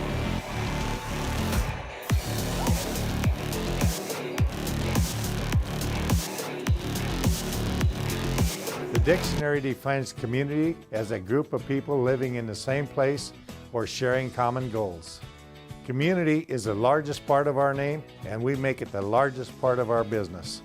We support our local schools, organizations, youth programs, and local events from Bowman to Bismarck because we all share a common goal to better the quality of life in our communities.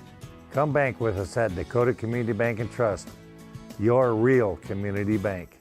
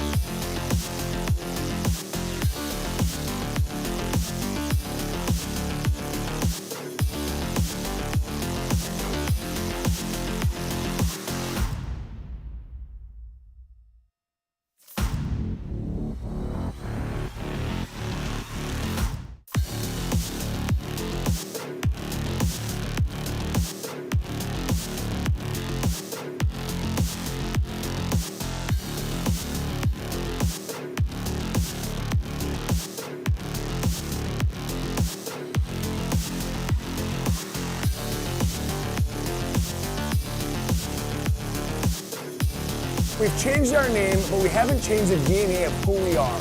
We still offer the best product at the best price with the same people. For over 25 years, we've been your only choice for tires in the local area, providing all major brands under one roof at a fair price for your family's budget. Plus that excellent service after the sale with free rotations, free alignment check, free flat repairs with our exclusive Plus plan. That tradition continues today. Looking for tires you can trust? Choose us. Trusted Tire and Auto. When it's time to choose your team, you want to pick the best. I picked Carson Wentz. I picked Hunter Lipke. Where'd you come from? I was in football, just like you.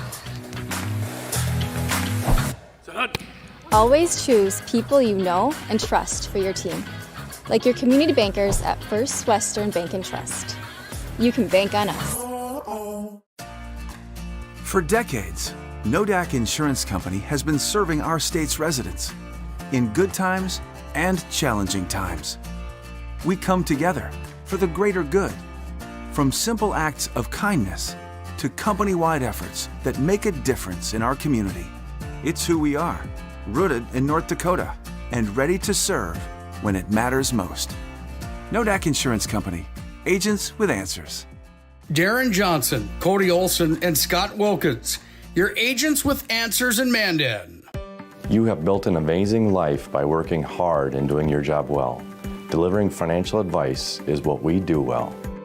At Ameriprise Financial, our job is to use our skills, experience, and research to help you become more successful in today's economy.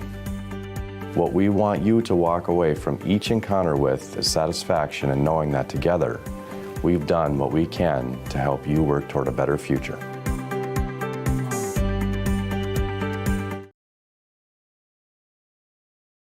It's iKeating Furniture World's 90th anniversary sale. Now's the time to celebrate, update, and redecorate. From furniture for every room to flooring that brings it all together, you'll find incredible anniversary savings on just what you want, just what you need. Step up to better sleep on a Sealy, Stearns & Foster, or Tempur-Pedic mattress, all comfortably priced. Plus, no interest for 5 years. Don't miss this one, the 90th anniversary sale. Going on now at iKeating Furniture World. The best part about working at BNC National Bank is developing relationships. I love working with people. We've been here for over 25 years. We've grown just like our communities we're in. But we still have that personal connection with our customers. And that's why we can find the best solutions for them. It feels great seeing projects around the community and knowing we're a small part of making that happen. We're helping people buy their first homes. Plan for the future. From startups to big business. We're part of the community. And we're proud of it. Yours truly, BNC. We want it all. We want our dog to fetch it. Drop it. And drop it. Drop it. We want to fix it ourselves. And actually fix it. We want to order the market price lobster. And know the market price of the lobster. How much is... Whatever the market says. Sadly, we can't have it all. Except at Sport Clips, where we check in with the pros in men's hair and totally check out with pure, uninterrupted relaxation. Sport Clips. It's a game changer. Are you moving your business or your home across the town or across the country? We know it can be stressful. To ensure your possessions arrive on time, intact, and on budget, make your move with Jobbers Moving and Storage.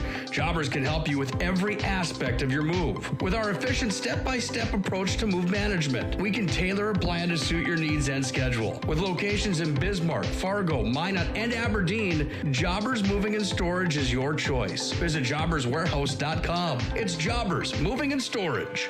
Whether it's getting an education, making priceless memories, learning to play, playing to learn, or simply getting where you need to go, the team at Ackerman Estvold has been behind these projects and countless others, developing critical infrastructure, valuable spaces, and even some good old-fashioned fun.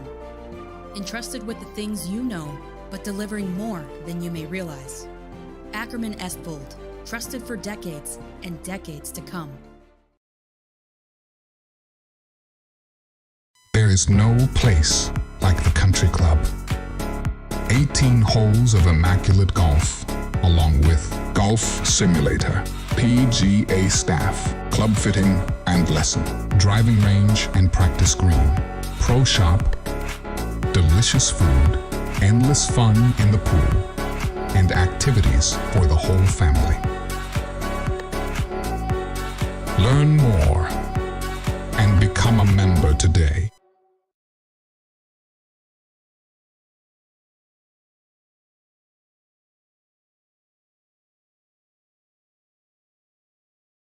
It's Ike Heating Furniture World's 90th anniversary sale. Now's the time to celebrate, update, and redecorate. From furniture for every room to flooring that brings it all together, you'll find incredible anniversary savings on just what you want, just what you need. Step up to better sleep on a Sealy, Stearns & Foster, or Tempur-Pedic mattress, all comfortably priced. Plus, no interest for 5 years. Don't miss this one, the 90th anniversary sale, going on now at Ike Heating Furniture World.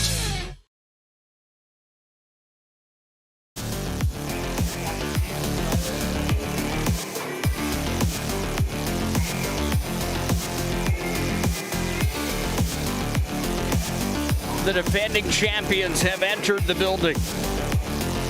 Grand Forks Red River, the Rough Riders, after picking up their second ever state crown at first since 1988, one season ago, are in Bismarck and here to defend their state championship as we are in the quarterfinal round of the state Super A tournament here at the Event Center in Bismarck. Welcome into our Valvoline Instant Oil Change pregame show. Valvoline, locations in Minot and Bismarck. It's a 15-minute drive-through oil change. You can't beat it at Valvoline Instant Oil Change. It's quick, it's convenient. I'm telling you, you can't go wrong with the Valvoline Instant Oil Change. They bring you the pregame. Nick Colbert joined by Joe Cattell here today.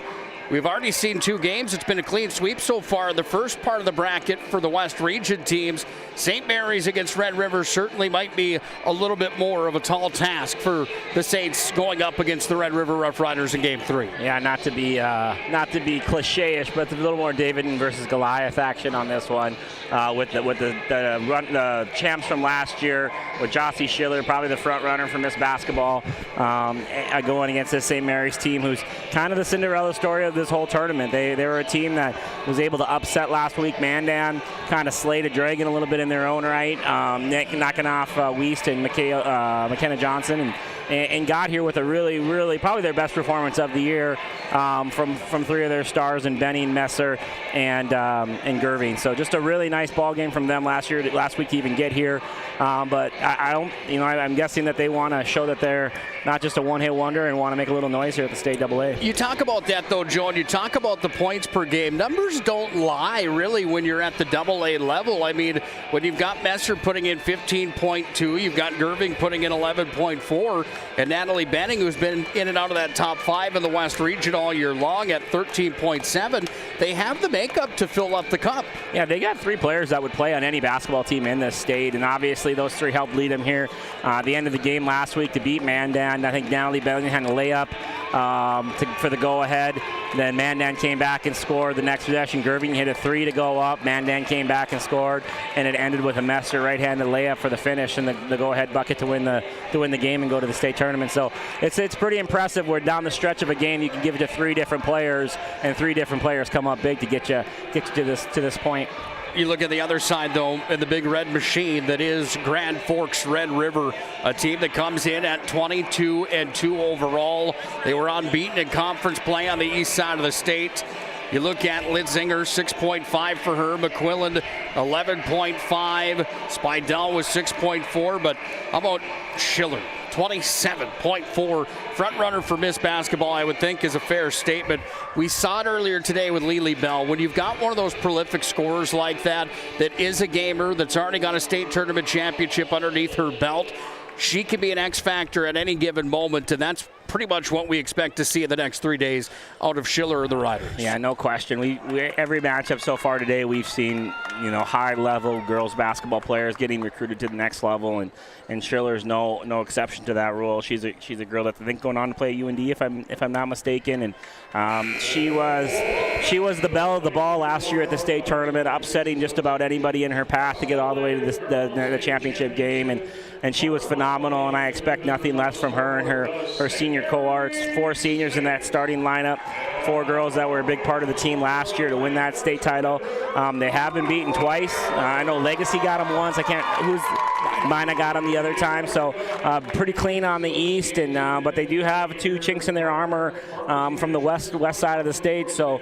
I think they're playing their best basketball right now, and I'm looking forward to seeing their kind of their game today and see how they come out of the gates. We're going to see that game in just a few moments.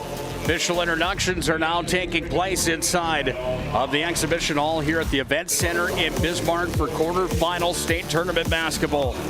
We'll come back to our Valvoline Instant Oil Change pregame show, and when we do, we'll get set to meet the starting lineups. And then for our opening tip, it's the Saints and the Riders for a chance to move on to the semis tomorrow here in Bismarck.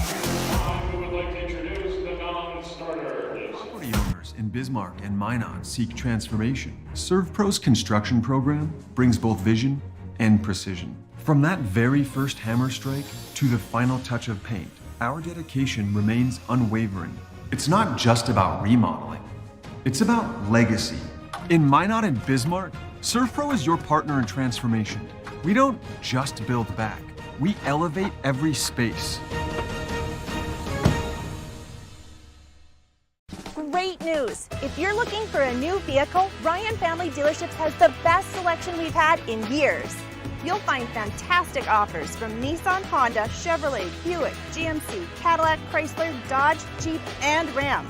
Hold up! Ryan sells Chrysler, Dodge, Jeep, and Ram? Yes, we do, and we'd love to sell one to you. Visit one of our 5 convenient locations in Minot and Williston. Get your next vehicle from a name you know and trust. Ryan Family Dealerships. This presentation on the PSP Network is proudly brought to you by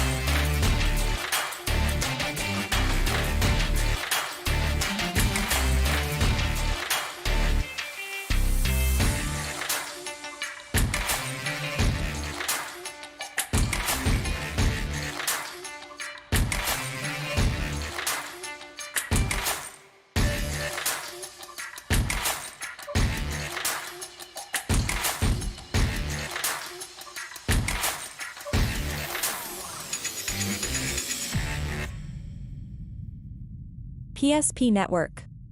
It's game day. That sinking feeling you get when this happens? That's oil change-anxiety.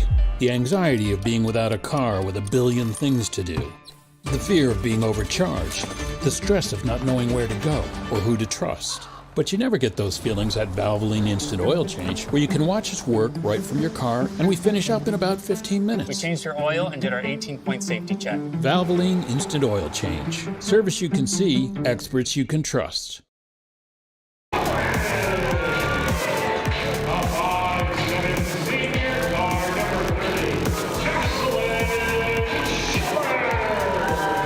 Nothing like the official introductions to get you set and ready for tonight's quarterfinal matchup.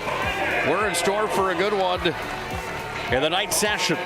David versus Goliath is what Joe called it, and that could be the case here as the defending champion Red River Rough Riders are introduced. St. Mary's has been introduced as well. Let's put a cap on our Pregame show brought to you by Valvoline Instant Oil Change. Valvoline Instant Oil Change with locations in Monmouth and Bismarck. Let's hop right into those starting lineups here for both teams, starting with the Red River Rough Riders. Joe, do you have who goes on both sides for both of these clubs? Sure do. For the Rough Riders, they're starting guard number 30, 5'7" senior Jossie Schiller. Guard number 24, senior Riley McQuillan. Center number 32, Ella Spadell, sophomore. At the forward spots, number 23, Hannah Litzinger, senior, and number 33, Ella Weipert, another senior. For St. Mary's, they start guard Lexi Gervin, a senior. Guard Eva Selensky, a junior. Center Journey Akrup, a sophomore. Madeline Messer, number 1, a sophomore. And the other 4, number 15, Natalie Benning, a junior. Thank you, partner. You got it. St. Mary's will be in blue, traveling from the right to the left. The Riders are in white, traveling from the left to right. Riders in cursive lettering across the chest with a little bit of red trim on those uniforms. One black piece of trim as well on those outfits. St. Mary's in all blue. It says Saints across the chest with white trim off the opening tip. It's the Saints that win the opening tap, and we are officially underway for quarterfinal number 3. Bismarck and Minot have already advanced into the state semifinals with victories earlier on today. Jump basketball right out of the gate, and Red River is going to take St. Mary's opening possession and create the turnover. Yeah, that aggressive 2-3 extending 2-3 zone that Red River ran to head to the state championship last year that they're kind of known for now, right away giving the St. Mary's Saints some issues. Josie Schiller with the basketball. Kicked it down into the hot corner here for Linsinger. Back up top. Long 2 on its way. No good. Linsinger scrumming for the ball. Frees it. Got it up top. Around the key. It comes from McQuillan back to Schiller. And Schiller on the razzle-dazzle. Missed the shot, but then there's going to be a foul. Charged right at the baseline. And the foul is going to be on St. Mary's. And Okrop will be charged with her first. Yeah, good take there from Schiller. Even better rebound on the opposite side from Litzinger. Nice hustle play from her twice on that possession. Schiller's got it outside the key, right side of the wing. Comes back over to the left side. This is a long 3 just off the mark. Rebound pulled down by the Saints. And Selensky will bring it back up to the timeline here for St. Mary's, where she hands off to Lexi Gervik. Gervik sends it back here to the near wing. Down to the block. It's taken by the Saints, so they're going to work it back into the center paint. On the ground to go. Schiller had a handle on it for a moment. Comes free, and the shot was up from Gerving. It was in, then out. Nobody on the board yet. 1:40 into the ballgame. Long 3. McQuillan off the mark. Another rebound here for the Saints. Good crowd on hand for both sides. Red River faithful behind us here. They traveled well. That's not a short trip from Grand Forks, by the way. There's a jump shot, and count the bucket there for Messer. She's got the first of the quarter. Yeah, good job by St. Mary's, just getting that ball to the heart of the 2-3 zone, right at the high post to Messer for a little jumper. 2-0. St. Mary's on top. 2 minutes into the ball game. Underneath and sent down to the block where the shot came up from Litzinger, and the 5'10" senior was fouled on the play. Ball was charged on Eva Selensky, and Selensky charged with number 1. And to the Serve Pro free throw line goes Litzinger. 24/7 emergency service with trained technicians and advanced technology at Serve Pro. And Litzinger drops the first in. Yeah, great energy coming out of the gates for Litzinger. Bunch of offensive rebounds, aggressive take there. Good start for her in this basketball game. 22-2 on the year for the Riders. That's because Linsinger's been good on the season and company. She's 2 for 2 from the stripe, as mentioned, and we're tied at deuces on the BNC National Bank scoreboard. Nice dish down to the baseline. Shot came up, and a foul was charged here as the effort was there from Natalie Benning, the 5'9" junior. Yeah, good patience from her getting the ball in transition on the bounce pass. Gathered it, took her time, shot faked, ended up getting fouled on her shot attempt. Litzinger was charged with the foul, and Benning at the Serve Pro charity stripe is into the books with her first points of the quarterfinal matchup. Quarterfinals brought to you by our good friends at Thomas Family Funeral Home, along with our friends at Prairie Coatings. We thank them greatly for their continued support of our mission of promoting local athletes on the PSP network. 4-2, Saints have the lead as the Riders working around the horn. Little fake there from Schiller. It was in that out. Rebound pulled down by the Saints, and the Saints will bring it back across the timeline. Red River a bit cold early on here, getting adjusted to the different gymnasium, I would have to assume. Yeah, definitely. And they're just a little bit rushed right now. St. Mary's is doing a good job of packing in the paint, forcing the Red Raiders to make some jump shots, and they just haven't been able to get one of those to fall yet.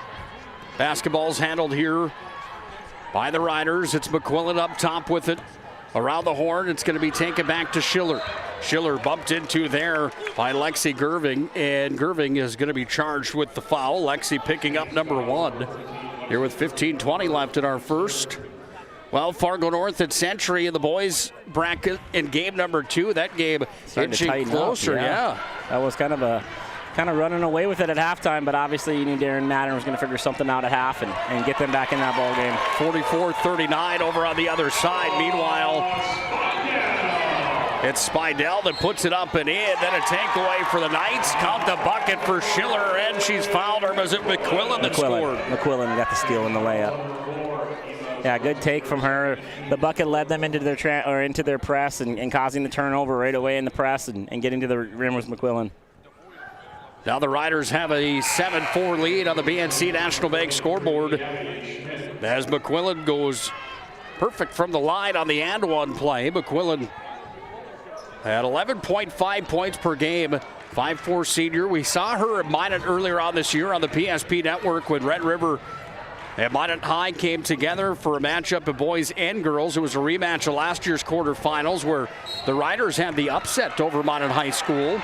We had the call of that game as well, and Red River went on the magical run to pick up their second ever state championship for girls high school hoops. Fargo North got the win of the boys over the Riders. McQuillan was a huge factor in that too. Her stout defense and just her aggressiveness on the offensive end, she was a key factor. Obviously, Jossie was unbelievable, but McQuillan was a key factor in that as well. Shot was off the mark for 3 there from Benning, and now it's Schiller that's got it here. Schiller sets, now she drives right inside, off the window of the UND commit. Back-to-back buckets, and her first bucket, but back-to-back buckets for the Riders have them up 9-4. Another turnover against the press here for St. Mary's too. They're starting to rack up. Coach Terry's going to call a timeout to settle the troops. Ty Terry calls a timeout, 9-4, Red River on top, 14:23 left in the first half. In times of loss, ServPro brings hope.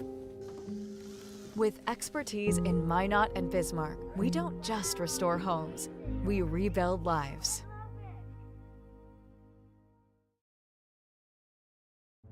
We want it all.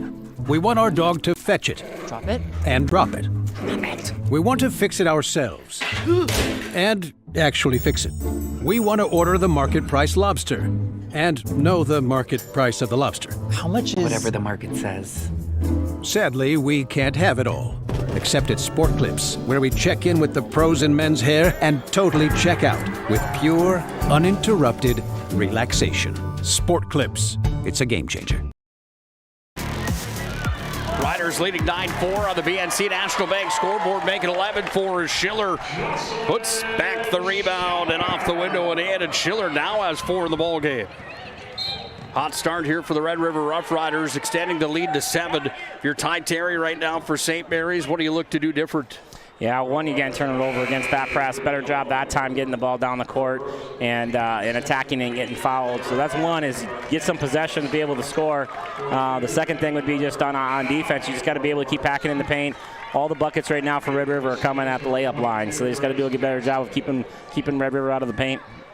Grace Jackson checks into the ball game for the Saints. Okrop will check out. Inbounding here for St. Mary's.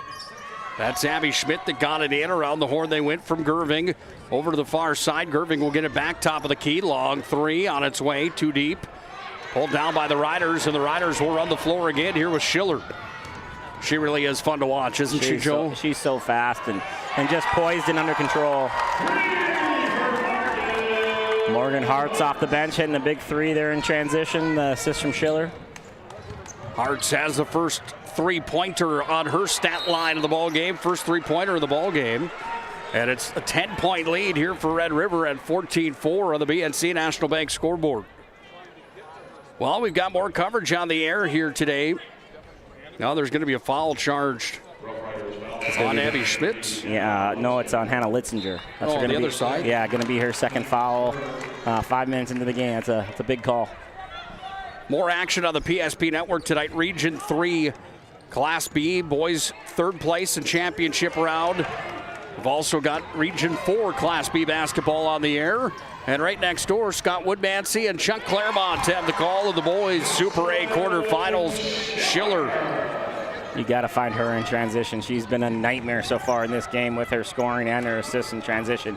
Lightning quick down the floor, completely under control. Schiller's got 6 now in the ballgame. Leads at 16-4, favoring the Riders as the Saints have possession. Kick back out to the outside from the wing. That one too deep on the 3 attempt. Fired from Grace Jackson. And the Riders have possession again across the timeline. Schiller up to the elbow. Now resets and walks backwards with the basketball where she drops it back over on the near wing. Off to Staus.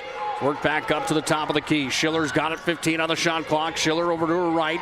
Sent it back down towards the baseline where it's handled here by Bergeron. And Bergeron's going to toss the basketball away. Absolutely great job there by Abby Schmidt from St. Mary's. After Schiller passed the ball, she completely face guarded and denied her. Didn't give her a chance to get it back there late in the shot clock. 50-41 next door. 9-point lead for Fargo North. As time wears thin over in that contest on the boys' side. Schiller, takeaway. Schiller, sorry, that's 5 rather. That's Hart's up. She was off the mark. And it's pulled down here by St. Mary's and Lexi Gerving, but she's fouled on the play. Yeah, Hart's on the missed layup. Kind of was a little too aggressive coming back. Probably a frustration foul there. Knocked down the St. Mary's offensive player. Saints will toss it in. St. Mary's with possession here as they work it back across the timeline. It's going to be taken here by the Riders, and Schiller has it again. St. Mary's has got to make adjustments. They can't just make chest passes against a press defense. Everything's going to get deflected or stolen. Got to be able to fake a pass, make a pass. Maggie Baker was off the was off the mark on the jump shot. Comes back away to the Saints. They've got possession now with 11:50 to play. First half, they've been stuck at 4 for a minute here, Joe. It's 16-4, Riders on top. Yeah, ever since Natalie Benning's 2 free throws early here in the half, they just haven't been able to find the bottom of the net again.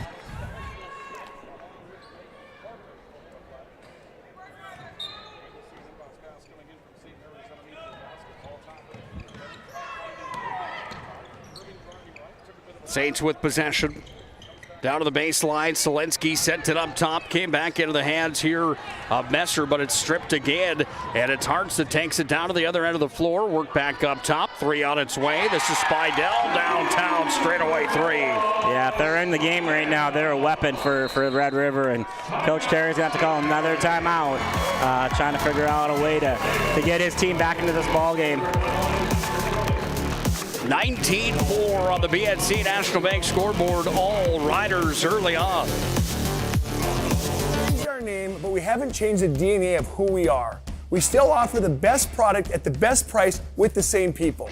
For over 25 years, we've been your only choice for tires in the local area, providing all major brands under one roof at a fair price for your family's budget. Plus that excellent service after the sale with free rotations, free alignment check, free flat repairs with our exclusive Plus plan. That tradition continues today. Looking for tires you can trust? Choose us. Trusted Tire and Auto.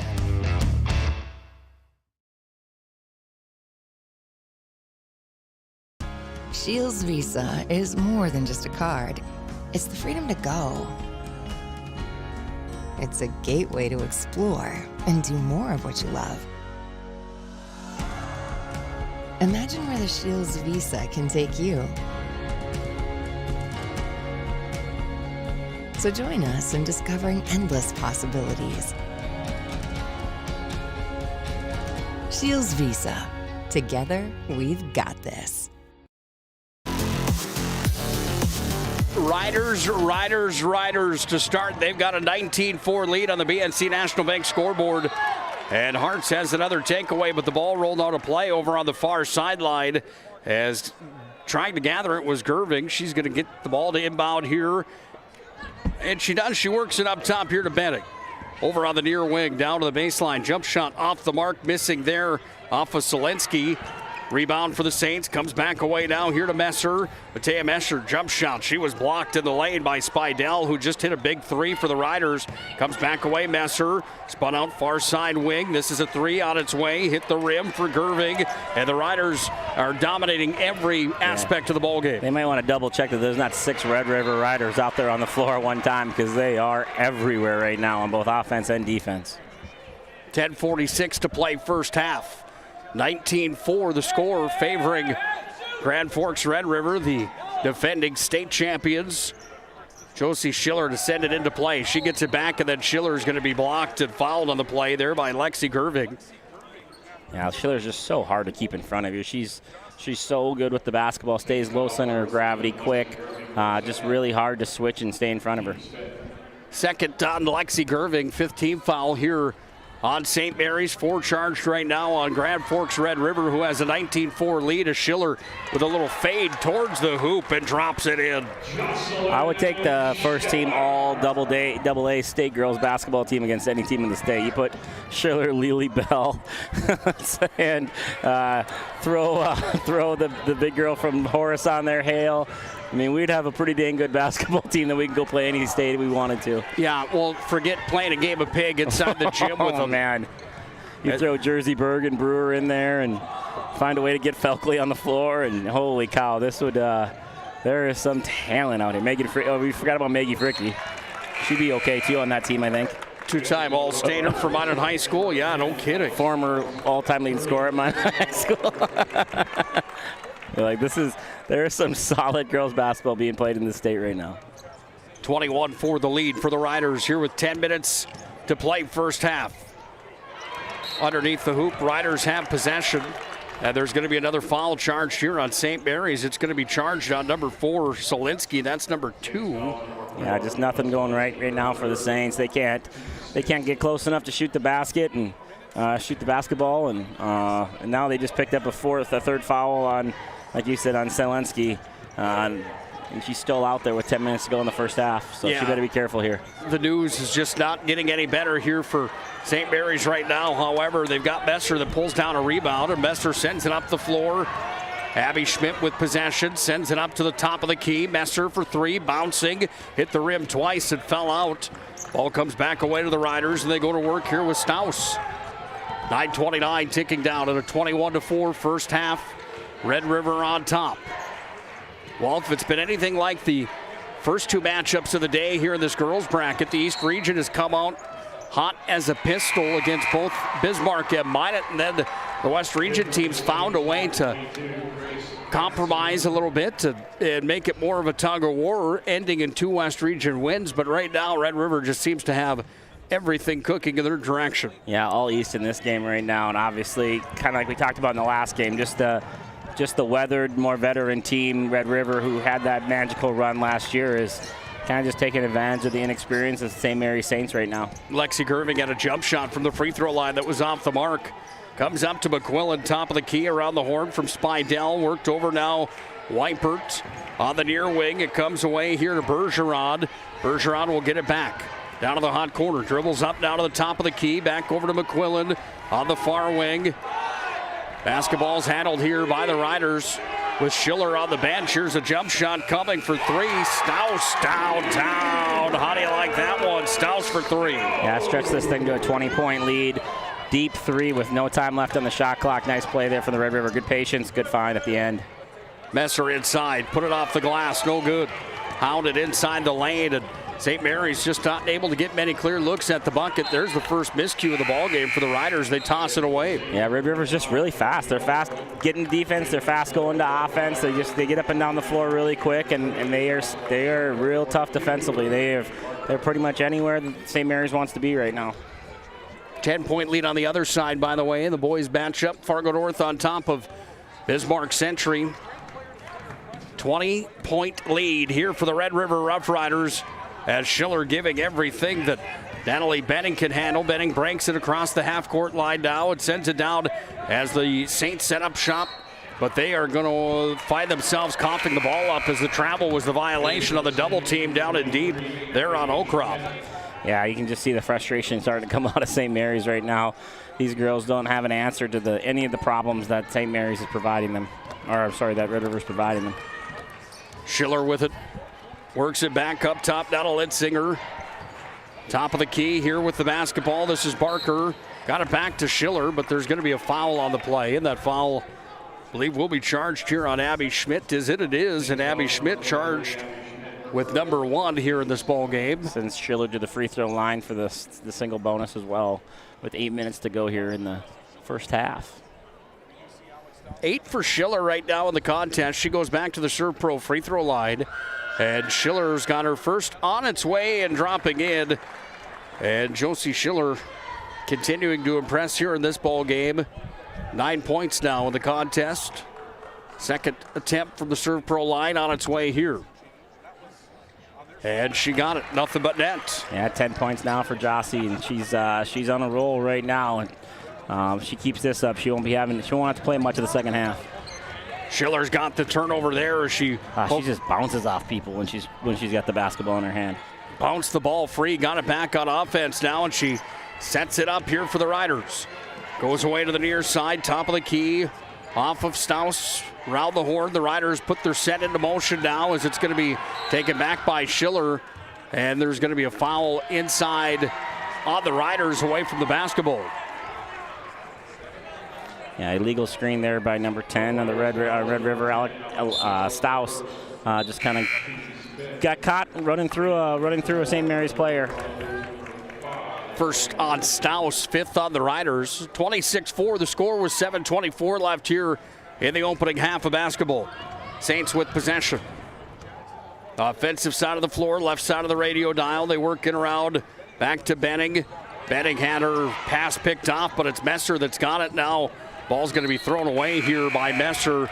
And the headaches continue for St. Mary's in this first half with 7:08 left, trailing 26-4. Yeah, they dodged one turnover just to throw it out of bounds 2 seconds later. Red River's just got them flustered, not really knowing where to go with the basketball against that 2-3 zone. Hartz delivered it off here to Barker. Now Schiller back to McQuillan. 3-pointer on its way. McQuillan from downtown. McQuillan was 6 in the first half. Big 3 there to stretch the lead to 25 early in the first, still in the first half. Block on the other side is coming in was Linsinger. She got the hand in the way on the shot attempt. St. Mary's retains possession. They get the basketball underneath their offensive hoop. Saints with possession now as it's taken away again by the Riders. The takeaways, the steals, the defensive effort for Red River early on. They look good early in this ballgame, don't they? Yeah, St. Mary's just throwing too many directional passes, chest passes, trying to throw it through the defense. And Red River's so well coached and so well disciplined. Their hands are in those passing lanes, and they're just getting straight steals, straight catches, and going the other way. Schiller's got possession. 3 on the shot clock. Kicked out on the wing, rolled in, then out on the 3 attempt that was just off the mark there for Linsinger. Runner in the paint. Saints finally on the board as Gerving drops it in for her first points of the quarters. Nice take there from Gerving, breaking the pressure and then getting all the way down the floor for her own runner. Red River tried to come back as fast as they could and score themselves. No such luck. Gerving was able to clear the rebound. Down to 5:39 to play. First half, Schiller razzle-dazzle towards the rack. She was unable to put it up and in.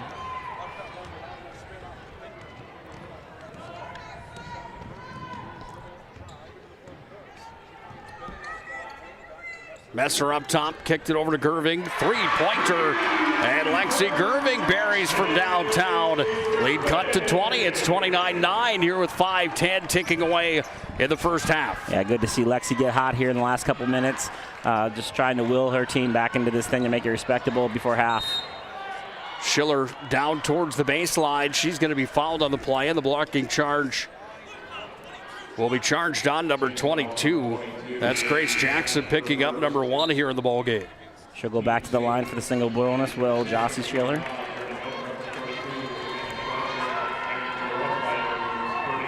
.135 times She's trying to fire for 3. She's hit 44 of them on the year, but she's been more impressive at the Serve Pro free throw line, and she's perfect on the day, 3 for 3 from there here for Schiller. Yeah, really poised basketball player. And if you've never seen her play, if you didn't have a chance to watch her last year at the state tournament or anytime this year, she is a handful. She's a fun little fast guard, good strength, be able to keep herself low to center of the gravity, and she knows how to score the basketball. 4 field goals, 4 free throws for her. And the lead's at 31-9 on the BNC National Bank scoreboard with under 5 to play in the first half. Don't look now, Joe, but it's Century within 6 against Fargo North on the other court, down to 2 minutes 40 seconds left in that ball game. Scott Woodmansey and Chuck Claremont have the call on the PSP network. Takeaway by the Riders. Schiller turnaround. Schiller was blocked by Gerving. Saints fans come alive as they've got some mojo working now here with 4:30 to play in the opening half. Yeah, great transition defense by 2 or 3 Saint players, especially Gerving getting that block. And Matea Messer steps into the lane. Jump shot, good. Some of those players those star players that we talked about coming alive here. Messer now with another bucket. Gerving in the last 2 buckets, just starting to step up for their team a little bit and cut this back to 20. McQuillan off to Schiller. Between the legs, Schiller back over to McQuillan. McQuillan's got it back now. Worked it to the free throw line. Here's a long jump shot. Shot clock's down to 3. Saints get the ball anyway. Didn't hit the rib. And St. Mary's has possession back up the floor. They go with it. St. Mary's has done a good job defensively. They've held them to taking desperation shots late in shot clock the last couple times down the floor. Riders get possession and a timeout coming here. Kent Ripplinger in his 13th year takes a timeout. 20-point lead for the Riders. 31-11 the score on the BNC National Bank scoreboard. Whether it's getting an education, making priceless memories, learning to play, playing to learn, or simply getting where you need to go, the team at Ackerman Estvold has been behind these projects and countless others, developing critical infrastructure, valuable spaces, and even some good old-fashioned fun. Entrusted with the things you know, but delivering more than you may realize. Ackerman Estvold, trusted for decades and decades to come.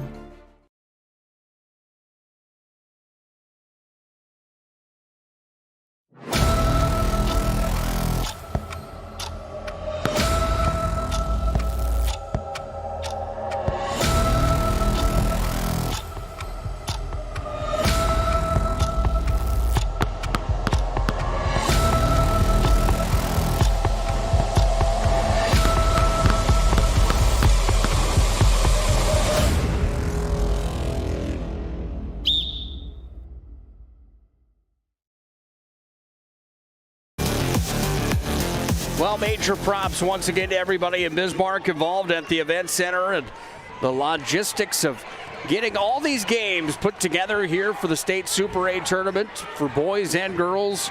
Not an easy challenge. Speaking of challenges right now, it's St. Mary's that's got their hands full here with the Riders. 2 attempts missed from Red River from the free throw line and in, and then the Saints take the basketball away here where it comes up now to Messer, back to Gerving. Lexi Gerving sets the offense for the Saints, trailing by 20 at 31-11 with 3:09 left in this first half. Here's a jump shot, and the Saints are starting to claw back in as the point was there for Okrop on the field goal. And nice job of moving the basketball that time all the way around the horn. Okrop got to a spot where she was comfortable shooting it. No hesitation and knocked it down. Riders with possession. Offensive side of the floor. From the elbow, jump shot. Rimmed in, then out. Basketball taken back by the Riders. They recover the rebound as Schiller's got it here. Schiller thought about it. Now Schiller's going to pull back out, go around the horn again from Bergeron. Hot corner pocket, no good. That one missing from Weipert. Schiller somehow comes away with the rebound, floats towards the rim again. Missed there. Saints pull it down at St. Mary's. Yeah, have a little something going. Messer's done a great job cleaning up the boards. That's 3 or 4 big-time defensive rebounds she's had, soaring over all the Red River players for the ball. Saints with possession now. Little step-through move. How do you like that as Journey Okrop with back-to-back buckets. And the Saints are marching back. Lead cut down to 16 now. Here's Schiller, kicks it outside. Hartz for three, off the mark. Rebound pulled down. Riders have possession with Spidell. Now it comes back away here from the Riders on the near side. And Weipert back up to Schiller. 1:45 to play, first half, 31-15. Schiller razzle, dazzle in the paint. Count the bucket and the foul for Schiller. Wow. Yeah, tough take there. Double crossover, got to her right hand. After getting past the first defender, switched over to her left to shoot the floater and got fouled. Really tough take from Schiller, made it look pretty easy. 1:40 to play here in the first half, 33-15. It's Red River on top of the St. Mary's Saints. St. Mary's the number 4 seed out of the WDA, coming in at 12-12, a perfect 500 on the year for them. The Riders at 22-2, the 1 seed out of the East.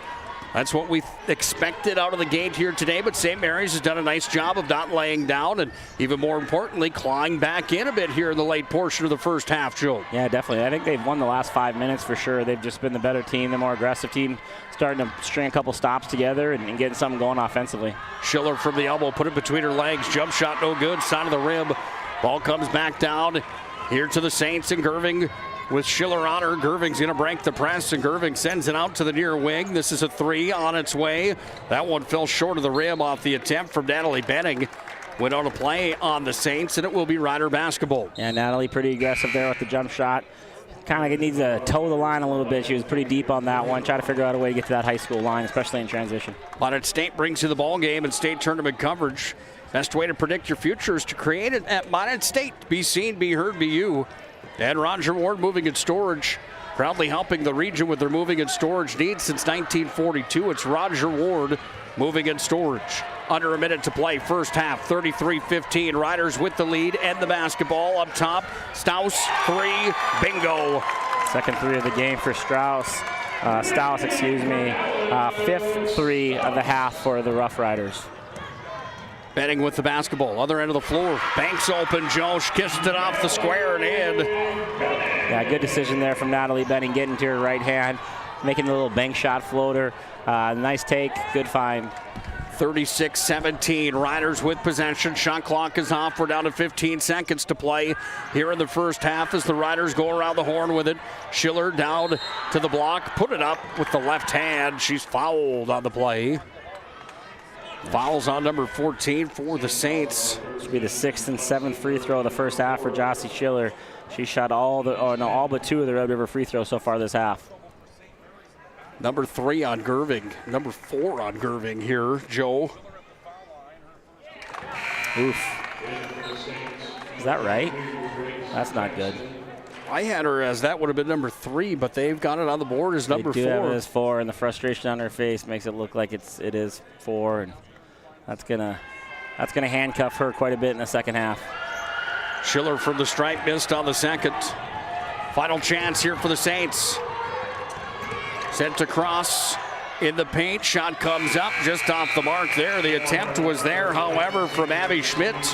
We are through one half of basketball. The defending state champions have themselves a 37-17 lead on the BNC National Bank scoreboard. Magic Towing halftime report comes up next here on the PSP Network. This presentation on the PSP Network is proudly brought to you by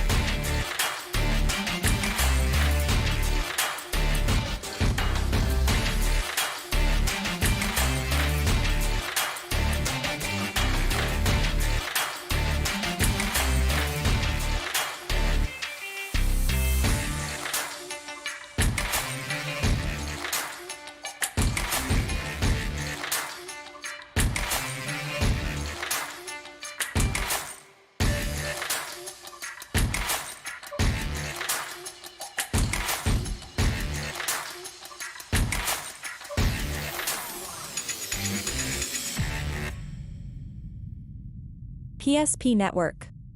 It's game day. When facing disaster, it's not just the things we lose, but the memories. But there's hope. ServPro, with decades of experience in Minot and Bismarck, is always ready. Our certified professionals don't just restore homes, they rebuild lives.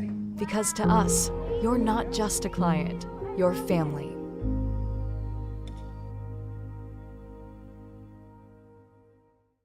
Shields Visa is more than just a card. It's the freedom to go. It's a gateway to explore and do more of what you love. Imagine where the Shields Visa can take you. So join us in discovering endless possibilities. Shields Visa. Together, we've got this. Meet Gary. Gary is an ordinary guy, but right now Gary has car trouble. Gary doesn't know about magic towing. Don't be like Gary. Remember the name and the number. It's Magic Towing. We are here to help 24/7. Magic Towing in Western North Dakota. Don't be like Gary. Remember the name and the number. It's Magic Towing. It's Ike Heating Furniture World's 90th anniversary sale. Now's the time to celebrate, update, and redecorate. From furniture for every room to flooring that brings it all together, you'll find incredible anniversary savings on just what you want, just what you need. Step up to better sleep on a Sealy, Stearns & Foster, or Tempur-Pedic mattress, all comfortably priced. Plus, no interest for 5 years. Don't miss this one, the 90th anniversary sale, going on now at Ike Heating Furniture World. The best part about working at BNC National Bank is developing relationships. I love working with people. We've been here for over 25 years. We've grown just like our communities we're in. But we still have that personal connection with our customers. And that's why we can find the best solutions for them. It feels great seeing projects around the community and knowing we're a small part of making that happen. We're helping people buy their first homes. Plan for the future. From startups to big business. We're part of the community. And we're proud of it. Yours truly, BNC. We want it all.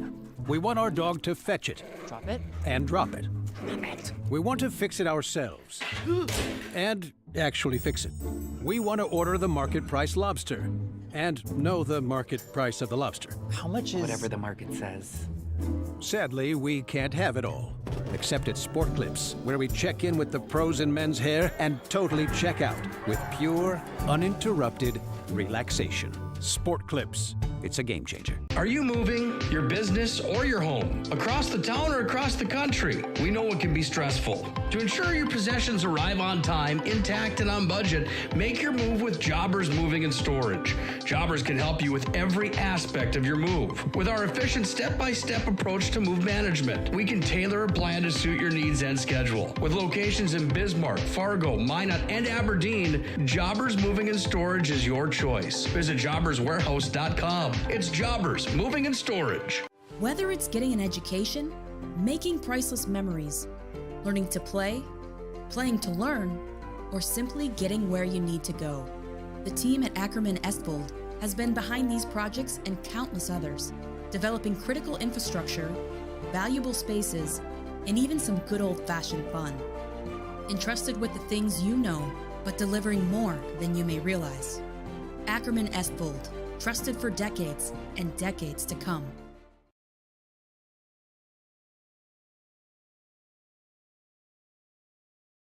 We've changed our name, but we haven't changed the DNA of who we are. We still offer the best product at the best price with the same people.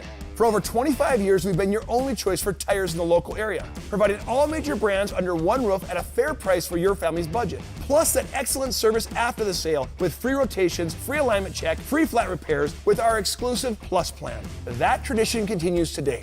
Looking for tires you can trust? Choose us. Trusted Tire and Auto. When it's time to choose your team, you want to pick the best. I pick Carson Wentz. I pick Hunter Lipke. Where'd you come from? I was in football just like you. Always choose people you know and trust for your team, like your community bankers at First Western Bank and Trust. You can bank on us. For decades, Nodak Insurance Company has been serving our state's residents in good times and challenging times. We come together for the greater good, from simple acts of kindness to company-wide efforts that make a difference in our community. It's who we are, rooted in North Dakota and ready to serve when it matters most. Nodak Insurance Company, agents with answers. Darren Johnson, Cody Olson, and Scott Wilkins, your agents with answers in Mandan. You have built an amazing life by working hard and doing your job well. Delivering financial advice is what we do well. At Ameriprise Financial, our job is to use our skills, experience, and research to help you become more successful in today's economy.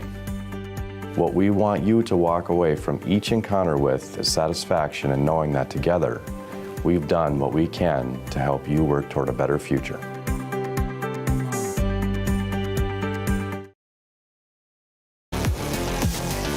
One half of the books.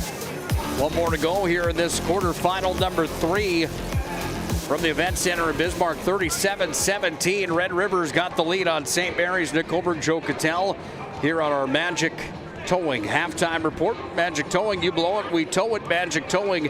Put this number in your phone now. You'll be glad you did. 701-509-4011. Joe, your thoughts on that first half?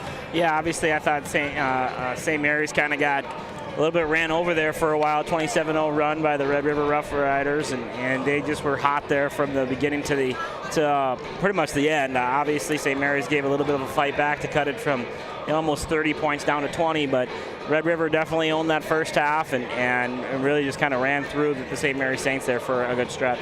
How about the halftime numbers, or the numbers through one half, I should say? Yeah, St. Mary scored 17 points. They had 4 players in the books, 5 points from Lexi Gerving. She did pick up 4 fouls, so that's something to watch here is who comes out in the starting lineup in the second half. 4 for Natalie Benning, 4 for Journey Akrup, and 4 from Mattia Madison for 17. Big number of the first half. They had 14 turnovers. The Red River Rough Riders, they were led in scoring from 15 from Jossie Schiller. They had 6 from both Alex Staus and Riley McQuillan. 5 points for Ellis Spadell, 3 points from Morgan Hartz, and 2 points from Hannah Littinger for a total of 37. The biggest number, obviously the 27-0 run, but 15 extra possessions for Grand Forks River when you subtract the offensive rebound margin and the turnover margin. They had 10 less turnovers and 5 more offensive rebounds.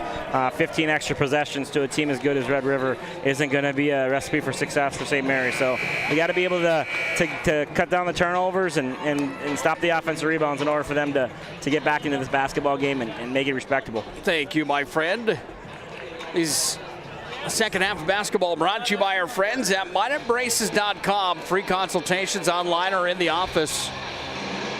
0% financing as well at MineUpBraces.com.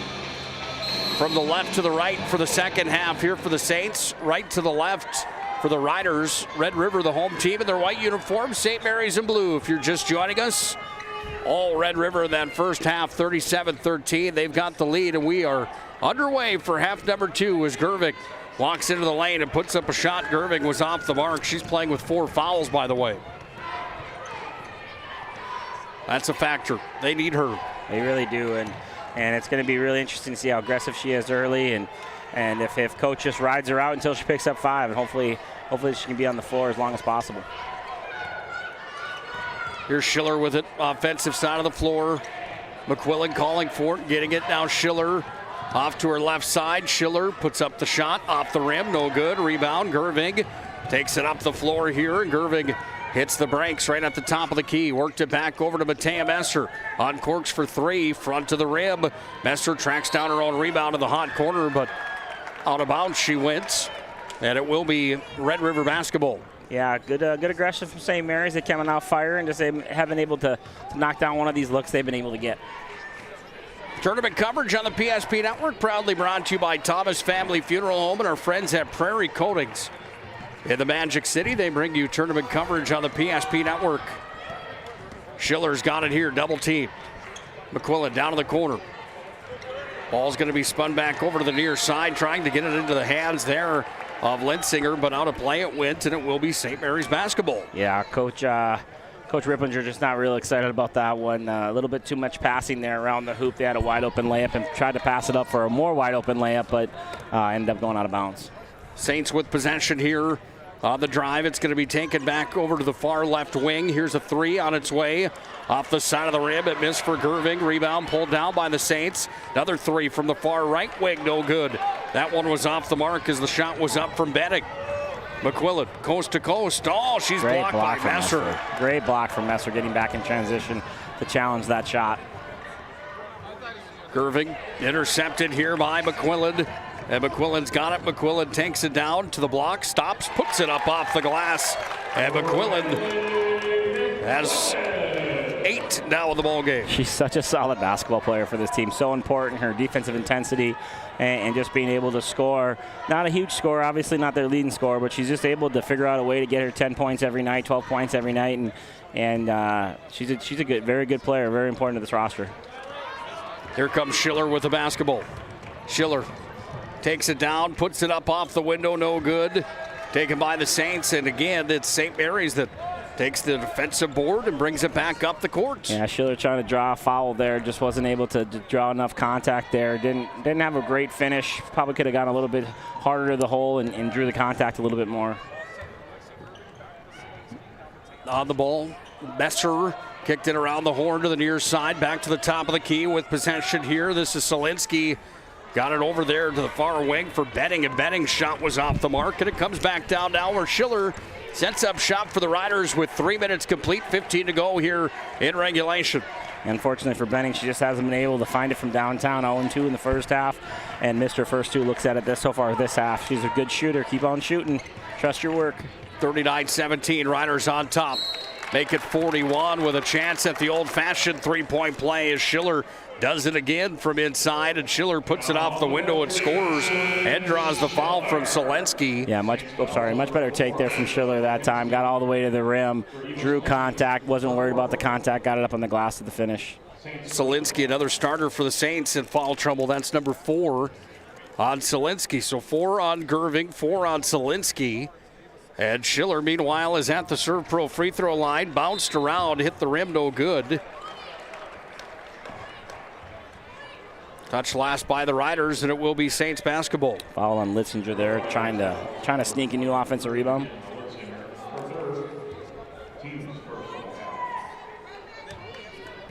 It's number 3 on Litzinger. 41-17, Riders on top. Around the horn, corner pocket, deep 3 was no good there. Missed for Abby Schmidt, and it comes back away down to Schiller. And Schiller brings it across the half-court line. Yeah, St. Mary's is 0 for so far here in the second half in these first 4 minutes.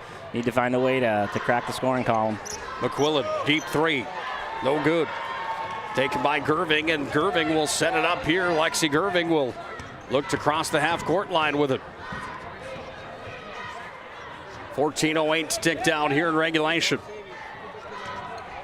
Ball spun inside the lane now here to Messer. Matea Messer trying to take the shot up. She's fouled on the play. Yeah, Matea Messer head to the free throw line to see if she can't score. Get some points on the board here in the second half. She's had a really good game. 4 rebounds in the first half. Only 4 points, but a lot of aggression, a lot out there running around making plays. Had a block shot, had an assist. So she's really trying to make an impact on this game so far. 0 for 1 from the Serve Pro free throw line. Here's a full line change coming for the Riders. They go 4 for 5. As the line changes out, they leave Schiller on the floor. Good decision. Here's Messer. Dropping it in, and Messer from the Serve Pro charity stripe converts. 41-18 now. Red River still on top. Under 14 to play in regulation. Hart's around the horn. It came over to the far side. Schiller, little juke move, and then put it up and in on the floater. Yeah, 19 in the game for Schiller. Nice job stopping before contact there. Shooting a little 12-foot jump shot. Ball comes back away now here to Gerving. Trying to go back down to the corner. Comes up top down to Messer. Fired back away to the near side. Gerving for 3. No. Rebound pulled down by the Riders. Red River's got a giant lead here at 43-18.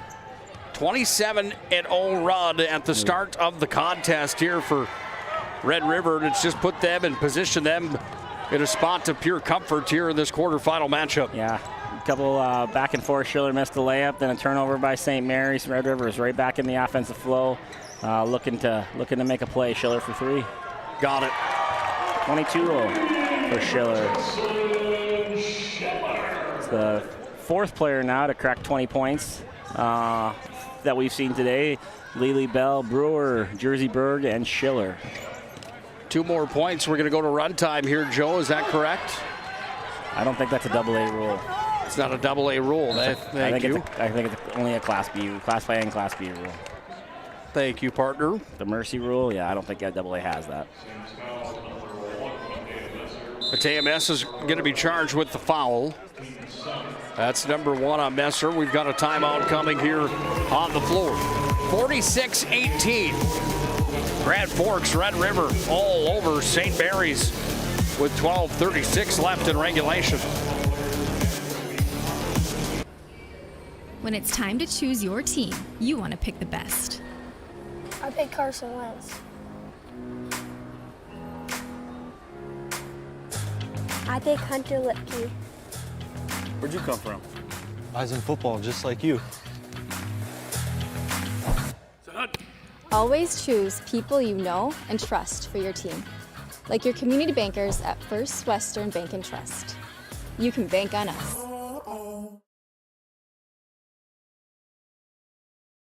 The Jersey Mike's catering box is the easiest way to feed your friends. The hard part is picking your sub.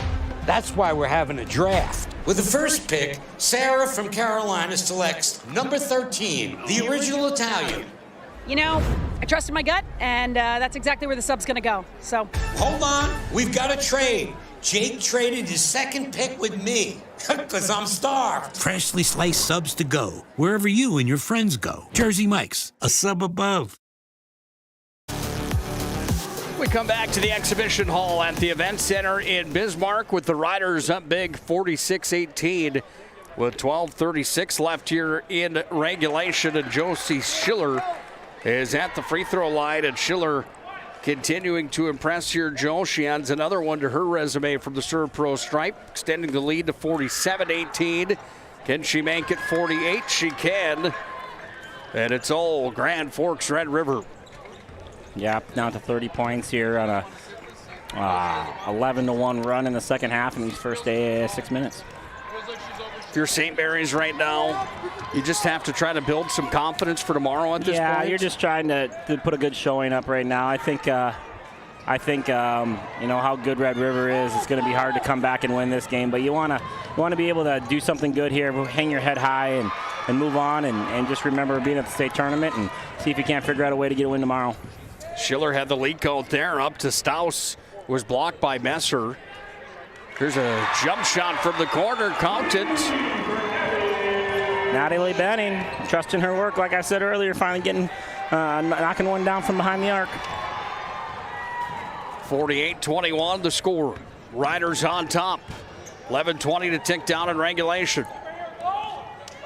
Messer sent it out into the middle there where it's collected by Benning. And Benning's got it here where she goes back to Gervik. Gervik from the elbow, back to Benning. Can she get another one? Ooh, in and out. Rimmed in, then came back out. That was halfway down for sure. Those are a stinger when that happens. Yeah, good look there, good draw and kick. Just wasn't able to hit back-to-back threes. Tyler Hagen Photography is here at the State Super A this weekend. Tyler Hagen capturing the action by those tournament game action shots on the social media platforms for PSP Network. Tyler Hagen Photography, of those photos brought to you this week by our friends at Shields of Bonnet and Bismarck. They also bring you the Player of the Week each and every week on the PSP Network. Saints with possession now in the offensive zone. Little jump shot. Benning's going to be off the mark there as Natalie Benning. Quiet 7 in the ball game. Only 21 on the board for the Saints with 11:15 left in regulation. Yeah, good shot there from Natalie. Just not able to get it to fall down, chase after the offensive rebound. Watch then the ball end up going out of bounds to Red River. Schiller's got it top of the key. Schiller between the legs, little floater again. Schiller gets it to drop in. That's just a special shot, isn't it? She's really good. That's 26 for her on the night. Another one of those special performances that we've seen today so far in these first 3 games. It's the opposite of the step back jump shot. You can just tell her concentration. She's just staring at that rim, and she's one of those that's put up a ton of work too, and probably have hit that shot thousands and thousands of times. Lexi Gerving with the point. Ball comes back away now here to the Red River Rough Riders. They go to work in the offensive zone with a 50-23 lead. All-time leading scorer at Grand Forks Red River. 1,582 points for Schiller coming into the state tournament. Pretty impressive when we get to see so many girls here at this tournament that are their school leaders in program history. Yeah, we saw Lily Bell, Brenna Dick, and now and Jossie Schiller, all 3 players in 3 games that are their best score their school's ever seen. Back to back to back here in this tournament. Schiller crossover move, got it back to the corner. 3 on its way, no good. Schiller went up for the rebound, and they're going to say Schiller touched it last year, Joe. It will be St. Mary's basketball. Yeah, good job by Schiller there, going up for the rebound. Just wasn't able to hold on tight to it. 9.5 to go here. 27-point lead for the Red River Rough Riders. Red River still pressuring, pressing up the floor, still being aggressive, trying to get steals. Well, you talk about Schiller a little bit more. She's a multi-sport athlete, is in the paint, and the jump shot was there for Journey Okrop. 6 for her in the contest. Still a 25-point lead for the Riders, though. They've got St. Mary's doubled up at 50-25. Looking at Schiller and her resume, first place in the 400-meter track, 4x400 meter first place, 4x800. Talk about just dominating. What an athlete. Yeah, just dominating high school athletics for a number of years for her. And McQuillan with the big 3 as the ball moves around the perimeter. Knocks another one down for her 11th point. But yeah, going back to Schiller, she's, usually that's the case, right? It's very hard. It happens, and there's specialists out there that are really good at one sport. But usually competitors like to compete all year long, and Jossie Schiller sure has proven that with being as successful as she has in everything she touches. I would think the Night Riders, the hockey program in Grand Forks between Central and Red River, is probably saying, come on, why didn't we get the hockey pads out at a young age for this young lady? The Night Riders, I didn't know that. That's a nice name. I like that. The Night Riders. Is it like a Harley Davidson mascot, or is it? Well, I'll have to pull it up and show you. Sounds like a Sturgis bar. Yeah, it does. Yeah. Grand Forks, Red River, and Central on the boys' side played for a state hockey championship again this year. That was no big surprise to anybody in North Dakota. Might have ended up with the best finish of a West Region team in quite a few years. They took a 3rd place home from the state boys hockey tournament. There's a jump shot that's off the mark there. That one missed for Litzinger, and it comes back away down to the Saints with 8:20 to play here in the second half of basketball, 53-25. Riders have the lead and full command of this quarterfinal matchup. Yeah, they're definitely running away with this one, and it'll be interesting to see how long, if ever, if Jossie Schiller comes back into the game, or if coach decides to keep those legs fresh as possible for tomorrow. Ball's going to come back in favor here of the Riders with 8:12 to tick down. This game on the PSP Network brought to you by Planet Pizza, 701-852-1700. Planet Pizza, proudly serving the region for over 25 years at Planet Pizza. Try those mouth-watering breadsticks or chicken wings or that Blue Buffalo pizza. You won't be disappointed with Planet Pizza. They're online, planetpizzand.com, by the way. Here's McQuillan on the left wing. Got it back up to the top of the key where it comes back here to Staus inside. Little bouncer off the back of the rim. No good. Rebound pulled down here by the Saints as Litzinger just missed inside the paint. Winner of this game will get the winner of the next matchup that we have coming your way That's a matchup between Legacy and Davies. That could be a good one as well here, Joe, coming up next. Davies, if I'm not mistaken, was upset in the first round or the second round by the Horace team that we watched earlier today. So I think they were the kind of favorite to be top 2 coming out of the East, ended up taking third. So that matchup with them and Legacy should be a dandy. Litzinger on one end, on the other, it's Matea Messer who drops it in. Messer up to 7 points now, and it's a 55-27 score favoring Red River with 7 on the dot to play here in regulation. Riders with possession. Top of the key, Staus got it to McQuillan. Inside, little post play. Nice finish there for Ella Spidell, and Spidell's got 7. Yeah, nice move there from Spidell, getting the deep post catch and turning to her left shoulder, knocking down a little right hook. Messer had it stripped from her. Taken by Spidell, make that Litzinger, got it off into the hands there of Staus, and Staus just runs it down and puts it up and in. Yeah, right now, no looking like Red River is going to back off at all. They're still being aggressive. They're not pressing anymore, but they are still on the hunt for points and deflections. 59-27, they've got the lead. Make it 59-29 now as Natalie Benning had a jump shot from 10 feet away that went in. Yeah, nice bucket for Natalie, her 5th point of the half, 9th of the game. Leading scorer so far for the Saints. Ella Weipert got it here over to the far side where it comes to Staus. Staus on the runner, no good. Ball taken out of there by Messer. Matea Messer will bring it back across the half-court line. 30-point lead for Red River, the defending champions.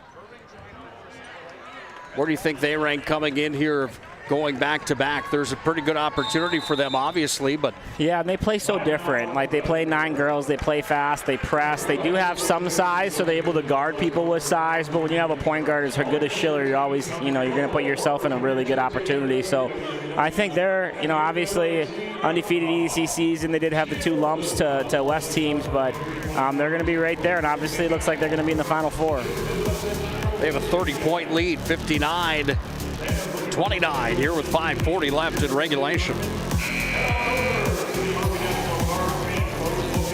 The best part about working at BNC National Bank is developing relationships. I love working with people. We've been here for over 25 years. We've grown just like our communities we're in. But we still have that personal connection with our customers. And that's why we can find the best solutions for them. It feels great seeing projects around the community and knowing we're a small part of making that happen. We're helping people buy their first homes. Plan for the future. From startups to big business. We're part of the community. And we're proud of it.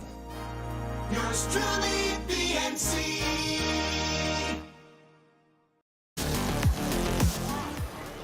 Time starting to wear thin here in the quarterfinals of the State Super A basketball tournament. Red River girls on top of St. Mary's by a score of 59-29. Nick Holberg, Joe Cattell on the call here from the Event Center in Bismarck. Saints are going to have possession here. The Saints will take it back up the floor. Back to that East Region tournament, Joe, and you saw that Red River got through Central in the first round. Then they beat West Fargo Cheyenne in the semis. It was Horace over Davies, the number 2 seed. Yeah. You were right. Okay. It was a 2-3 matchup, though. Then Red River beat West Fargo Horace by a point, 66-65 for the EDC title. Back on the 2nd of this month, just 5 days ago. Yeah, a lot of good battles this year in this state, and I think we're going to see 3 of the best teams playing tomorrow so far, and when it comes down to Davies and Legacy in the final one, I think we're going to have a really good 4-headed monster for that state title. I don't think there's going to be many upsets, no Cinderella in that Final Four. Schiller pulls down the rebound. Riders aren't done fighting yet as Schiller went after the basketball. They're going to say the Saints touched it last, and it will be they're going to say the Riders touched it last, and it will be Saints ball here with 4:12 left in a 30-point ball game. 59-29. Grand Forks Red River on top. And they've looked good from start to finish in this one. They're so deep. 9 players, all can contribute. They definitely all contribute defensively. They fly around and make plays, steals, deflections, and they do a really good job on the defensive end. On the reverse underneath the rack, going up. Abby Schmidt bounced up on the top of the rim about 5 times before it fell in. Yeah, good take there from Abby. You get another player on the scorebook. That's the 5th player to score for St. Mary's today. Taken here by the Riders. Little short jump shot from the far side from Hartz. Riders with the offensive board again. And now Schiller's got it. Double teamed up top to McQuillan around the horn again. Far side, Hartz sends it into the paint. Little jump shot off the window and in. Count the bucket there for Barker. And Maggie Barker's got her first points of the state tournament. Good to see the senior get off the bench and get a bucket here in the first round of the tournament. Lead back to 30 here for the Riders at 61-31 with 3 on the dot to play in regulation. Join us for our Planning Team Financial Shots Crossroads postgame show. We'll name our MVP of the game. We'll also have our Jobbers Moving and Storage move of the game. That all will happen coming up in 2 minutes and 48 seconds as Schiller will go to the bench with 28 on the night. Another great performance. Like we said, we've seen 4 or 5 of them now. We had Hale with 20, 28 from Schiller, 24 and 28 respectively from Berg and Brewer, and the big one from Lily Bill, 37 in the first one. 63-31 the score here. 2:48 is all that remains in regulation. All Red River Rough Riders.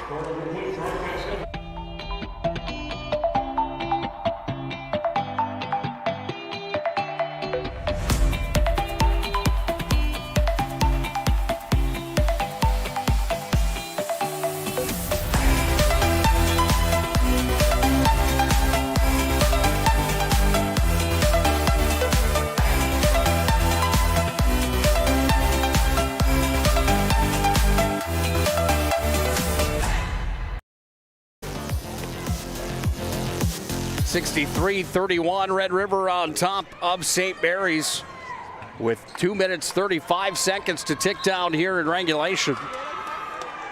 Talked about building off of some of those positives for St. Mary's moving into tomorrow's losers bracket on the consolation side.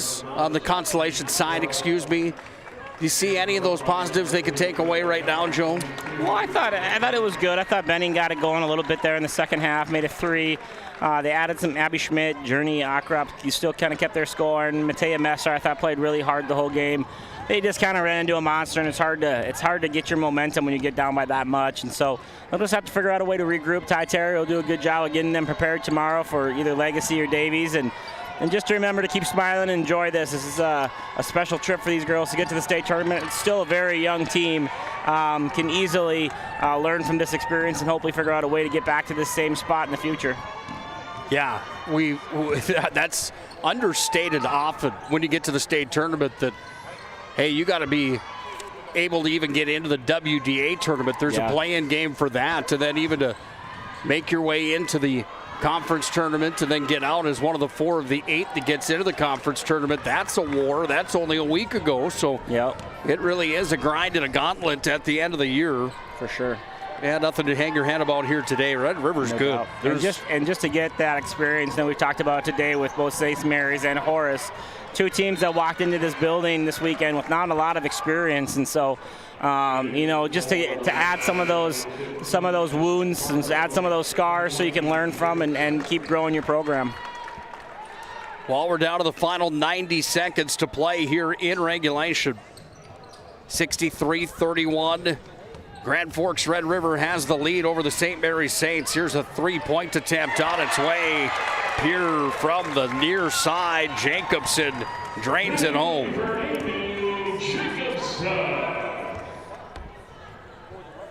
1:10 ticks down. 66-31. Riders on top. Ball's going to be sent free here by the Saints in their offensive zone. At the top of the key, it's going to be worked back over to the near side, touched there by Catrice Kern, but it's taken here by Grand Forks Red River. We're down to the final 50 seconds to play here in regulation. You have a pick for our MVP of the game? That's a good question. I thought there was a lot of good players. I think I got. Are we going MVP or are we going X Factor? We can can go X Factor for this one. Let's go X Factor for this one. I like that. I got one. MVP X Factor brought to you by our friends at Sport Clips. Sport Clips Haircuts, Minot and Bismarck. I have the app. I just signed it online. It's quick. It's convenient. They do a great job at Sport Clips. 66-31. Red River on top, but they are on their way here into the semis as 29 seconds will tick down. 3 seconds different between the shot clock and the game clock as the Riders will run a set here and work it back around to the top of the key. Take it back away now here over by Jacobson. The youngsters on the floor for the Riders. Can they get more points on the board? No, that one's off the mark. We talked about this earlier too. 8 seconds left here in the contest. It's good experience and good time here for some of the underclassmen to get some experience at the state tournament. 100%, especially when the Red River is so senior loaded. It's great just to get some more minutes on the floor for those younger girls. 66-31 is the final score as the Riders take down the St. Mary's Saints in the quarterfinals of the state tournament. Planning Team Financial Shots Crossroads postgame show comes up next here on the PSP Network. On the PSP Network is proudly brought to you by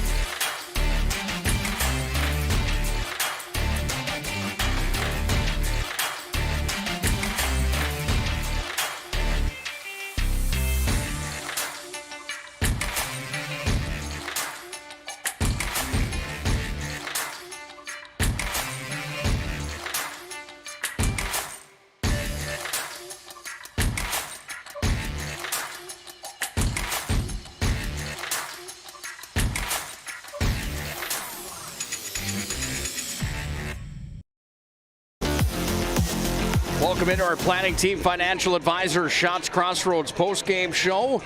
We'll tell you about our sponsors in just a moment, but we've got our player of the game joining us right now, and it's Red River's young lady that certainly is fun to watch, and Riley McQuillan, the senior. First things first, a 27-0 run there in the first half. What was going through your mind when all of a sudden it just went on cruise control? It just started with our defense, and we had to get stops, and then it led to our offense, and that gave us some confidence to keep the game going. Talk a little bit about your experience from last year getting to this point again. Does it feel the same as last year, easier? Is it completely different? Just talk a little bit about what last year's experience has helped you so far this weekend. Obviously, the experience has helped build confidence and keep us under control in these close games, but it's a completely new team. Well, not completely new, but It's a new team this year, and every other team is different. So we just have to come into the mindset that it's one game at a time. How do you like having the target on your back as those defending champions and knowing that you're going to get everybody's best? And obviously at the state tournament, you're going to get everybody's best, but is there more pressure being the defending champions? It's not really much more pressure. It's just we go into every game thinking about us and what we do rather than what everyone else thinks about us and stuff. So, yeah. Legacy and Davies are going to play next. You'll meet the winner of that matchup. Is there one of those teams that you'd rather see tomorrow night between Davies and Legacy? I don't know. They're both good teams, so it'll both be a battle no matter what. So I'm good with whatever we get. Nice job here tonight. Thank you. Congratulations. That's Riley McQuillan, our MVP of the game. And And for good reason. You've been trying to bait all those players into picking a team, and not one of them have fell. They're pros, I'm telling you. They're wise beyond their years. Well, tomorrow, Legacy and Davies are one of those teams that matches up better with Red River. Well, Legacy's beat them. I think that's the starting point. Legacy beat them in their one matchup this year on the road. They went out to Red River and won. And Davies have obviously lost twice to them in the regular season. So, if I'm Red River, I want to play Legacy and make up for the time I lost. But I also, you have a feeling that you're comfortable with Davies. It's hard to beat a good team 3 times, but you've obviously done it twice now, so you probably have a comfort level there as well. So, yeah, I think it's going to be a heck of a basketball game no matter who it is. One that's, semifinals are going to be a heck of a basketball game no matter what. But that's really going to be one to circle and make sure you're tuning in for. Yeah, that will be a fun one tomorrow night. It's our Planning Team Financial Shots Crossroads postgame show after Red River takes down St. Mary's 66-31 on the BNC National Bank scoreboard. Jody, you have some final numbers for us in this ball game. Yeah, the St. Mary's Saints scored 25 points on 26% from the field and 12% from the three-point line. Probably not the performance they're really hoping for today in the first round, but they did put up a great effort and played a really, really good Red River team. They're led in scoring by Lexi Gerving and Matthias Messner, both with 7 points. Natalie Benning with 6 for Journey Ockrup, and 5 for Abby Schmidt for a total. And I think that might be a mistake. I got 9 for Natalie Benning. So yeah, I'm gonna go with mine instead of the official ones. I got 9 for Natalie Benning and only 2 for Abby Schmidt. So nice night for Natalie, leading all ways in scoring with 9. For the Rough Riders, they forced, first of all, 25 turnovers. I think that was a big turning point. To force 25 turnovers, their defense is just stellar. They're led in scoring by Jossie Schiller with 28. 8 points from Alex Strauss, 11 points from Hannah Litzinger, 7 points from Ella Spadell, 2 points from Maggie Barker, 4 points from Hannah Litzinger, 3 from Amy Jacobson, and 3 from Morgan Hartz, for a total of 66, leading for that 35-point victory. They offense or rebound St. Mary's 15-7, and like I said, they won the turnover battle 25-9. They shot 34% from the field, 40 from the 3, and 77% from the free throw line. 66-31, that's how it's done. Time for a couple orders of business here in our post-game show, brought to you by Planning Team at Shots Crossroads. Our move of the game brought to you by Jobbers Moving and Storage. Whether you're moving across town or across the country, it's Jobbers Moving and Storage. How do you like a 27-0 run of the first half? That's the move for me. Sounds like a move to me. That sounds like a journey, so to speak, more than just a move. That's a long stretch of points, but yeah, I think you can circle that and stamp it. That's where the game was won and lost right there. Jobbers Moving and Storage. Locations in Bonnet, Bismarck, Fargo, and Aberdeen. Visit them online, jobberswarehouse.com. Our MVP of the game, congratulations. We talked to the young lady, Riley McQuillan. She is our MVP, brought to you by Sport Clips Haircuts, Bonnet and Bismarck. Find them online.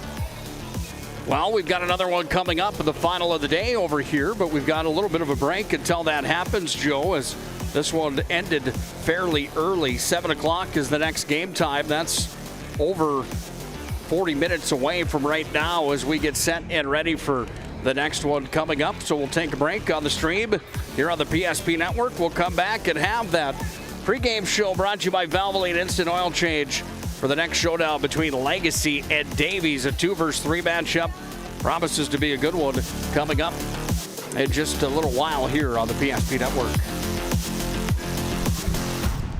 This presentation on the PSP Network is proudly brought to you by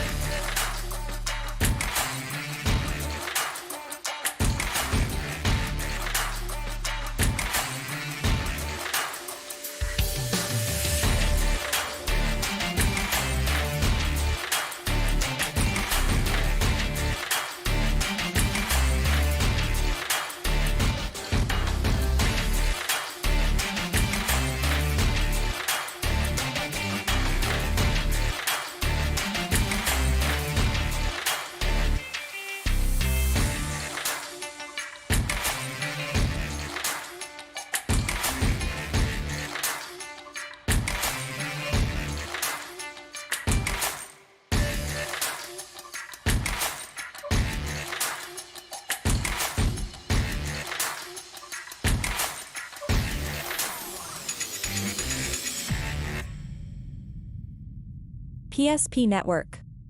It's game day. Whether you're looking for a full-service financial plan or planning for farm or business succession, Planning Team Financial Advisors is here to help you work toward achieving your financial goals. With locations in Bismarck, Garrison, and Center, our full-service team of professionals are dedicated to helping you work towards achieving your financial goals. Visit us online, planningteam.com. Securities offered through LPL Financial, member of FINRA SIPC. Investment advisory services offered through New Edge Advisors LLC, a registered investment advisor. New Edge Advisors LLC and Planning Team Financial Advisors are separate entities from LPL Financial. How would you like to turn this into this? With Shots Crossroads Fuel to Food Reward Program, you can. Here's how it works. Pick up a fuel tracker card from any of our C-store cashiers. Every time you fill up with gasoline or diesel, use the fuel tracker card to record your gallons. Once you reach 1,000 gallons, you'll be eligible for a $10 gift card to Shots Crossroads Restaurant. Start earning your rewards today at Shots Crossroads.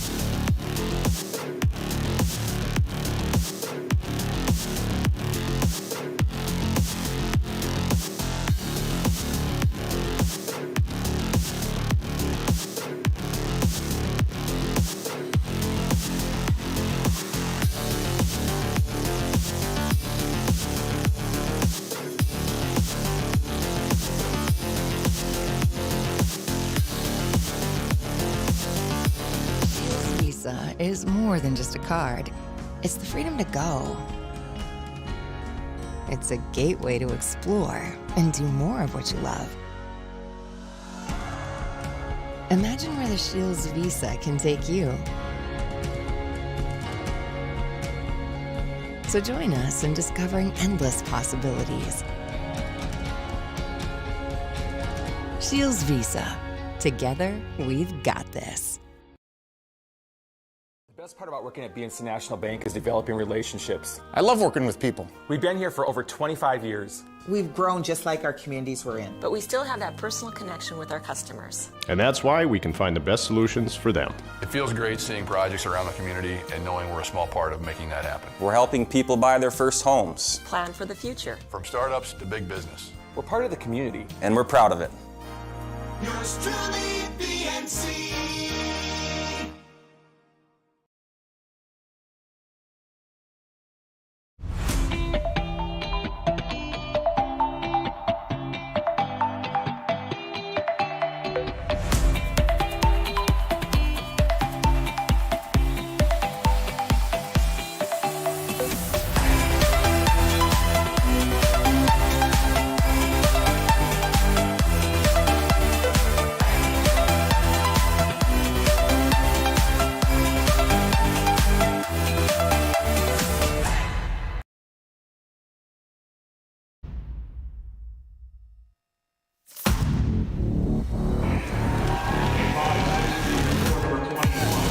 Three teams are already into the semifinal round of the state Super A tournament of the girls bracket. We need one more to complete the bracket for Friday and Friday afternoon. Welcome in to quarterfinal number 4. It's the Legacy Sabres, the number 2 seed from the West region at 18-6, taking on the Davies Eagles, the number 3 seed from the East, coming in at 20-4. It's our Valvoline Instant Oil Change pregame show. Valvoline Instant Oil Change, locations in Minot and Bismarck. 15-minute drive-through oil change. You can't beat it at Valvoline Instant Oil Change. I'm Nick Holberg, joined by Joe Cattell, the former head coach of the University of Mary men's basketball program. Well, Coach, showtime here at the exhibition hall at the event center for game number 4 today. A little bit of a load covering all these, but we've been treated to some good basketball. This one really has the makings to being maybe the game of the day. Those 2 versus 3 matchups usually are that way. Yeah, for sure. And Legacy, just a really good WDA tournament last week. Davies the same. Just both teams really riding the high right now to get to this point, and both teams are extremely talented. Looking forward to this one. Couple of the players to watch for here in this showdown today. You look at Hallie Severson for Legacy, 12.6 points per game, and Brooklyn Felkley, 14.1 for the Sabres. But it was Berry Hill really that impressed me in the region tournament just a week ago. Yeah, Mia was awesome. She really shot it well from the 3-ball, especially in the semifinals versus Bismarck High. She's the straw that stirs the drink, so to speak. Does a really nice job of getting everybody into action, and she's an aggressive scorer herself. On the other side, Davies has Franks and Safransky. These 2 young ladies are putting up some major points coming in, and you got to keep an eye on number 3, Carly Franks, and Ashton Safransky, number 20, but they are more of a triple-headed monster themselves. Yeah, no doubt. They have a lot of players that can really make plays for them. They've had some experience here in the tournaments. Got a nice 1-2 punch there with the seniors and Safransky and Franks. Also got a nice Paciante, is that how you say it? And that's how we're going to go with for now, but she's also a player that can really fill it up as well. So looking forward to this game. It should be a good one, and can't wait to get it started. Safransky against Petrick with a couple coaches in their 9th years going toe-to-toe. Playoff Pete, can he get it done? Playoff Pete looking to get back into. Playoff Pete, I like how that's catching on. Can they get it done here tonight? Did you get confirmation? Passanante averaging 17.9 per night here for the Davies Eagles. They've been officially introduced inside the venue. Legacy will be introduced now. The venue here at Bismarck in the event center really is a special place. This exhibition hall doesn't have the bells and whistles that next door does, where the semifinals will be played, and right now the boys are being played right now in that main arena. However, this place really has a great atmosphere again for this matchup here on Thursday evening, just ahead of 7 o'clock. On your clock. Yeah, no question. This place gets wild, it gets loud. Good crowd so far in here today, and it really does have that playoff feel with just how close everybody is. And honestly, it's a full house, and so it's a lot of fun to get some energy going in this game, and hopefully we have a good one from the start here. Yeah, let's tip it off when we come back.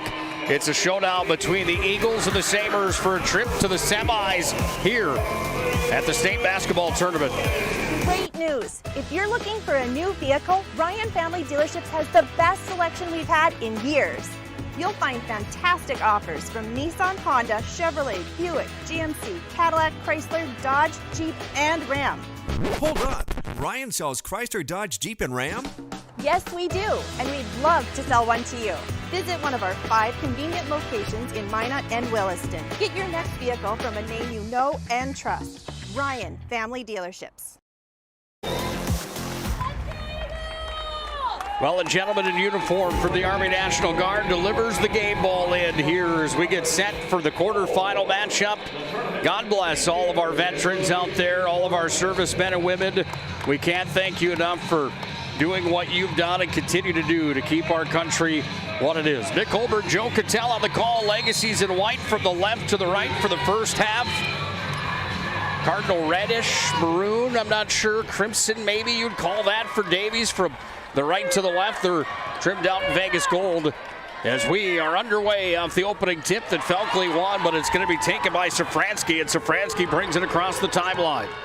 Safranski on the drive, kicked it down to the far corner, worked back around the horn now as the Eagles set up shop in their offense with their first possession of the ballgame. On the drive towards the bucket, that's Franks. She pulls up for a shot, no good. Rebound, Barry Hill leaks it out here on the run. Severson puts it up, no good. Rebound pulled away there by McPherson, and McPherson sets it up now for the Sabres. Both teams with an empty possession to start the ball game. Yeah, nice job though for the Legacy to get that offensive rebound and give themselves a second chance here to get the first bucket of the game. Fargo Davies is a powerhouse. They've been in the top 5 in the rankings for the majority of the season. Legacy entering that conversation as well, off and on. And at the end of the year, shot won't count. Offensive is going to be the call. McPherson razzle-dazzled in, but she had too much body on the play, Joe. Yeah, good call there. She definitely used her offhand to get past the defender, used it to kind of hook and move, and got called for that at the late in the shot clock there. If you're just joining us, Minot got through West Fargo Cheyenne 84-45. Bismarck beat Horace 69-56.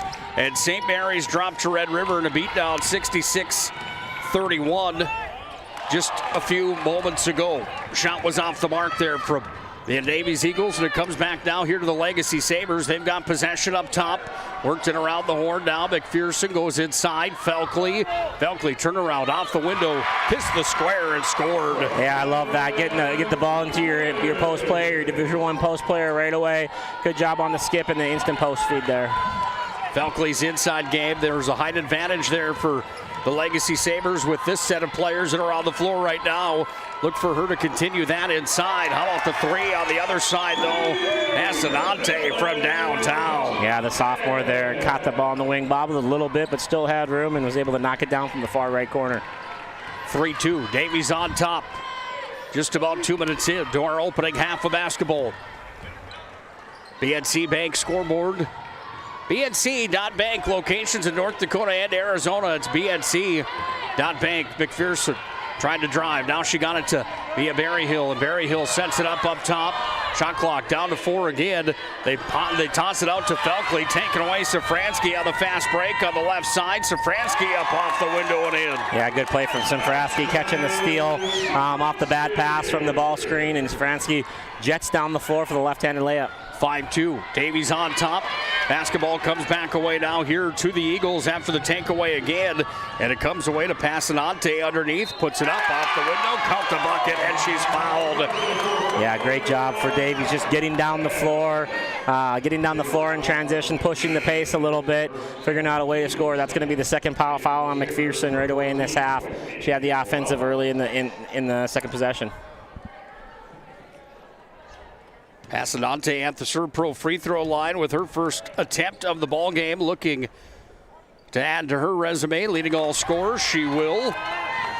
Passanante now sitting with 6 points in the ball game. Legacy with possession.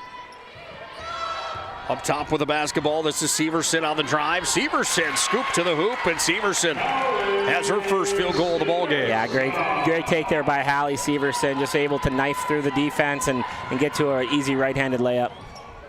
Other side shot was off the mark, comes down. Barry Hill scrumming for it. Full court press is on. Barry Hill's going to break it, fires it forward to McPherson, but it's taken away by the Davies Eagles as they come out of there with Scary. And the basketball comes back across now with Safransky. Remember her in the state tournament last year? She was fun to watch. Yeah, I mean, you had those games, and she was a handful. She was really, really good. Quinn Scary, the 5'9" sophomore, got, for anybody from Minot still listening, that's a Minot last name. Her dad, I'm pretty sure, I think it's her dad, played at Minot State back in the mid-90s. Underneath for Felkley. She's got it in the lane. Felkley puts it up off the window and scores. I love the game plan for Legacy. They are trying to pound that thing inside to Felkley. Right now, Davies is doing a good job of keeping it out of there, but not good enough. Felkley with 4. 8-6 on the BNC National Bank scoreboard. Davies with the lead. Turnaround jump shot just off the mark there for Passanante. Comes back away. Now into the hands here of the Sabres and on the run towards the bucket. This is Donauer inside. Felkley. Well, Joe Felkley there gets her own rebound. Second shot won't count as she's fouled on the play. Yeah, that sucks. She had a really nice transition there. Got the ball right at the hoop. Just wasn't able to finish it.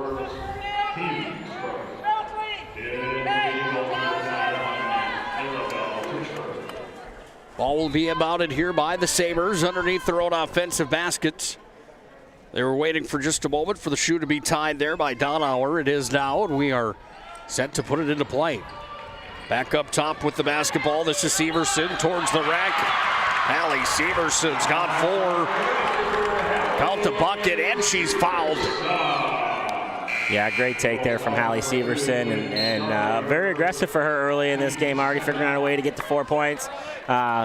Good start for the Sabres, getting this thing tied up after a quick start from Davies.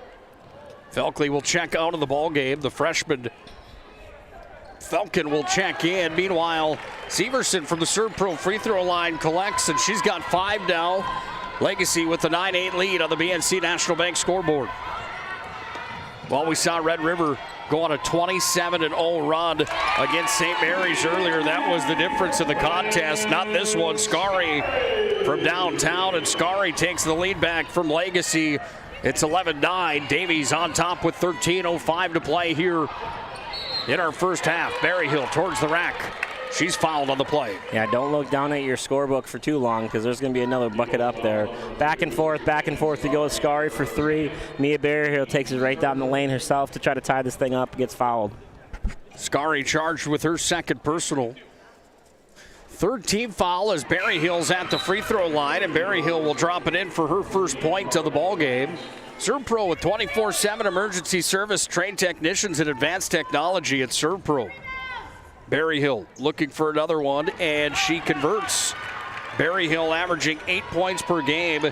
She was our MVP in a showdown twice during the WDA tournament last week that we had full coverage of on the PSP network. Her two-way game really has been improved and impressive. She's been really, really good, and boy, this game is just high-flying right now. You can't even have time to talk. Passanante with a corner 3 on the left side closest to us. Draw and kick from the Davies. They are not shy from throwing up jumpers. Second three-pointer for Passanante. She's got 6, 8, 9 right now in the ball game. And a 14-11 lead on the BNC National Bank scoreboard. 12:38 to tick down here in the first half. Sabres inbound the basketball. They do. Severson crashes towards the rack. Just too much on it. Safransky pulled down the rebound. And here's Safransky back across the timeline. Ashton Safransky with 18.8 points per game on average. This young lady has been fun to watch. Two-time all EDC selection. Leads the EDC in steals and assists. Committed to play at MSU-M coming up next year. Sister plays at Concordia. Davies with the basketball. I apologize for my distraction. My 60-some-year-old dad is trying to watch the regional PSP game and having struggled with technology right now. Are you helping him? I'm helping him. I'm helping him for the good of the cause. Around the horn it goes. Yeah, we've got Class B basketball on. Region 3 and Region 4, the championships and third place games live on the PSP network tonight. You can watch those. And, of course, we've got coverage next door for the boys' quarterfinals. Scott Woodmansey, Chuck Claremont on the call of that. Shot clock down to 4 for Davies. Crashing towards the rack. Rebound put up at the shot clock buzzer. Didn't matter anyway as it rolled in then out there for Tuchscher. The basketball comes back down here for Berryhill. Berryhill moving off to her left. Berryhill now will take it over to the far corner. Berryhill surveying. Sends it inside. Here's Falcon with the height advantage in deep. Gets her own rebound. Second opportunity. And Marley Falcon, the freshman, is into the books with her first 2. I've been really impressed with her. I know she's only a freshman getting some very valuable minutes in the tournament the last couple weeks, but she is long and athletic and really able to get some things done. Arabelle Tuchscher's got her first 2 points. This is back and forth, back and forth. There's no time to breathe. Two teams that are really throwing some haymakers right now. Tell you one girl that I wouldn't mess with her dad. That's Tuchscher. You know that name by chance? I think I do. Was her dad a football player? Dad was a UFC heavyweight. UFC heavyweight, that's what it was. Chris the Crowbar Tuchscher. 16-15 the score. Davies on top. We're down to 10:57 to play in the first half. It's back and forth in a seesaw struggle here at the Event Center. We've changed our name, but we haven't changed the DNA of who we are. We still offer the best product at the best price with the same people. For over 25 years, we've been your only choice for tires in the local area, providing all major brands under one roof at a fair price for your family's budget. Plus that excellent service after the sale with free rotations, free alignment check, free flat repairs with our exclusive Plus plan. That tradition continues today. Looking for tires you can trust? Choose us. Trusted Tire and Auto.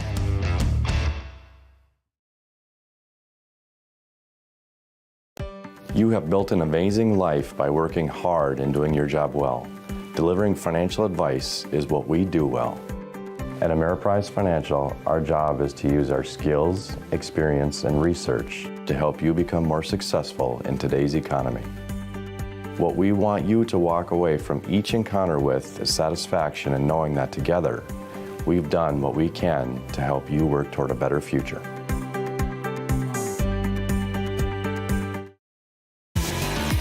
We've got a ball game of the state quarterfinals between Davies and Legacy. It's the Eagles by 1 at 16-15 with 10:50 ticking down here in the first half of basketball. Safransky, top of the key. Weaves her way through, driving down, kicked it to the corner. Modine from 3. Big time three-pointer for Modine in the corner, and it's 19-15. Davies on top. Basketball controlled here by Legacy. 2 players end up on the ground down in the far corner. Arms went up from both officials, and the foul is going to be charged on number 14, Whitney Welk. That's number 1 on Welk. Down hard in the corner there was number 5, Passanante. She's dinged up a little bit. She's going to stay in the ball game, but she's in some pain here, Joe, without a question.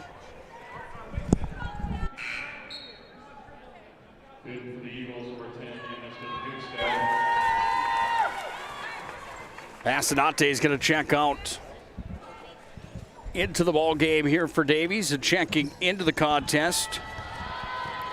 Ryan Burian into the ball game. Also in his number 12, Modine. She hit the most recent three-pointer here for Davies. Matchup they want right there. Felkley with the foul there. I'm going to say Safransky on Felkley was the matchup that Davies was trying to get to, and it paid off. Safransky drove the lane. Felkley came in over the top. Jim Petrick didn't like that call very much. No, Felkley thought she used her length to get the block shot there, but the referee disagrees. Safransky now has 3 points in the contest as she converts from the Serve Pro free throw line. Serve Pro 24/7 emergency service with trained technicians and advanced technology. Cleaning them both up with Safransky. She's got 4, and the lead's now 6 here for Davies at 21-15 with 10:05 to play in the first half. And Davies has really come out throwing the first punches. They are playing fast and aggressive and really doing a good job of keeping the ball out of Felkley in the post. Inside, they look down now to the Legacy Sabres to Falcon, but it's taken here by Safransky and back to the other end of the floor. Safransky pulls up, three-pointer, nailed it. 24-15. Legacy trailing as all of a sudden the Davies Eagles are on a run here, Joe. It was 16-15 just a few moments ago.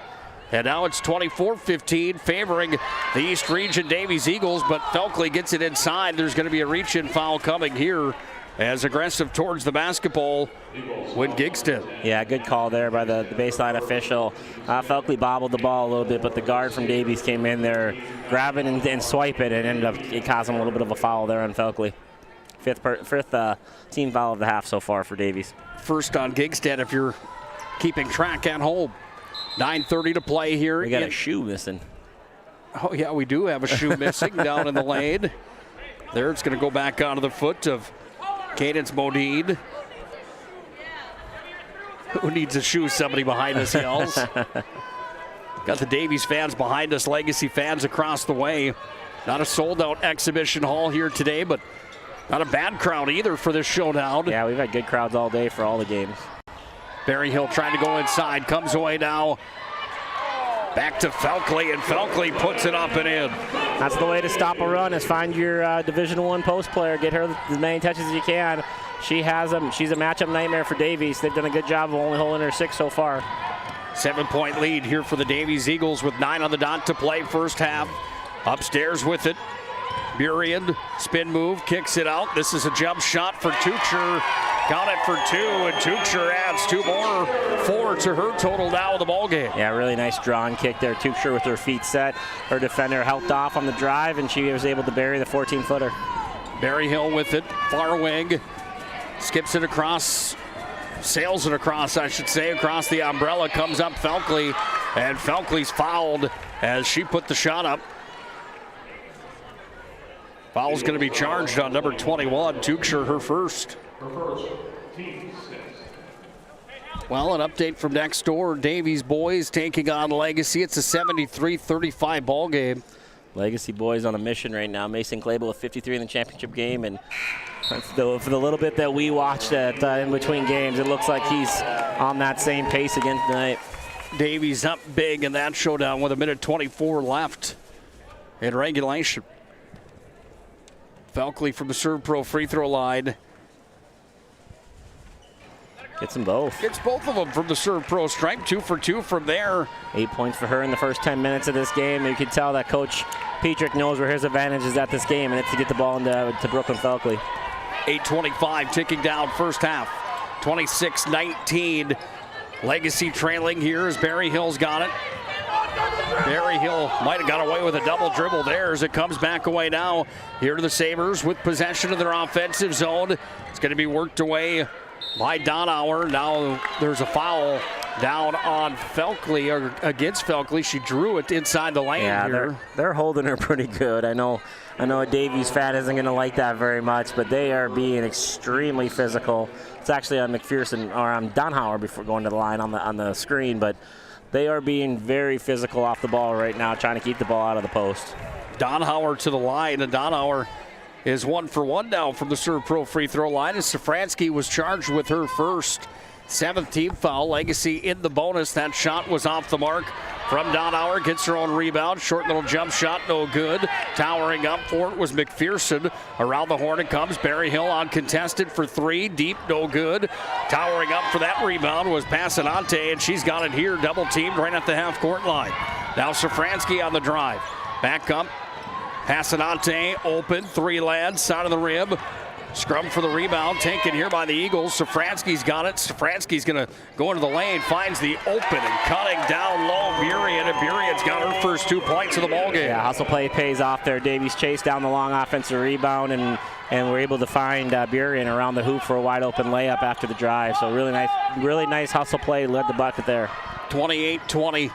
Davies on top. Felkley inside. Felkley kissed the window, no good. Rebound came up here for the Legacy Sabres underneath the rack. Donauer was there, but she was stripped on the play as Tuchscher took it from her. Now we go back the other direction. Passanante off the mark on the three-point attempt. Underneath, put it up off the side of the window, no good. And now Berryhill's got it again, and Berryhill brings it up slowly across the half-court line. Yeah, great opportunity here to find Felkley again to get her another bucket or get her another post touch. She's been on a good groove. Don't really understand why she's hanging out the high post there. Her advantage is around those blocks. Felkley tried to send it down to Donauer, and she threw it away. It is an 8-point lead here for the Davies Eagles, 28-20 on the BNC National Bank scoreboard. 6:49 is what's left on the board for the first half, and the Eagles call a timeout. Shields Visa is more than just a card. It's the freedom to go. It's a gateway to explore and do more of what you love. Imagine where the Shields Visa can take you. So join us in discovering endless possibilities. Shields Visa. Together, we've got this.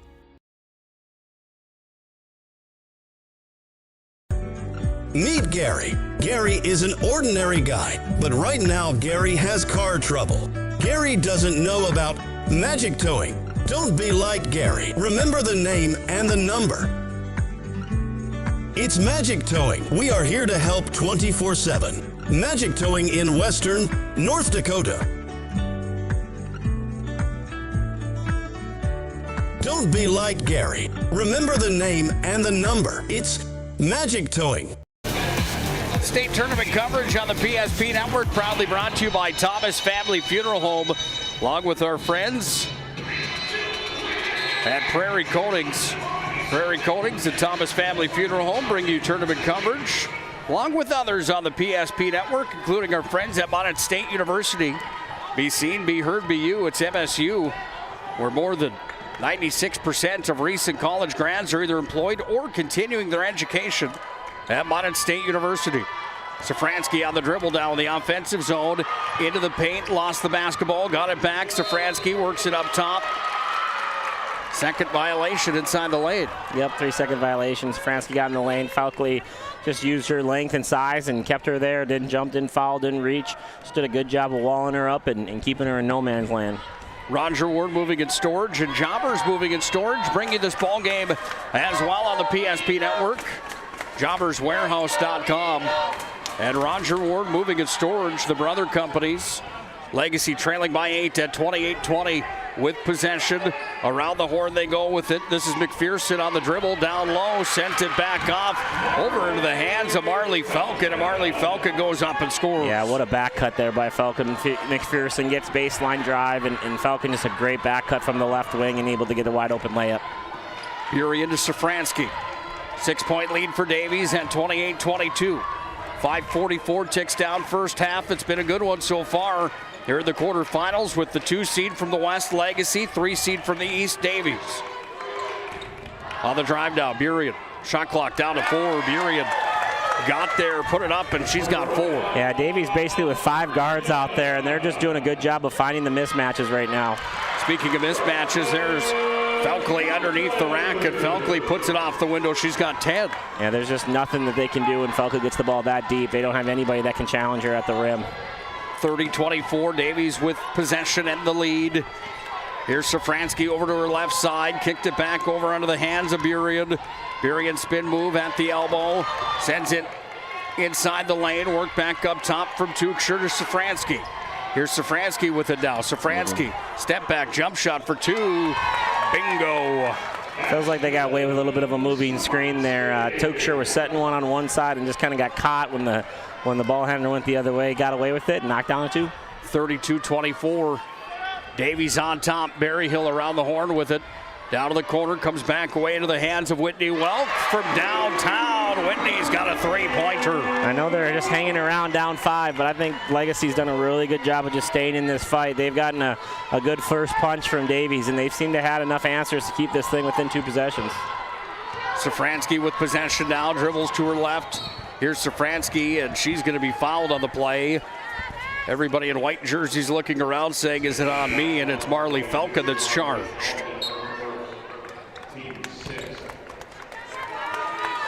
Berryhill, Felkley check out of the ball game.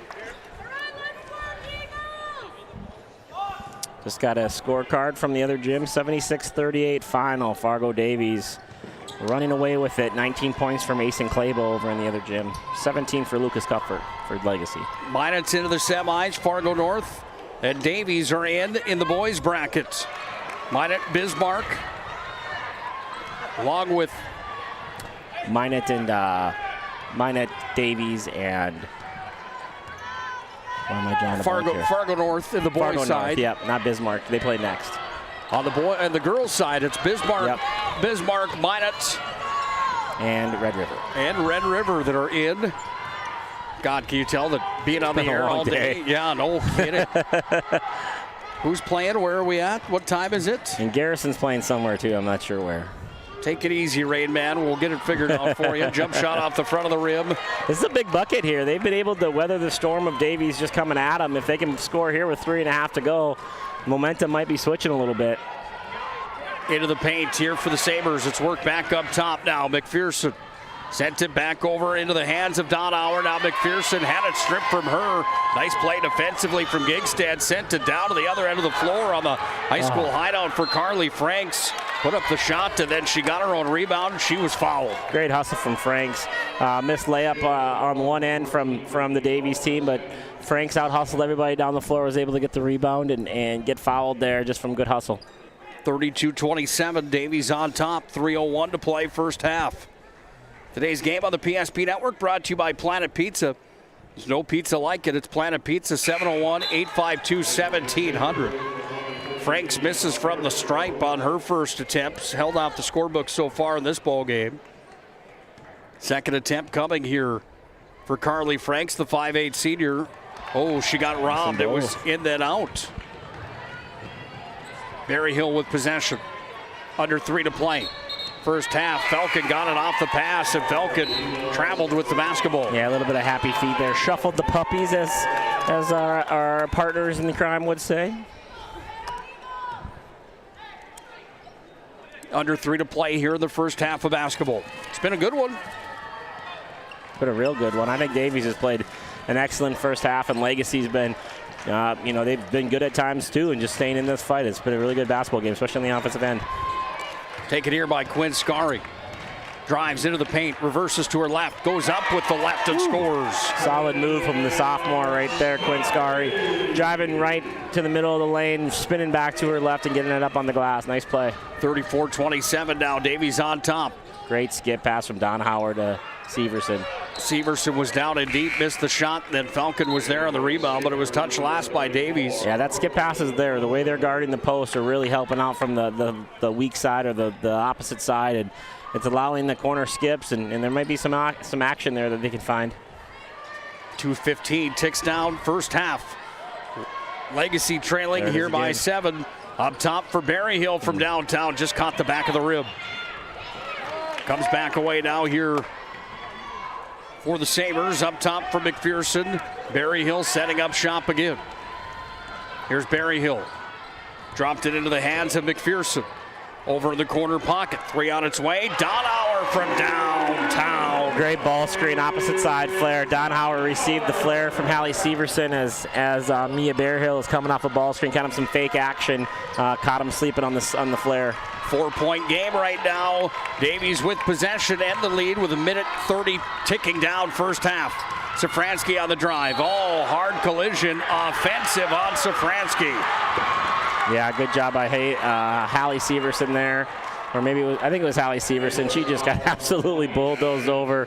Great job taking the charge there. I don't know if Allie Saverson weighs more than 110 pounds, and she took all of that hit to the floor there. So good defensive effort there by Severson. Second on Safransky in the ball game, 8th team foul. Both teams are in the bonus, Joe, with 85 seconds ticking down first half. Trailing by 4 are the Sabres. Yeah, good battle so far. A lot of back and forth going. Another skip. We just talked about that a minute ago.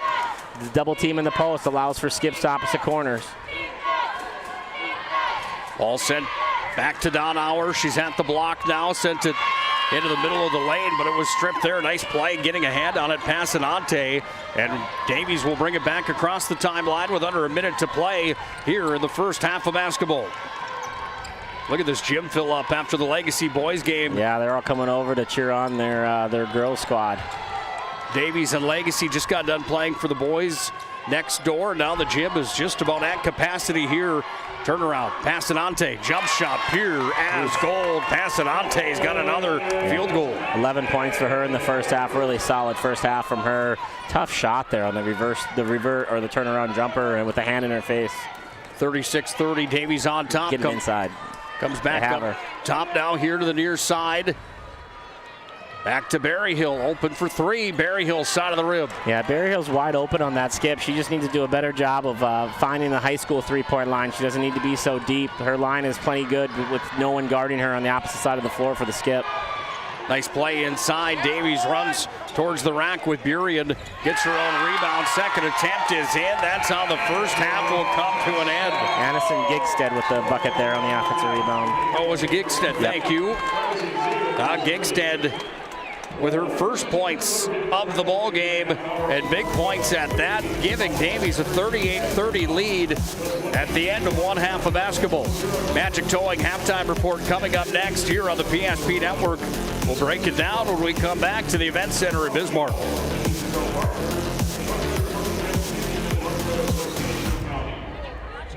This presentation on the PSP Network is proudly brought to you by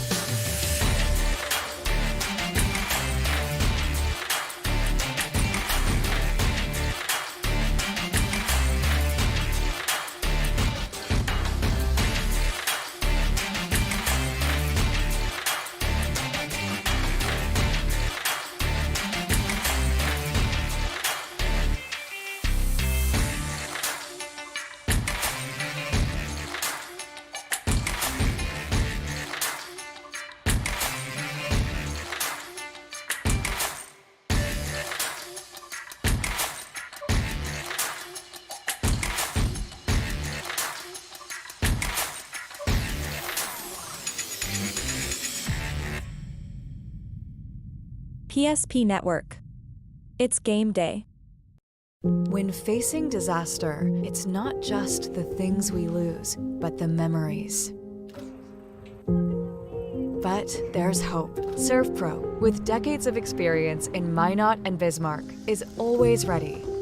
Our certified professionals don't just restore homes, they rebuild lives. Because to us, you're not just a client, you're family.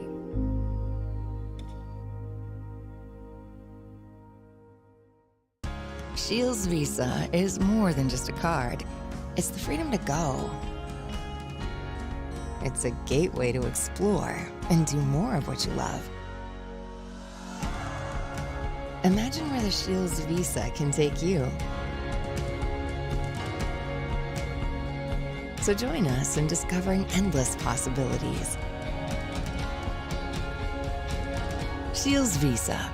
Together, we've got this. Meet Gary. Gary is an ordinary guy, but right now Gary has car trouble.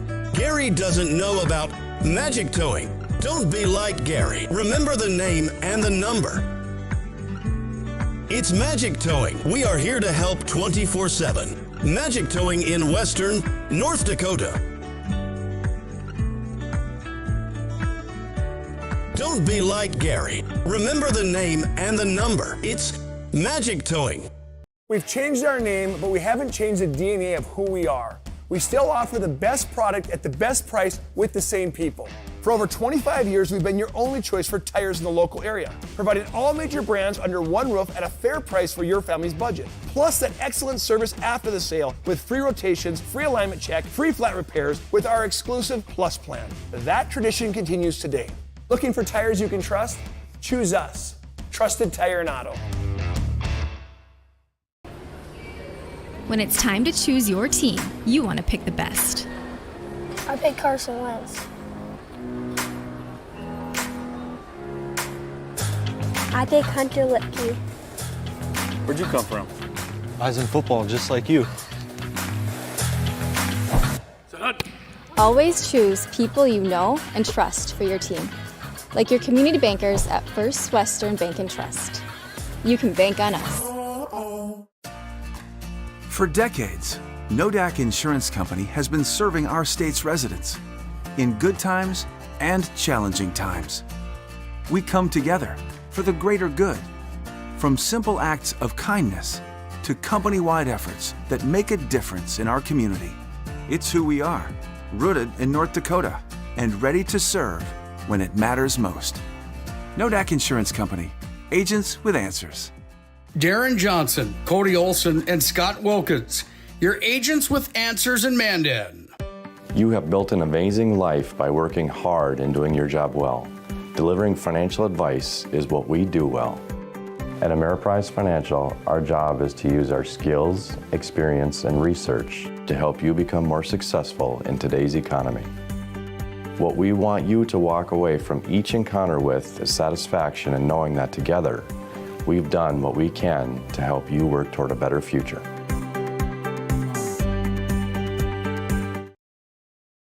It's iKeating Furniture World's 90th anniversary sale. Now's the time to celebrate, update, and redecorate. From furniture for every room to flooring that brings it all together, you'll find incredible anniversary savings on just what you want, just what you need. Step up to better sleep on a Sealy, Stearns & Foster, or Tempur-Pedic mattress, all comfortably priced. Plus, no interest for 5 years. Don't miss this one, the 90th anniversary sale, going on now at iKeating Furniture World.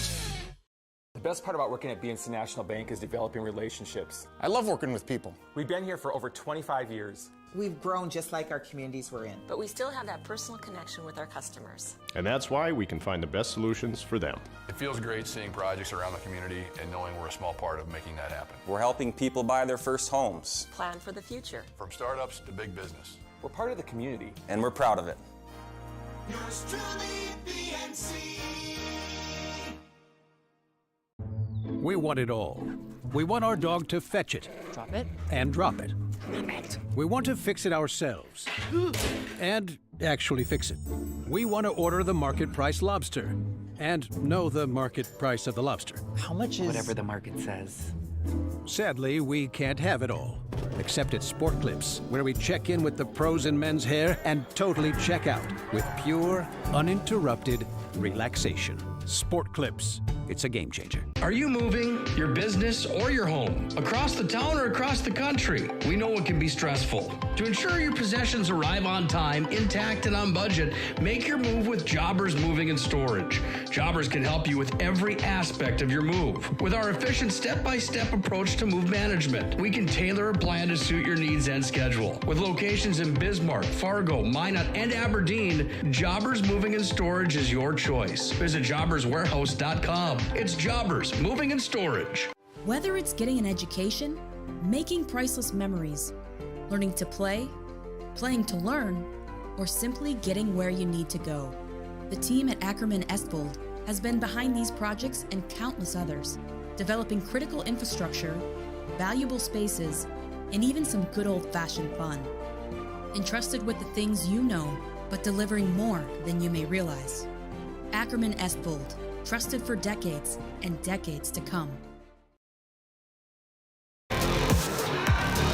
Magic Towing brings you our halftime report. Magic Towing, put this number in your phone now, 701-509-4011. You blow it, we tow it at Magic Towing. 38-30 at the half. Nick Holberg, Joe Cattell on the call. It's Davies up by 8. Joe, your thoughts on this ballgame? Yeah, I think other than that last 3 minutes, I thought that was probably pretty disappointing going into half for the last 2 minutes there. At one time with about 3 to go, Legacy had the ball down 4, and they end up being down 8 at halftime. I'm guessing that was a little frustrating for Coach Petrick. He'd much rather be in a 2-possession game than a 3-possession game. But for the most part, I thought Legacy hung on. Davies played really, really well. Their defensive plan against Felkley was good.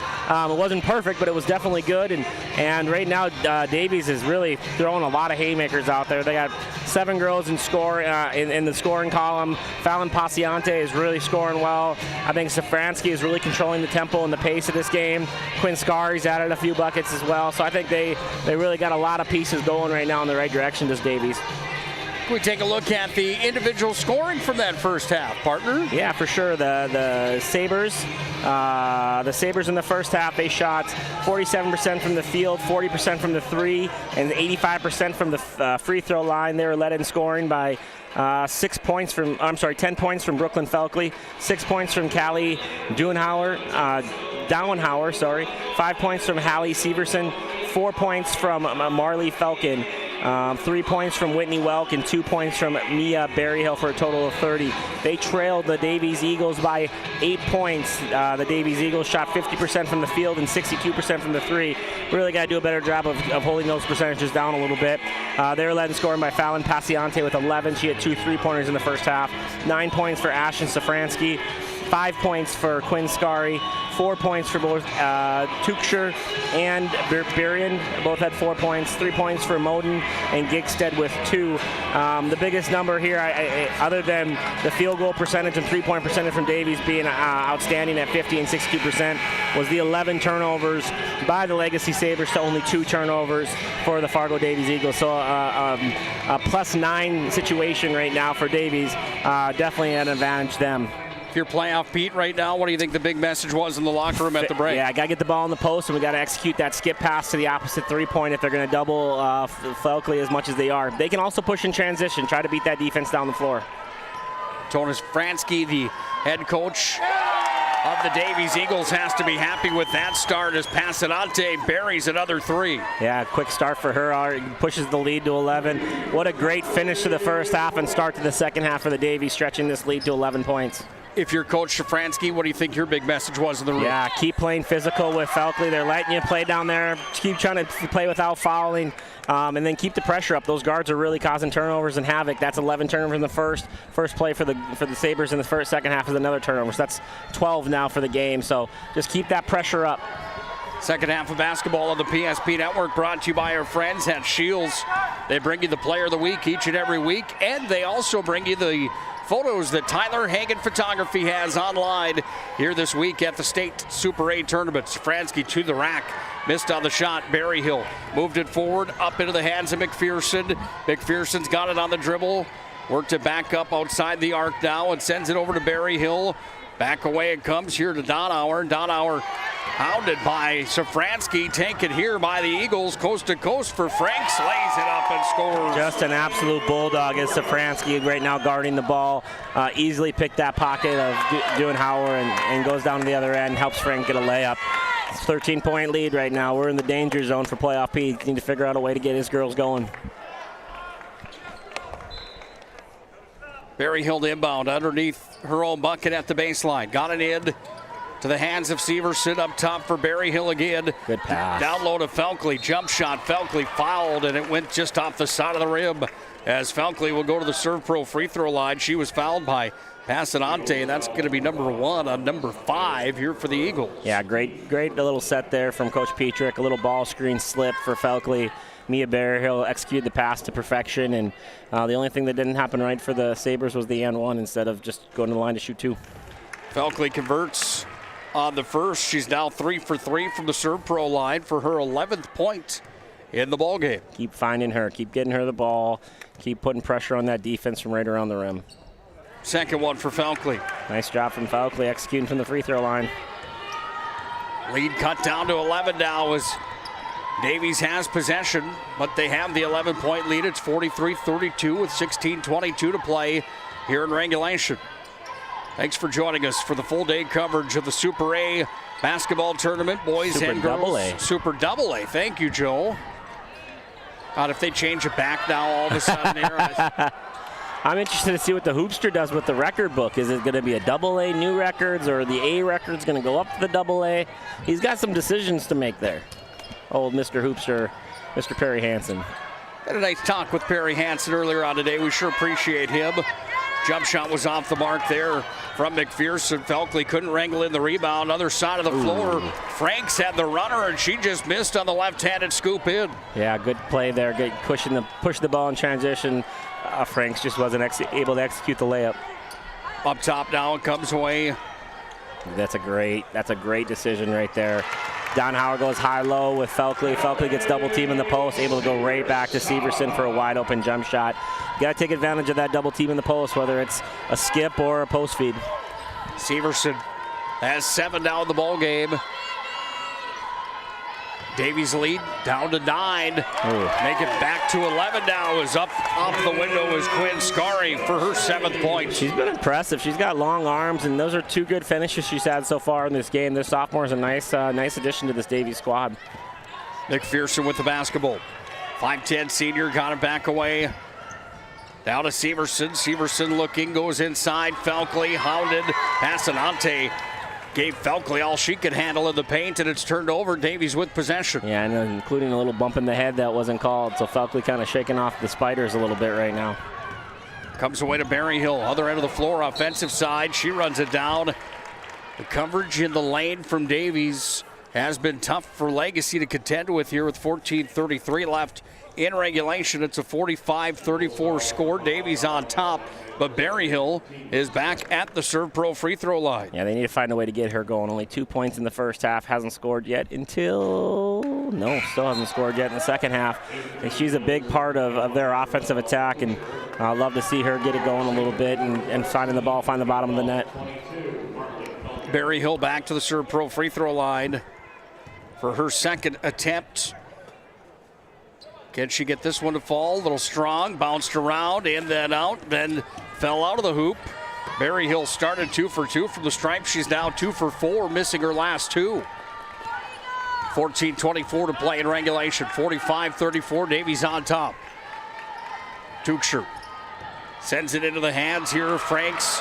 Taken away there by Falcon, and Falcon strips the basketball. Really good job of Falcon, just showing her length and getting that block shot and recovery. Good defense by the youngster. Falcon and McPherson up top. Top of the key now, McPherson looks for the lane to open up, and does. Puts up the shot, no good. Severson was there to try to gain the rebound, but she couldn't, as Safransky's got it. Safransky carries it down to the other end of the floor on the right wing. Safransky moves it down to the top of the key. Here's Safransky on the drive. Safransky dishes it off. There's Tuchscher. Nice dish from Safransky, and Tuchscher puts it up and in. The Sabres are really having trouble keeping the basketball in front of them. They are being able to attack and across gaps pretty easily right now. They gotta find an answer to this penetration from Davies. Legacy calls a timeout. It's 47-34. Eagles are on top with 13:33 left here in regulation.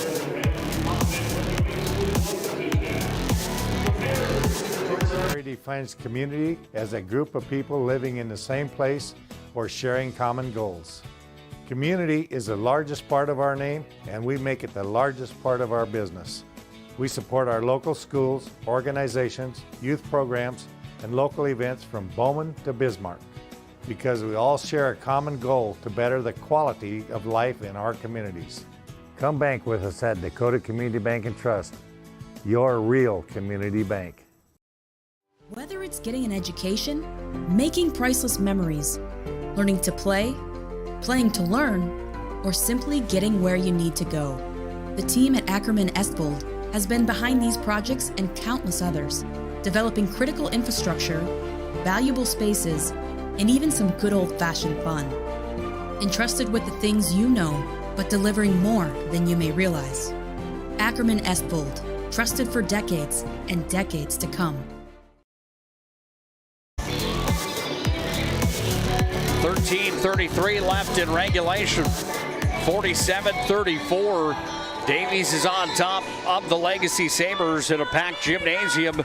The exhibition hall here at the event center. Safranski on the takeaway. Safranski goes up. Davies fans wanted the call. They don't get it there as Sabres stop Safranski on the solo attack. Yeah, good back-to-back defense plays. First by Safranski, then by Severson, just to keep either team from scoring. Worked inside now here to Falcon.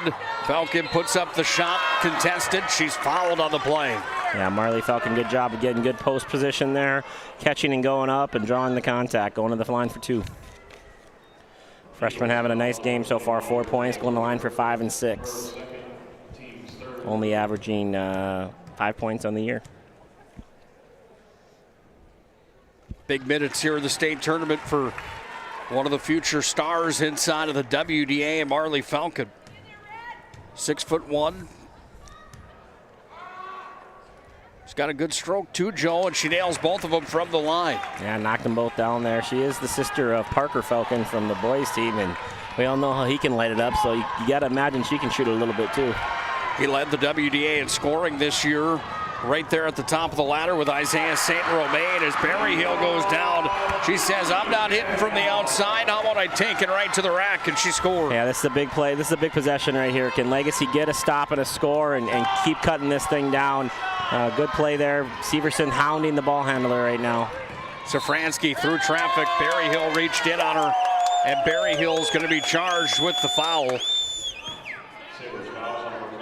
Best atmosphere we've had in here yet, to the fullest crowd behind us too, by the way. Definitely the Davies boys just got done a little bit ago. Their whole crowd's here, boys and girls, and Legacy just got done. Boys and girls crowd are still here. Really good showing from Fargo Davies and Legacy here cheering on their teams. Northern Plains Heating and Air bringing you this tournament coverage. Northern Plains Heating and Air, no other choice to seal your heating and air game. The Northern Plains Heating and Air. Carly Franks tossed the basketball away after it was inbounded. Legacy gets the ball back. Here's Berryhill with the basketball. Across the timeline, 47-38, Davies on top. Under 12 and a half to play in regulation. McPherson, runner, put it up, side of the rim, no good. Falcon tried for the rebound, but Davies, even with the height disadvantage, has been tough on the boards. Now a runner there for McPherson as she stole it and brought it back up. She's fouled on the play. Yeah, Falcon kind of got bumped and lost the ball, and McPherson was able to steal it right back and go right to the rim. Big free throws here. Cut it down to 7 would be huge with 12 minutes to go. Give Legacy a whole new breath of life. Scary charged with number 3. And at the Serve Pro free throw line. Third straight free throw that they've, well, not third straight, but third free throw they've missed this half already. It's McPherson that missed that one. McPherson averaging 7.3 per game, Joe. She's held off the sheet according to my coach. I agree. She had the early foul trouble, and she just really hasn't gotten a rhythm since. Gets one from the line here. Lead cut down to 47-39. Davies still on top. Yeah, my count is 3 straight stops. See if they can go add more to that. Get a 4th, get a 5th. Severson's doing a really good job of ball pressure. She's getting real close to getting a push off from Safranski. Well, Safranski, one of the top players of the state. She's crafty with the basketball. Got it away to the far side. Safranski gets it back. She's got Severson on top of her. They find Tuchser underneath. She puts the shot up, gets her own rebound, cleans it up and scores. Yeah, nice take there from Tuchser. Didn't make it the first time, but was able to get her own rebound, put it back up, stretch the lead back to 10. Severson right to the rack, weaved her way through and missed the bunny. Yeah, tough one there. She made a great move to get to the rim, just wasn't able to finish it. Need to get a stop here and stop the bleeding. 11:30 ticks down in regulation. 10-point lead. Davies on top, 49-39. They find Tuchser underneath again. And Arabelle Tuchser having herself a ball game from in deep. She had 4 in the first half. She's got 10 total now in the contest. Amazing pass there, driving in the lane again. Legacy's just having real trouble keeping ball handlers in front of them right now. Ball handler gets deep in the paint, able to drop it off to Tuchser. McPherson Forced into the middle to put up a shot, hit the front of the rim. Under 11 minutes to play here in regulation. Deep three was in, then out for Carly Franks. Then a foul on the rebound. Charged here on the Sabres, and it's going to go on number 15, McPherson. That's going to be number 2. Make it number 3 on McPherson, sorry. Have some subs here. Hopefully a fresh lineup for Legacy to see if they can't go on another run and cut this thing down. But right now, this has been all Davies here this half as well. They lead 51-39 with 10:54 left in the ball game. Safransky guarded. Oh my, swoosh! Hello, Mom. I'm making threes. Nice shot there from Safransky right in front of Coach Safransky. Big time three-pointer there to stretch the lead to 15. Second three-pointer of the ball game for Safransky. That one was contested, my friend. Ooh, that was a good shot. That was a big-time hit from a big-time player. Down to the baseline. Felkley trying to get a handle on it here on the dish, coming from Whitney Welk. Travel's going to be the violation.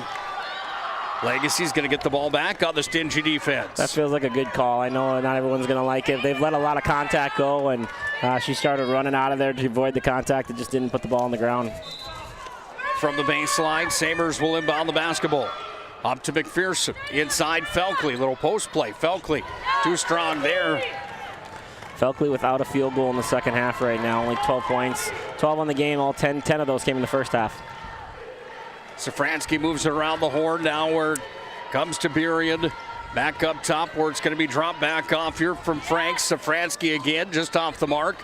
McPherson down with the rebound, and McPherson brings it back to the near side, and running it up the floor is Whitney Welk, who sets up shop here for the Legacy Sabres. Under 10 to play in regulation. Are we going out tonight, or are we just going to go to bed after this long day? Probably make the wrong decision, I'm sure. The jump shot's off the mark. Felkley inside, and Felkley puts it up and in. Good offensive rebound there by Felkley, finally getting in the field goal column. They're going to need her to step up big here these last 9 minutes. 54-41. Davies on top. Safransky's got it here. Safransky right to the rack. Oh, it rolled in, then it rolled right back out. That was robbery. Here come the Sabres. Little miscue there. Felkley's going to end up with the basketball. And Felkley's going to be fouled on the play on number 21, Tuchscher. Yeah, Tuchscher with the hold there as Felkley was going for the loose ball. Ball will be on the end out. Coach Peachick's ran a couple nice sets from underneath the hoop, getting some people some looks. Maybe he can dial another one up here. Legacy trailing by 13. 9-11 ticking down in regulation. Severson's got it here. Severson to her left. Severson crashing, scoring off the glass. Yeah, good take there from Hallie Severson. Again, another nice design play. A little ISO on the top of the key for Hallie Severson to get all the way to her left hand and finish the layup. 54-43. Davies on top. 9:05 left in regulation. We want it all. We want our dog to fetch it. Drop it. And drop it. We want to fix it ourselves. And actually fix it. We want to order the market price lobster. And know the market price of the lobster. How much is... Whatever the market says. Sadly, we can't have it all. Except at Sport Clips, where we check in with the pros in men's hair and totally check out with pure, uninterrupted relaxation. Sport Clips. It's a game changer.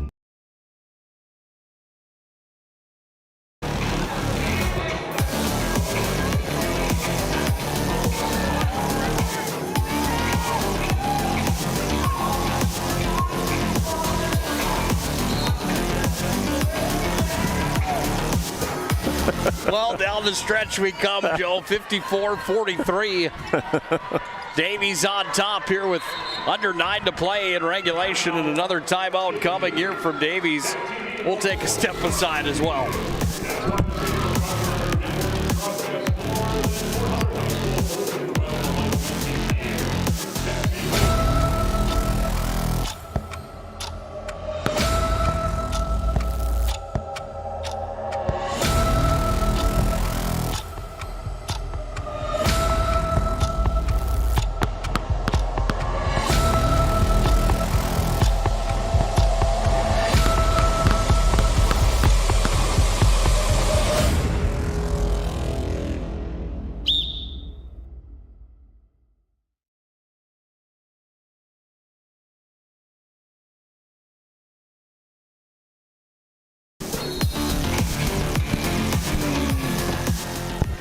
Time wearing thin here in the quarterfinals of the state tournament. 8:50 ticking down.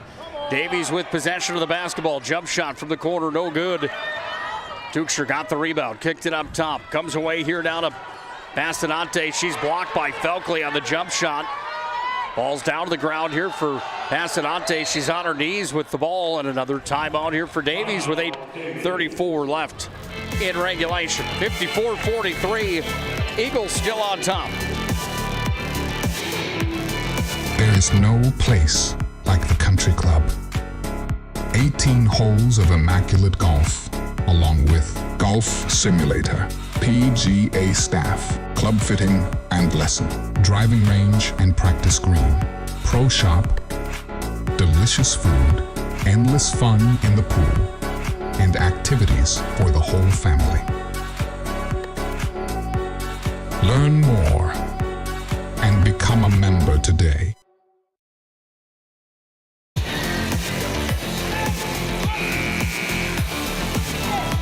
Well, time wears thin here in regulation. They got the music cranked up in here right now. Boy, let me tell you. Intensity still high in the 54-43 contest with 8:26 left. Shot won't count. If you're Jim Petrick right now, what do you need to change, Joe? Yeah, you're just trying to figure out ways to stop ball handlers from getting by you so easily. And Davies is a challenge, man. They got 5 guards on the floor. All of them can drive. All of them are physical players. And that's the trouble that they're having right now. They're just abusing matchups. And Safransky's the first person that's been able to do that.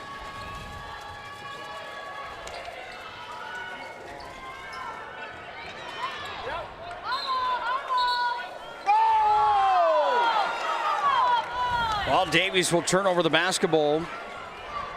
Legacy gets it back here.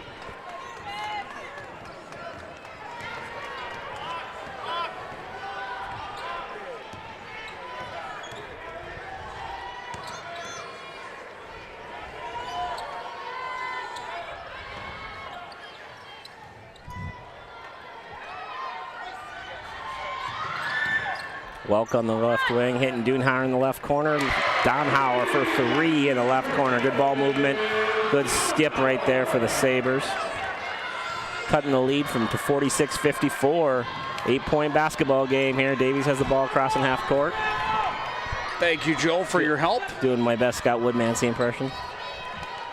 Basketball taken here by Davies inside. Passanante's got it into the lane. Put it up off the window. Talk about a big bucket right there. Yeah, they just were able to cut it to 8, and right next possession, 20 seconds later, able to stretch it back to 10 just like that. Deep 3 on the other side for the Sabres. Rebound, Felkley puts it up and in. A little life right now on the Sabres coming out of all those timeouts. Nice little fresh start for them. Let's see if they can't rattle off a couple. Ooh, that was a travel. Rattle off a few turnovers in a row or a few stops in a row. That definitely got away with one there right in front of us at the half line. Just drug the pivot foot. Here's Safransky with the basketball. Up top, sent it away down to Skari. Back over on the wing. Thinking about the step back. Comes up to Passanante now. She's going to fire for 3. Swoosh! Big 3 from Passanante again, answering the question, will they come back? And she's able to stretch it to 11 points again. 4 3-pointers for Passanante in the ball game, Joe. And she's got her name in the hat for our MVP of the game, brought to you by Sport Clips. She's playing really well right now and getting this thing going for sure. Legacy inbounds the basketball. Severson over on the right wing. Severson's got it here, down to the baseline. Severson's going to put up the shot. Feet were planted, didn't get enough on it, went off the rim. Comes away to Safransky, and Safransky carries it back up across the timeline. Well, you better buckle up tight. 59-48. Davies on top, but this one not over yet, Joe. No, definitely a missed opportunity there in that possession. Great backup to Safransky. Ooh. Safransky went to the rack. Berryhill fouled her. And Berryhill's going to be charged with number 1 in this second half, number 2 total of the ball game. Yeah, great backup by Safransky, being overplayed a little bit by their defender. Gets to the rim, gets fouled at the front of the rim, and goes to the line for 2. Safransky at the stripe. Davies has had every answer for Legacy today. Legacy hasn't quit, and they keep fighting, but they've Davies has certainly answered the bell every time needed to. Safransky gets both from the Serpro free throw line. Ball's taken here by Safransky again, 61-48. They've got the lead under 5. They get under 6 to play here in regulation. Offensive board for the Eagles. Safransky way up at the top of the key, taking the call. And Safransky puts some time off the shot clock that's down to 19. Top of the key again. Passanante, open look underneath. Count the bucket and the foul as Burien was open underneath the rack. She put it up and in. Yeah, what a pass there from the top of the key. Little shot fake. Defenders flying at her, able to throw it over the top to Burien for a wide open layup and absorbs all the contact. Falkley's going to be charged with number 2. And it's all of a sudden 63-48 on the BNC National Bank scoreboard. Comes away to Berryhill. She's got it here. Goes up top now into the hands of Donauer. Donauer thought about the 3, dropped it down. Severson, here's Falkley inside. Falkley, nice finish at the hole as Falkley puts it up and in. Her 8th point of the half, 18 for the game. She's approaching that magical 20 number that we've had some superstar players get to this today. She's right in that ballpark right now. 13-point lead for Davies with 5 on the dot to play in regulation. Safransky finds the wide open underneath the rack. Burien puts it up and in. Yeah, Burien wide open again. Just absolutely dominating right now. Safransky is just getting off of her defender and getting right to the middle of the lane and making great decisions. Ball's taken here by Davies. Full court press is on. Safransky's got it, dishes it off to Scary. She breaks the press, takes it down into the offensive side of the floor. Eagles with possession. Around the horn they come. Passanante, can she get another? No. Another offensive rebound for the Eagles, then open underneath.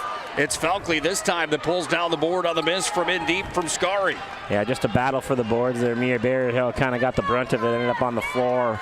Luckily, Legacy was able to escape that with the stop. Tough pass there from Donauer. Another turnover probably here. Ball's on the ground, so was Falkley. Jump basketball to call. Legacy will keep the ball on the jump ball in the arrow.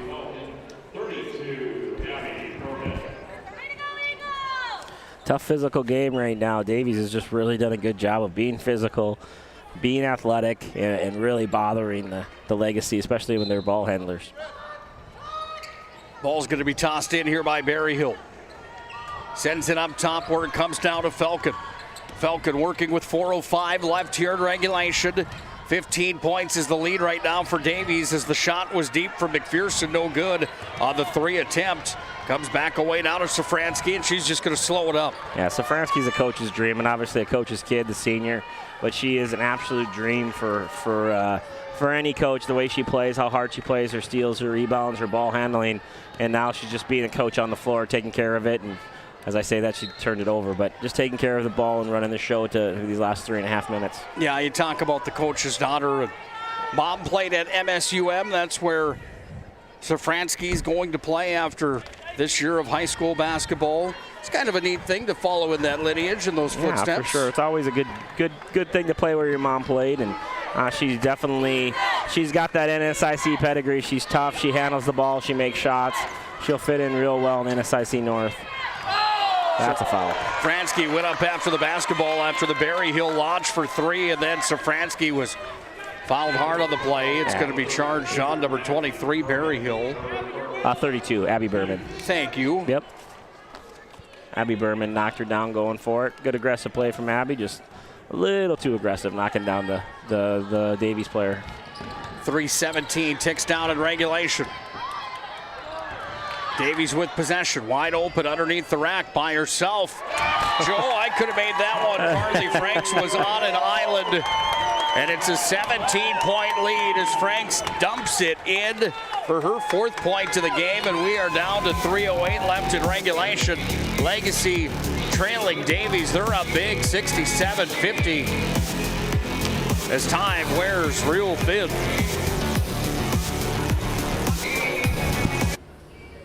When it's time to choose your team, you want to pick the best. I picked Carson Wentz. I picked Hunter Lipke. Where'd you come from? I was in football just like you. Always choose people you know and trust for your team, like your community bankers at First Western Bank and Trust. You can bank on us.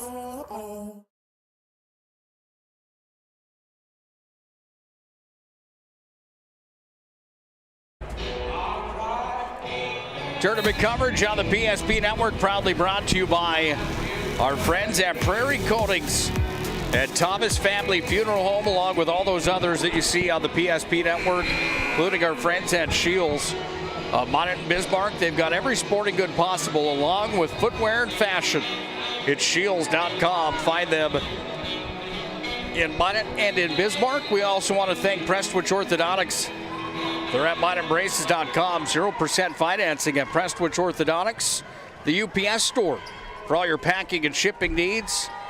Minot State University and Planet Pizza, all bringing you tournament coverage as well here on the PSP Network. Under 3 to play in regulation. It's a 17-point lead right now for Davies.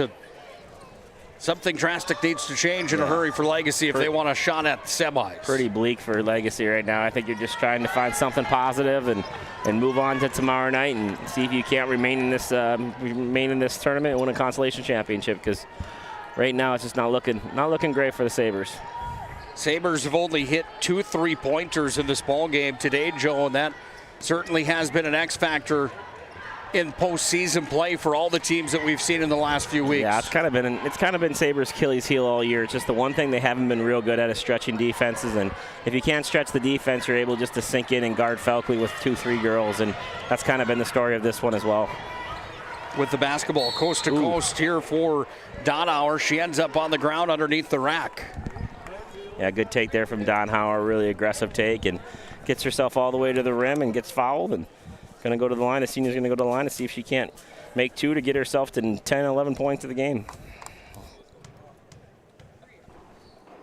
Senior Donauer does just that. Gets the first from the Serve Pro free throw line.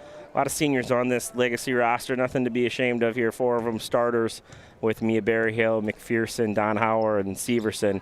A lot of games played by those girls, and definitely not the way they wanted to go out at the state tournament, but hats off to them of how well they've played this season. Yeah, and oh, by the way, newsflash, Davies is legit. Davies is really good, and the hard part about Davies is there are 5 guards on the floor, and it's so hard to match up with that because they're just going to pick you apart and find their matchups to their like, and then you got Safransky to the rim again. Like, she just gets by people. She's got that Jossie feel where she can get off the ball, off the defender, and just get to the rim whenever she wants to. Donauer launches for a deep 3, no good. Rebound underneath. Second attempt, third attempt, finally drops in for Severson, and Severson adds 2 more to her resume here in this quarterfinal matchup that's down to 90 seconds to play, and a 15-point lead still on the board here for the Davies Eagles at 69-54. Yeah, a couple free throws here for Scary as Severson with the block on the ball screen. We're going to take out a few of the seniors here and save their legs a little bit with Donauer and Severson coming out of the game here with a minute and a half left.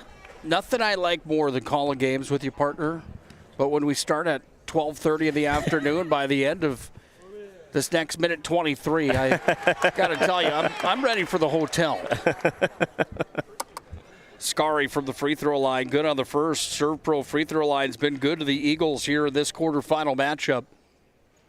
Jim goes silent, and just as I say that, Scary off the mark, but another offensive board here for the Eagles as Safransky has it up top. Yeah, the Sabres cleared their bench. All 4 seniors, all 5 starters are on the bench now, playing with their top 5 bench players. Davies going to try to run out the clock with their ball handler, Safransky. Davies will move on to the semifinal. Safransky step-through move. Oh, just missed there. Matchups tomorrow, Minot and Bismarck at 1 p.m. Red River and Davies at 3 p.m. tomorrow for a trip to the state championship game. Whitney Welk got the bucket. Timeout on the floor. We'll take one as well. 70-56. Davies with the lead. 48 seconds away from the semifinals. It's Ike Heating Furniture World's 90th anniversary sale. Now's the time to celebrate, update, and redecorate. From furniture for every room to flooring that brings it all together, you'll find incredible anniversary savings on just what you want, just what you need. Step up to better sleep on a Sealy, Stearns & Foster, or Tempur-Pedic mattress, all comfortably priced. Plus, no interest for 5 years. Don't miss this one, the 90th anniversary sale, going on now at Ike Heating Furniture World.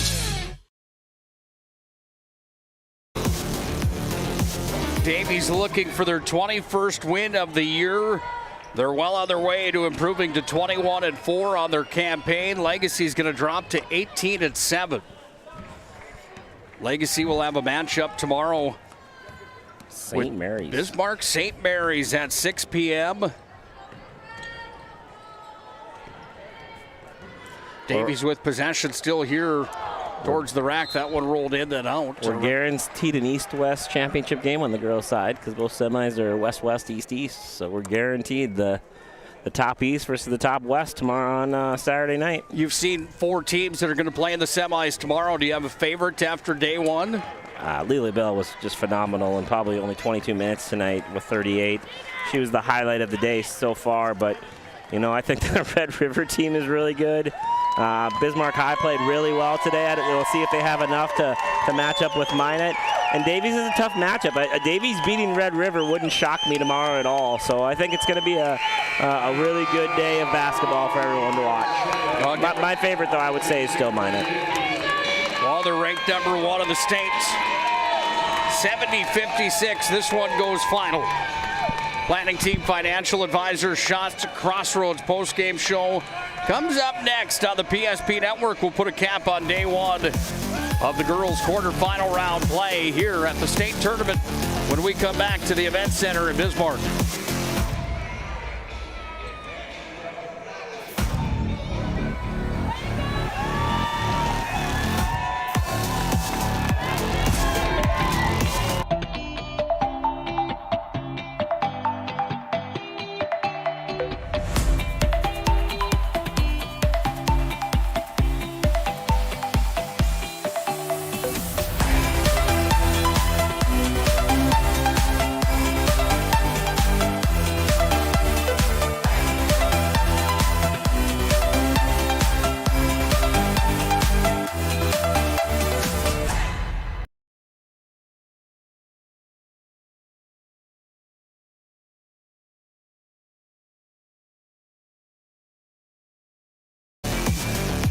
Back on our Planning Team Financial Advisors and Shots Crossroads postgame show. Final score is 70-56. It's Davies that takes down Bismarck Legacy in the 2-versus-3 matchup. We're joined in our first segment by our player of the game, Fallon Passanante. First things first, how are you feeling after a win in the quarterfinals? You have to be pretty amped up right now, hey? Yeah, I'm feeling great. We just got a really big win against a really good team, and we played really well as a team. Yeah, it seemed like things really went your way on both sides of the floor, but for you, 4 3-pointers in this ball game. What's that like, bearing those threes in a state tournament game like this? I mean, it's awesome, but it's even better that my team got me the ball, and we just moved the ball really well and played great. Well said, young lady. Tomorrow it's Red River in the semifinals. How excited are you to see Red River again here this year? I'm so excited. They got 2 wins on us earlier this year, and I want to play them again. What's it going to take to beat them tomorrow night in the semis? We just got to come out strong. They're a really good team, and we have to play as a team and just play really good. Nice job here tonight. Congratulations on an excellent game, and we're looking forward to seeing you tomorrow. That's our player of the game. Brought to you by our friends at Sport Clips. That's Fallon Passanante, the 5'9" sophomore, 4 3-pointers in the contest. And boy, she was key here today for this Davies Eagles basketball team. Welcome into our Shots Crossroads Planning Team Financial Advisors postgame show. Planning Team Financial, whether you're looking for a full-service financial plan or planning for farm or business succession, it's Planning Team. And Shots Crossroads, home of the famous number 99, where team buses are always welcome at Shots Crossroads. Nick Holbert, Joe Cattell. Joe, we've got a game next door with Cheyenne and Bismarck at 17-7. Cheyenne on top. I know we're itching to get over to that one, but can we get the final game numbers of this one first? Absolutely. The Legacy Sabres were outmatched today, losing 70-56, losing by 14 points. They shot 43% from the field and only 25% from the three. 3 for 12, just not enough tonight from the three-point line. They were led in scoring by 18 points from Brooklyn Felkley. She was 7 for 10 from the field. She also added 6 rebounds. 11 points for both Hallie Severson and Callie Dudenhauer. 11 points each for them.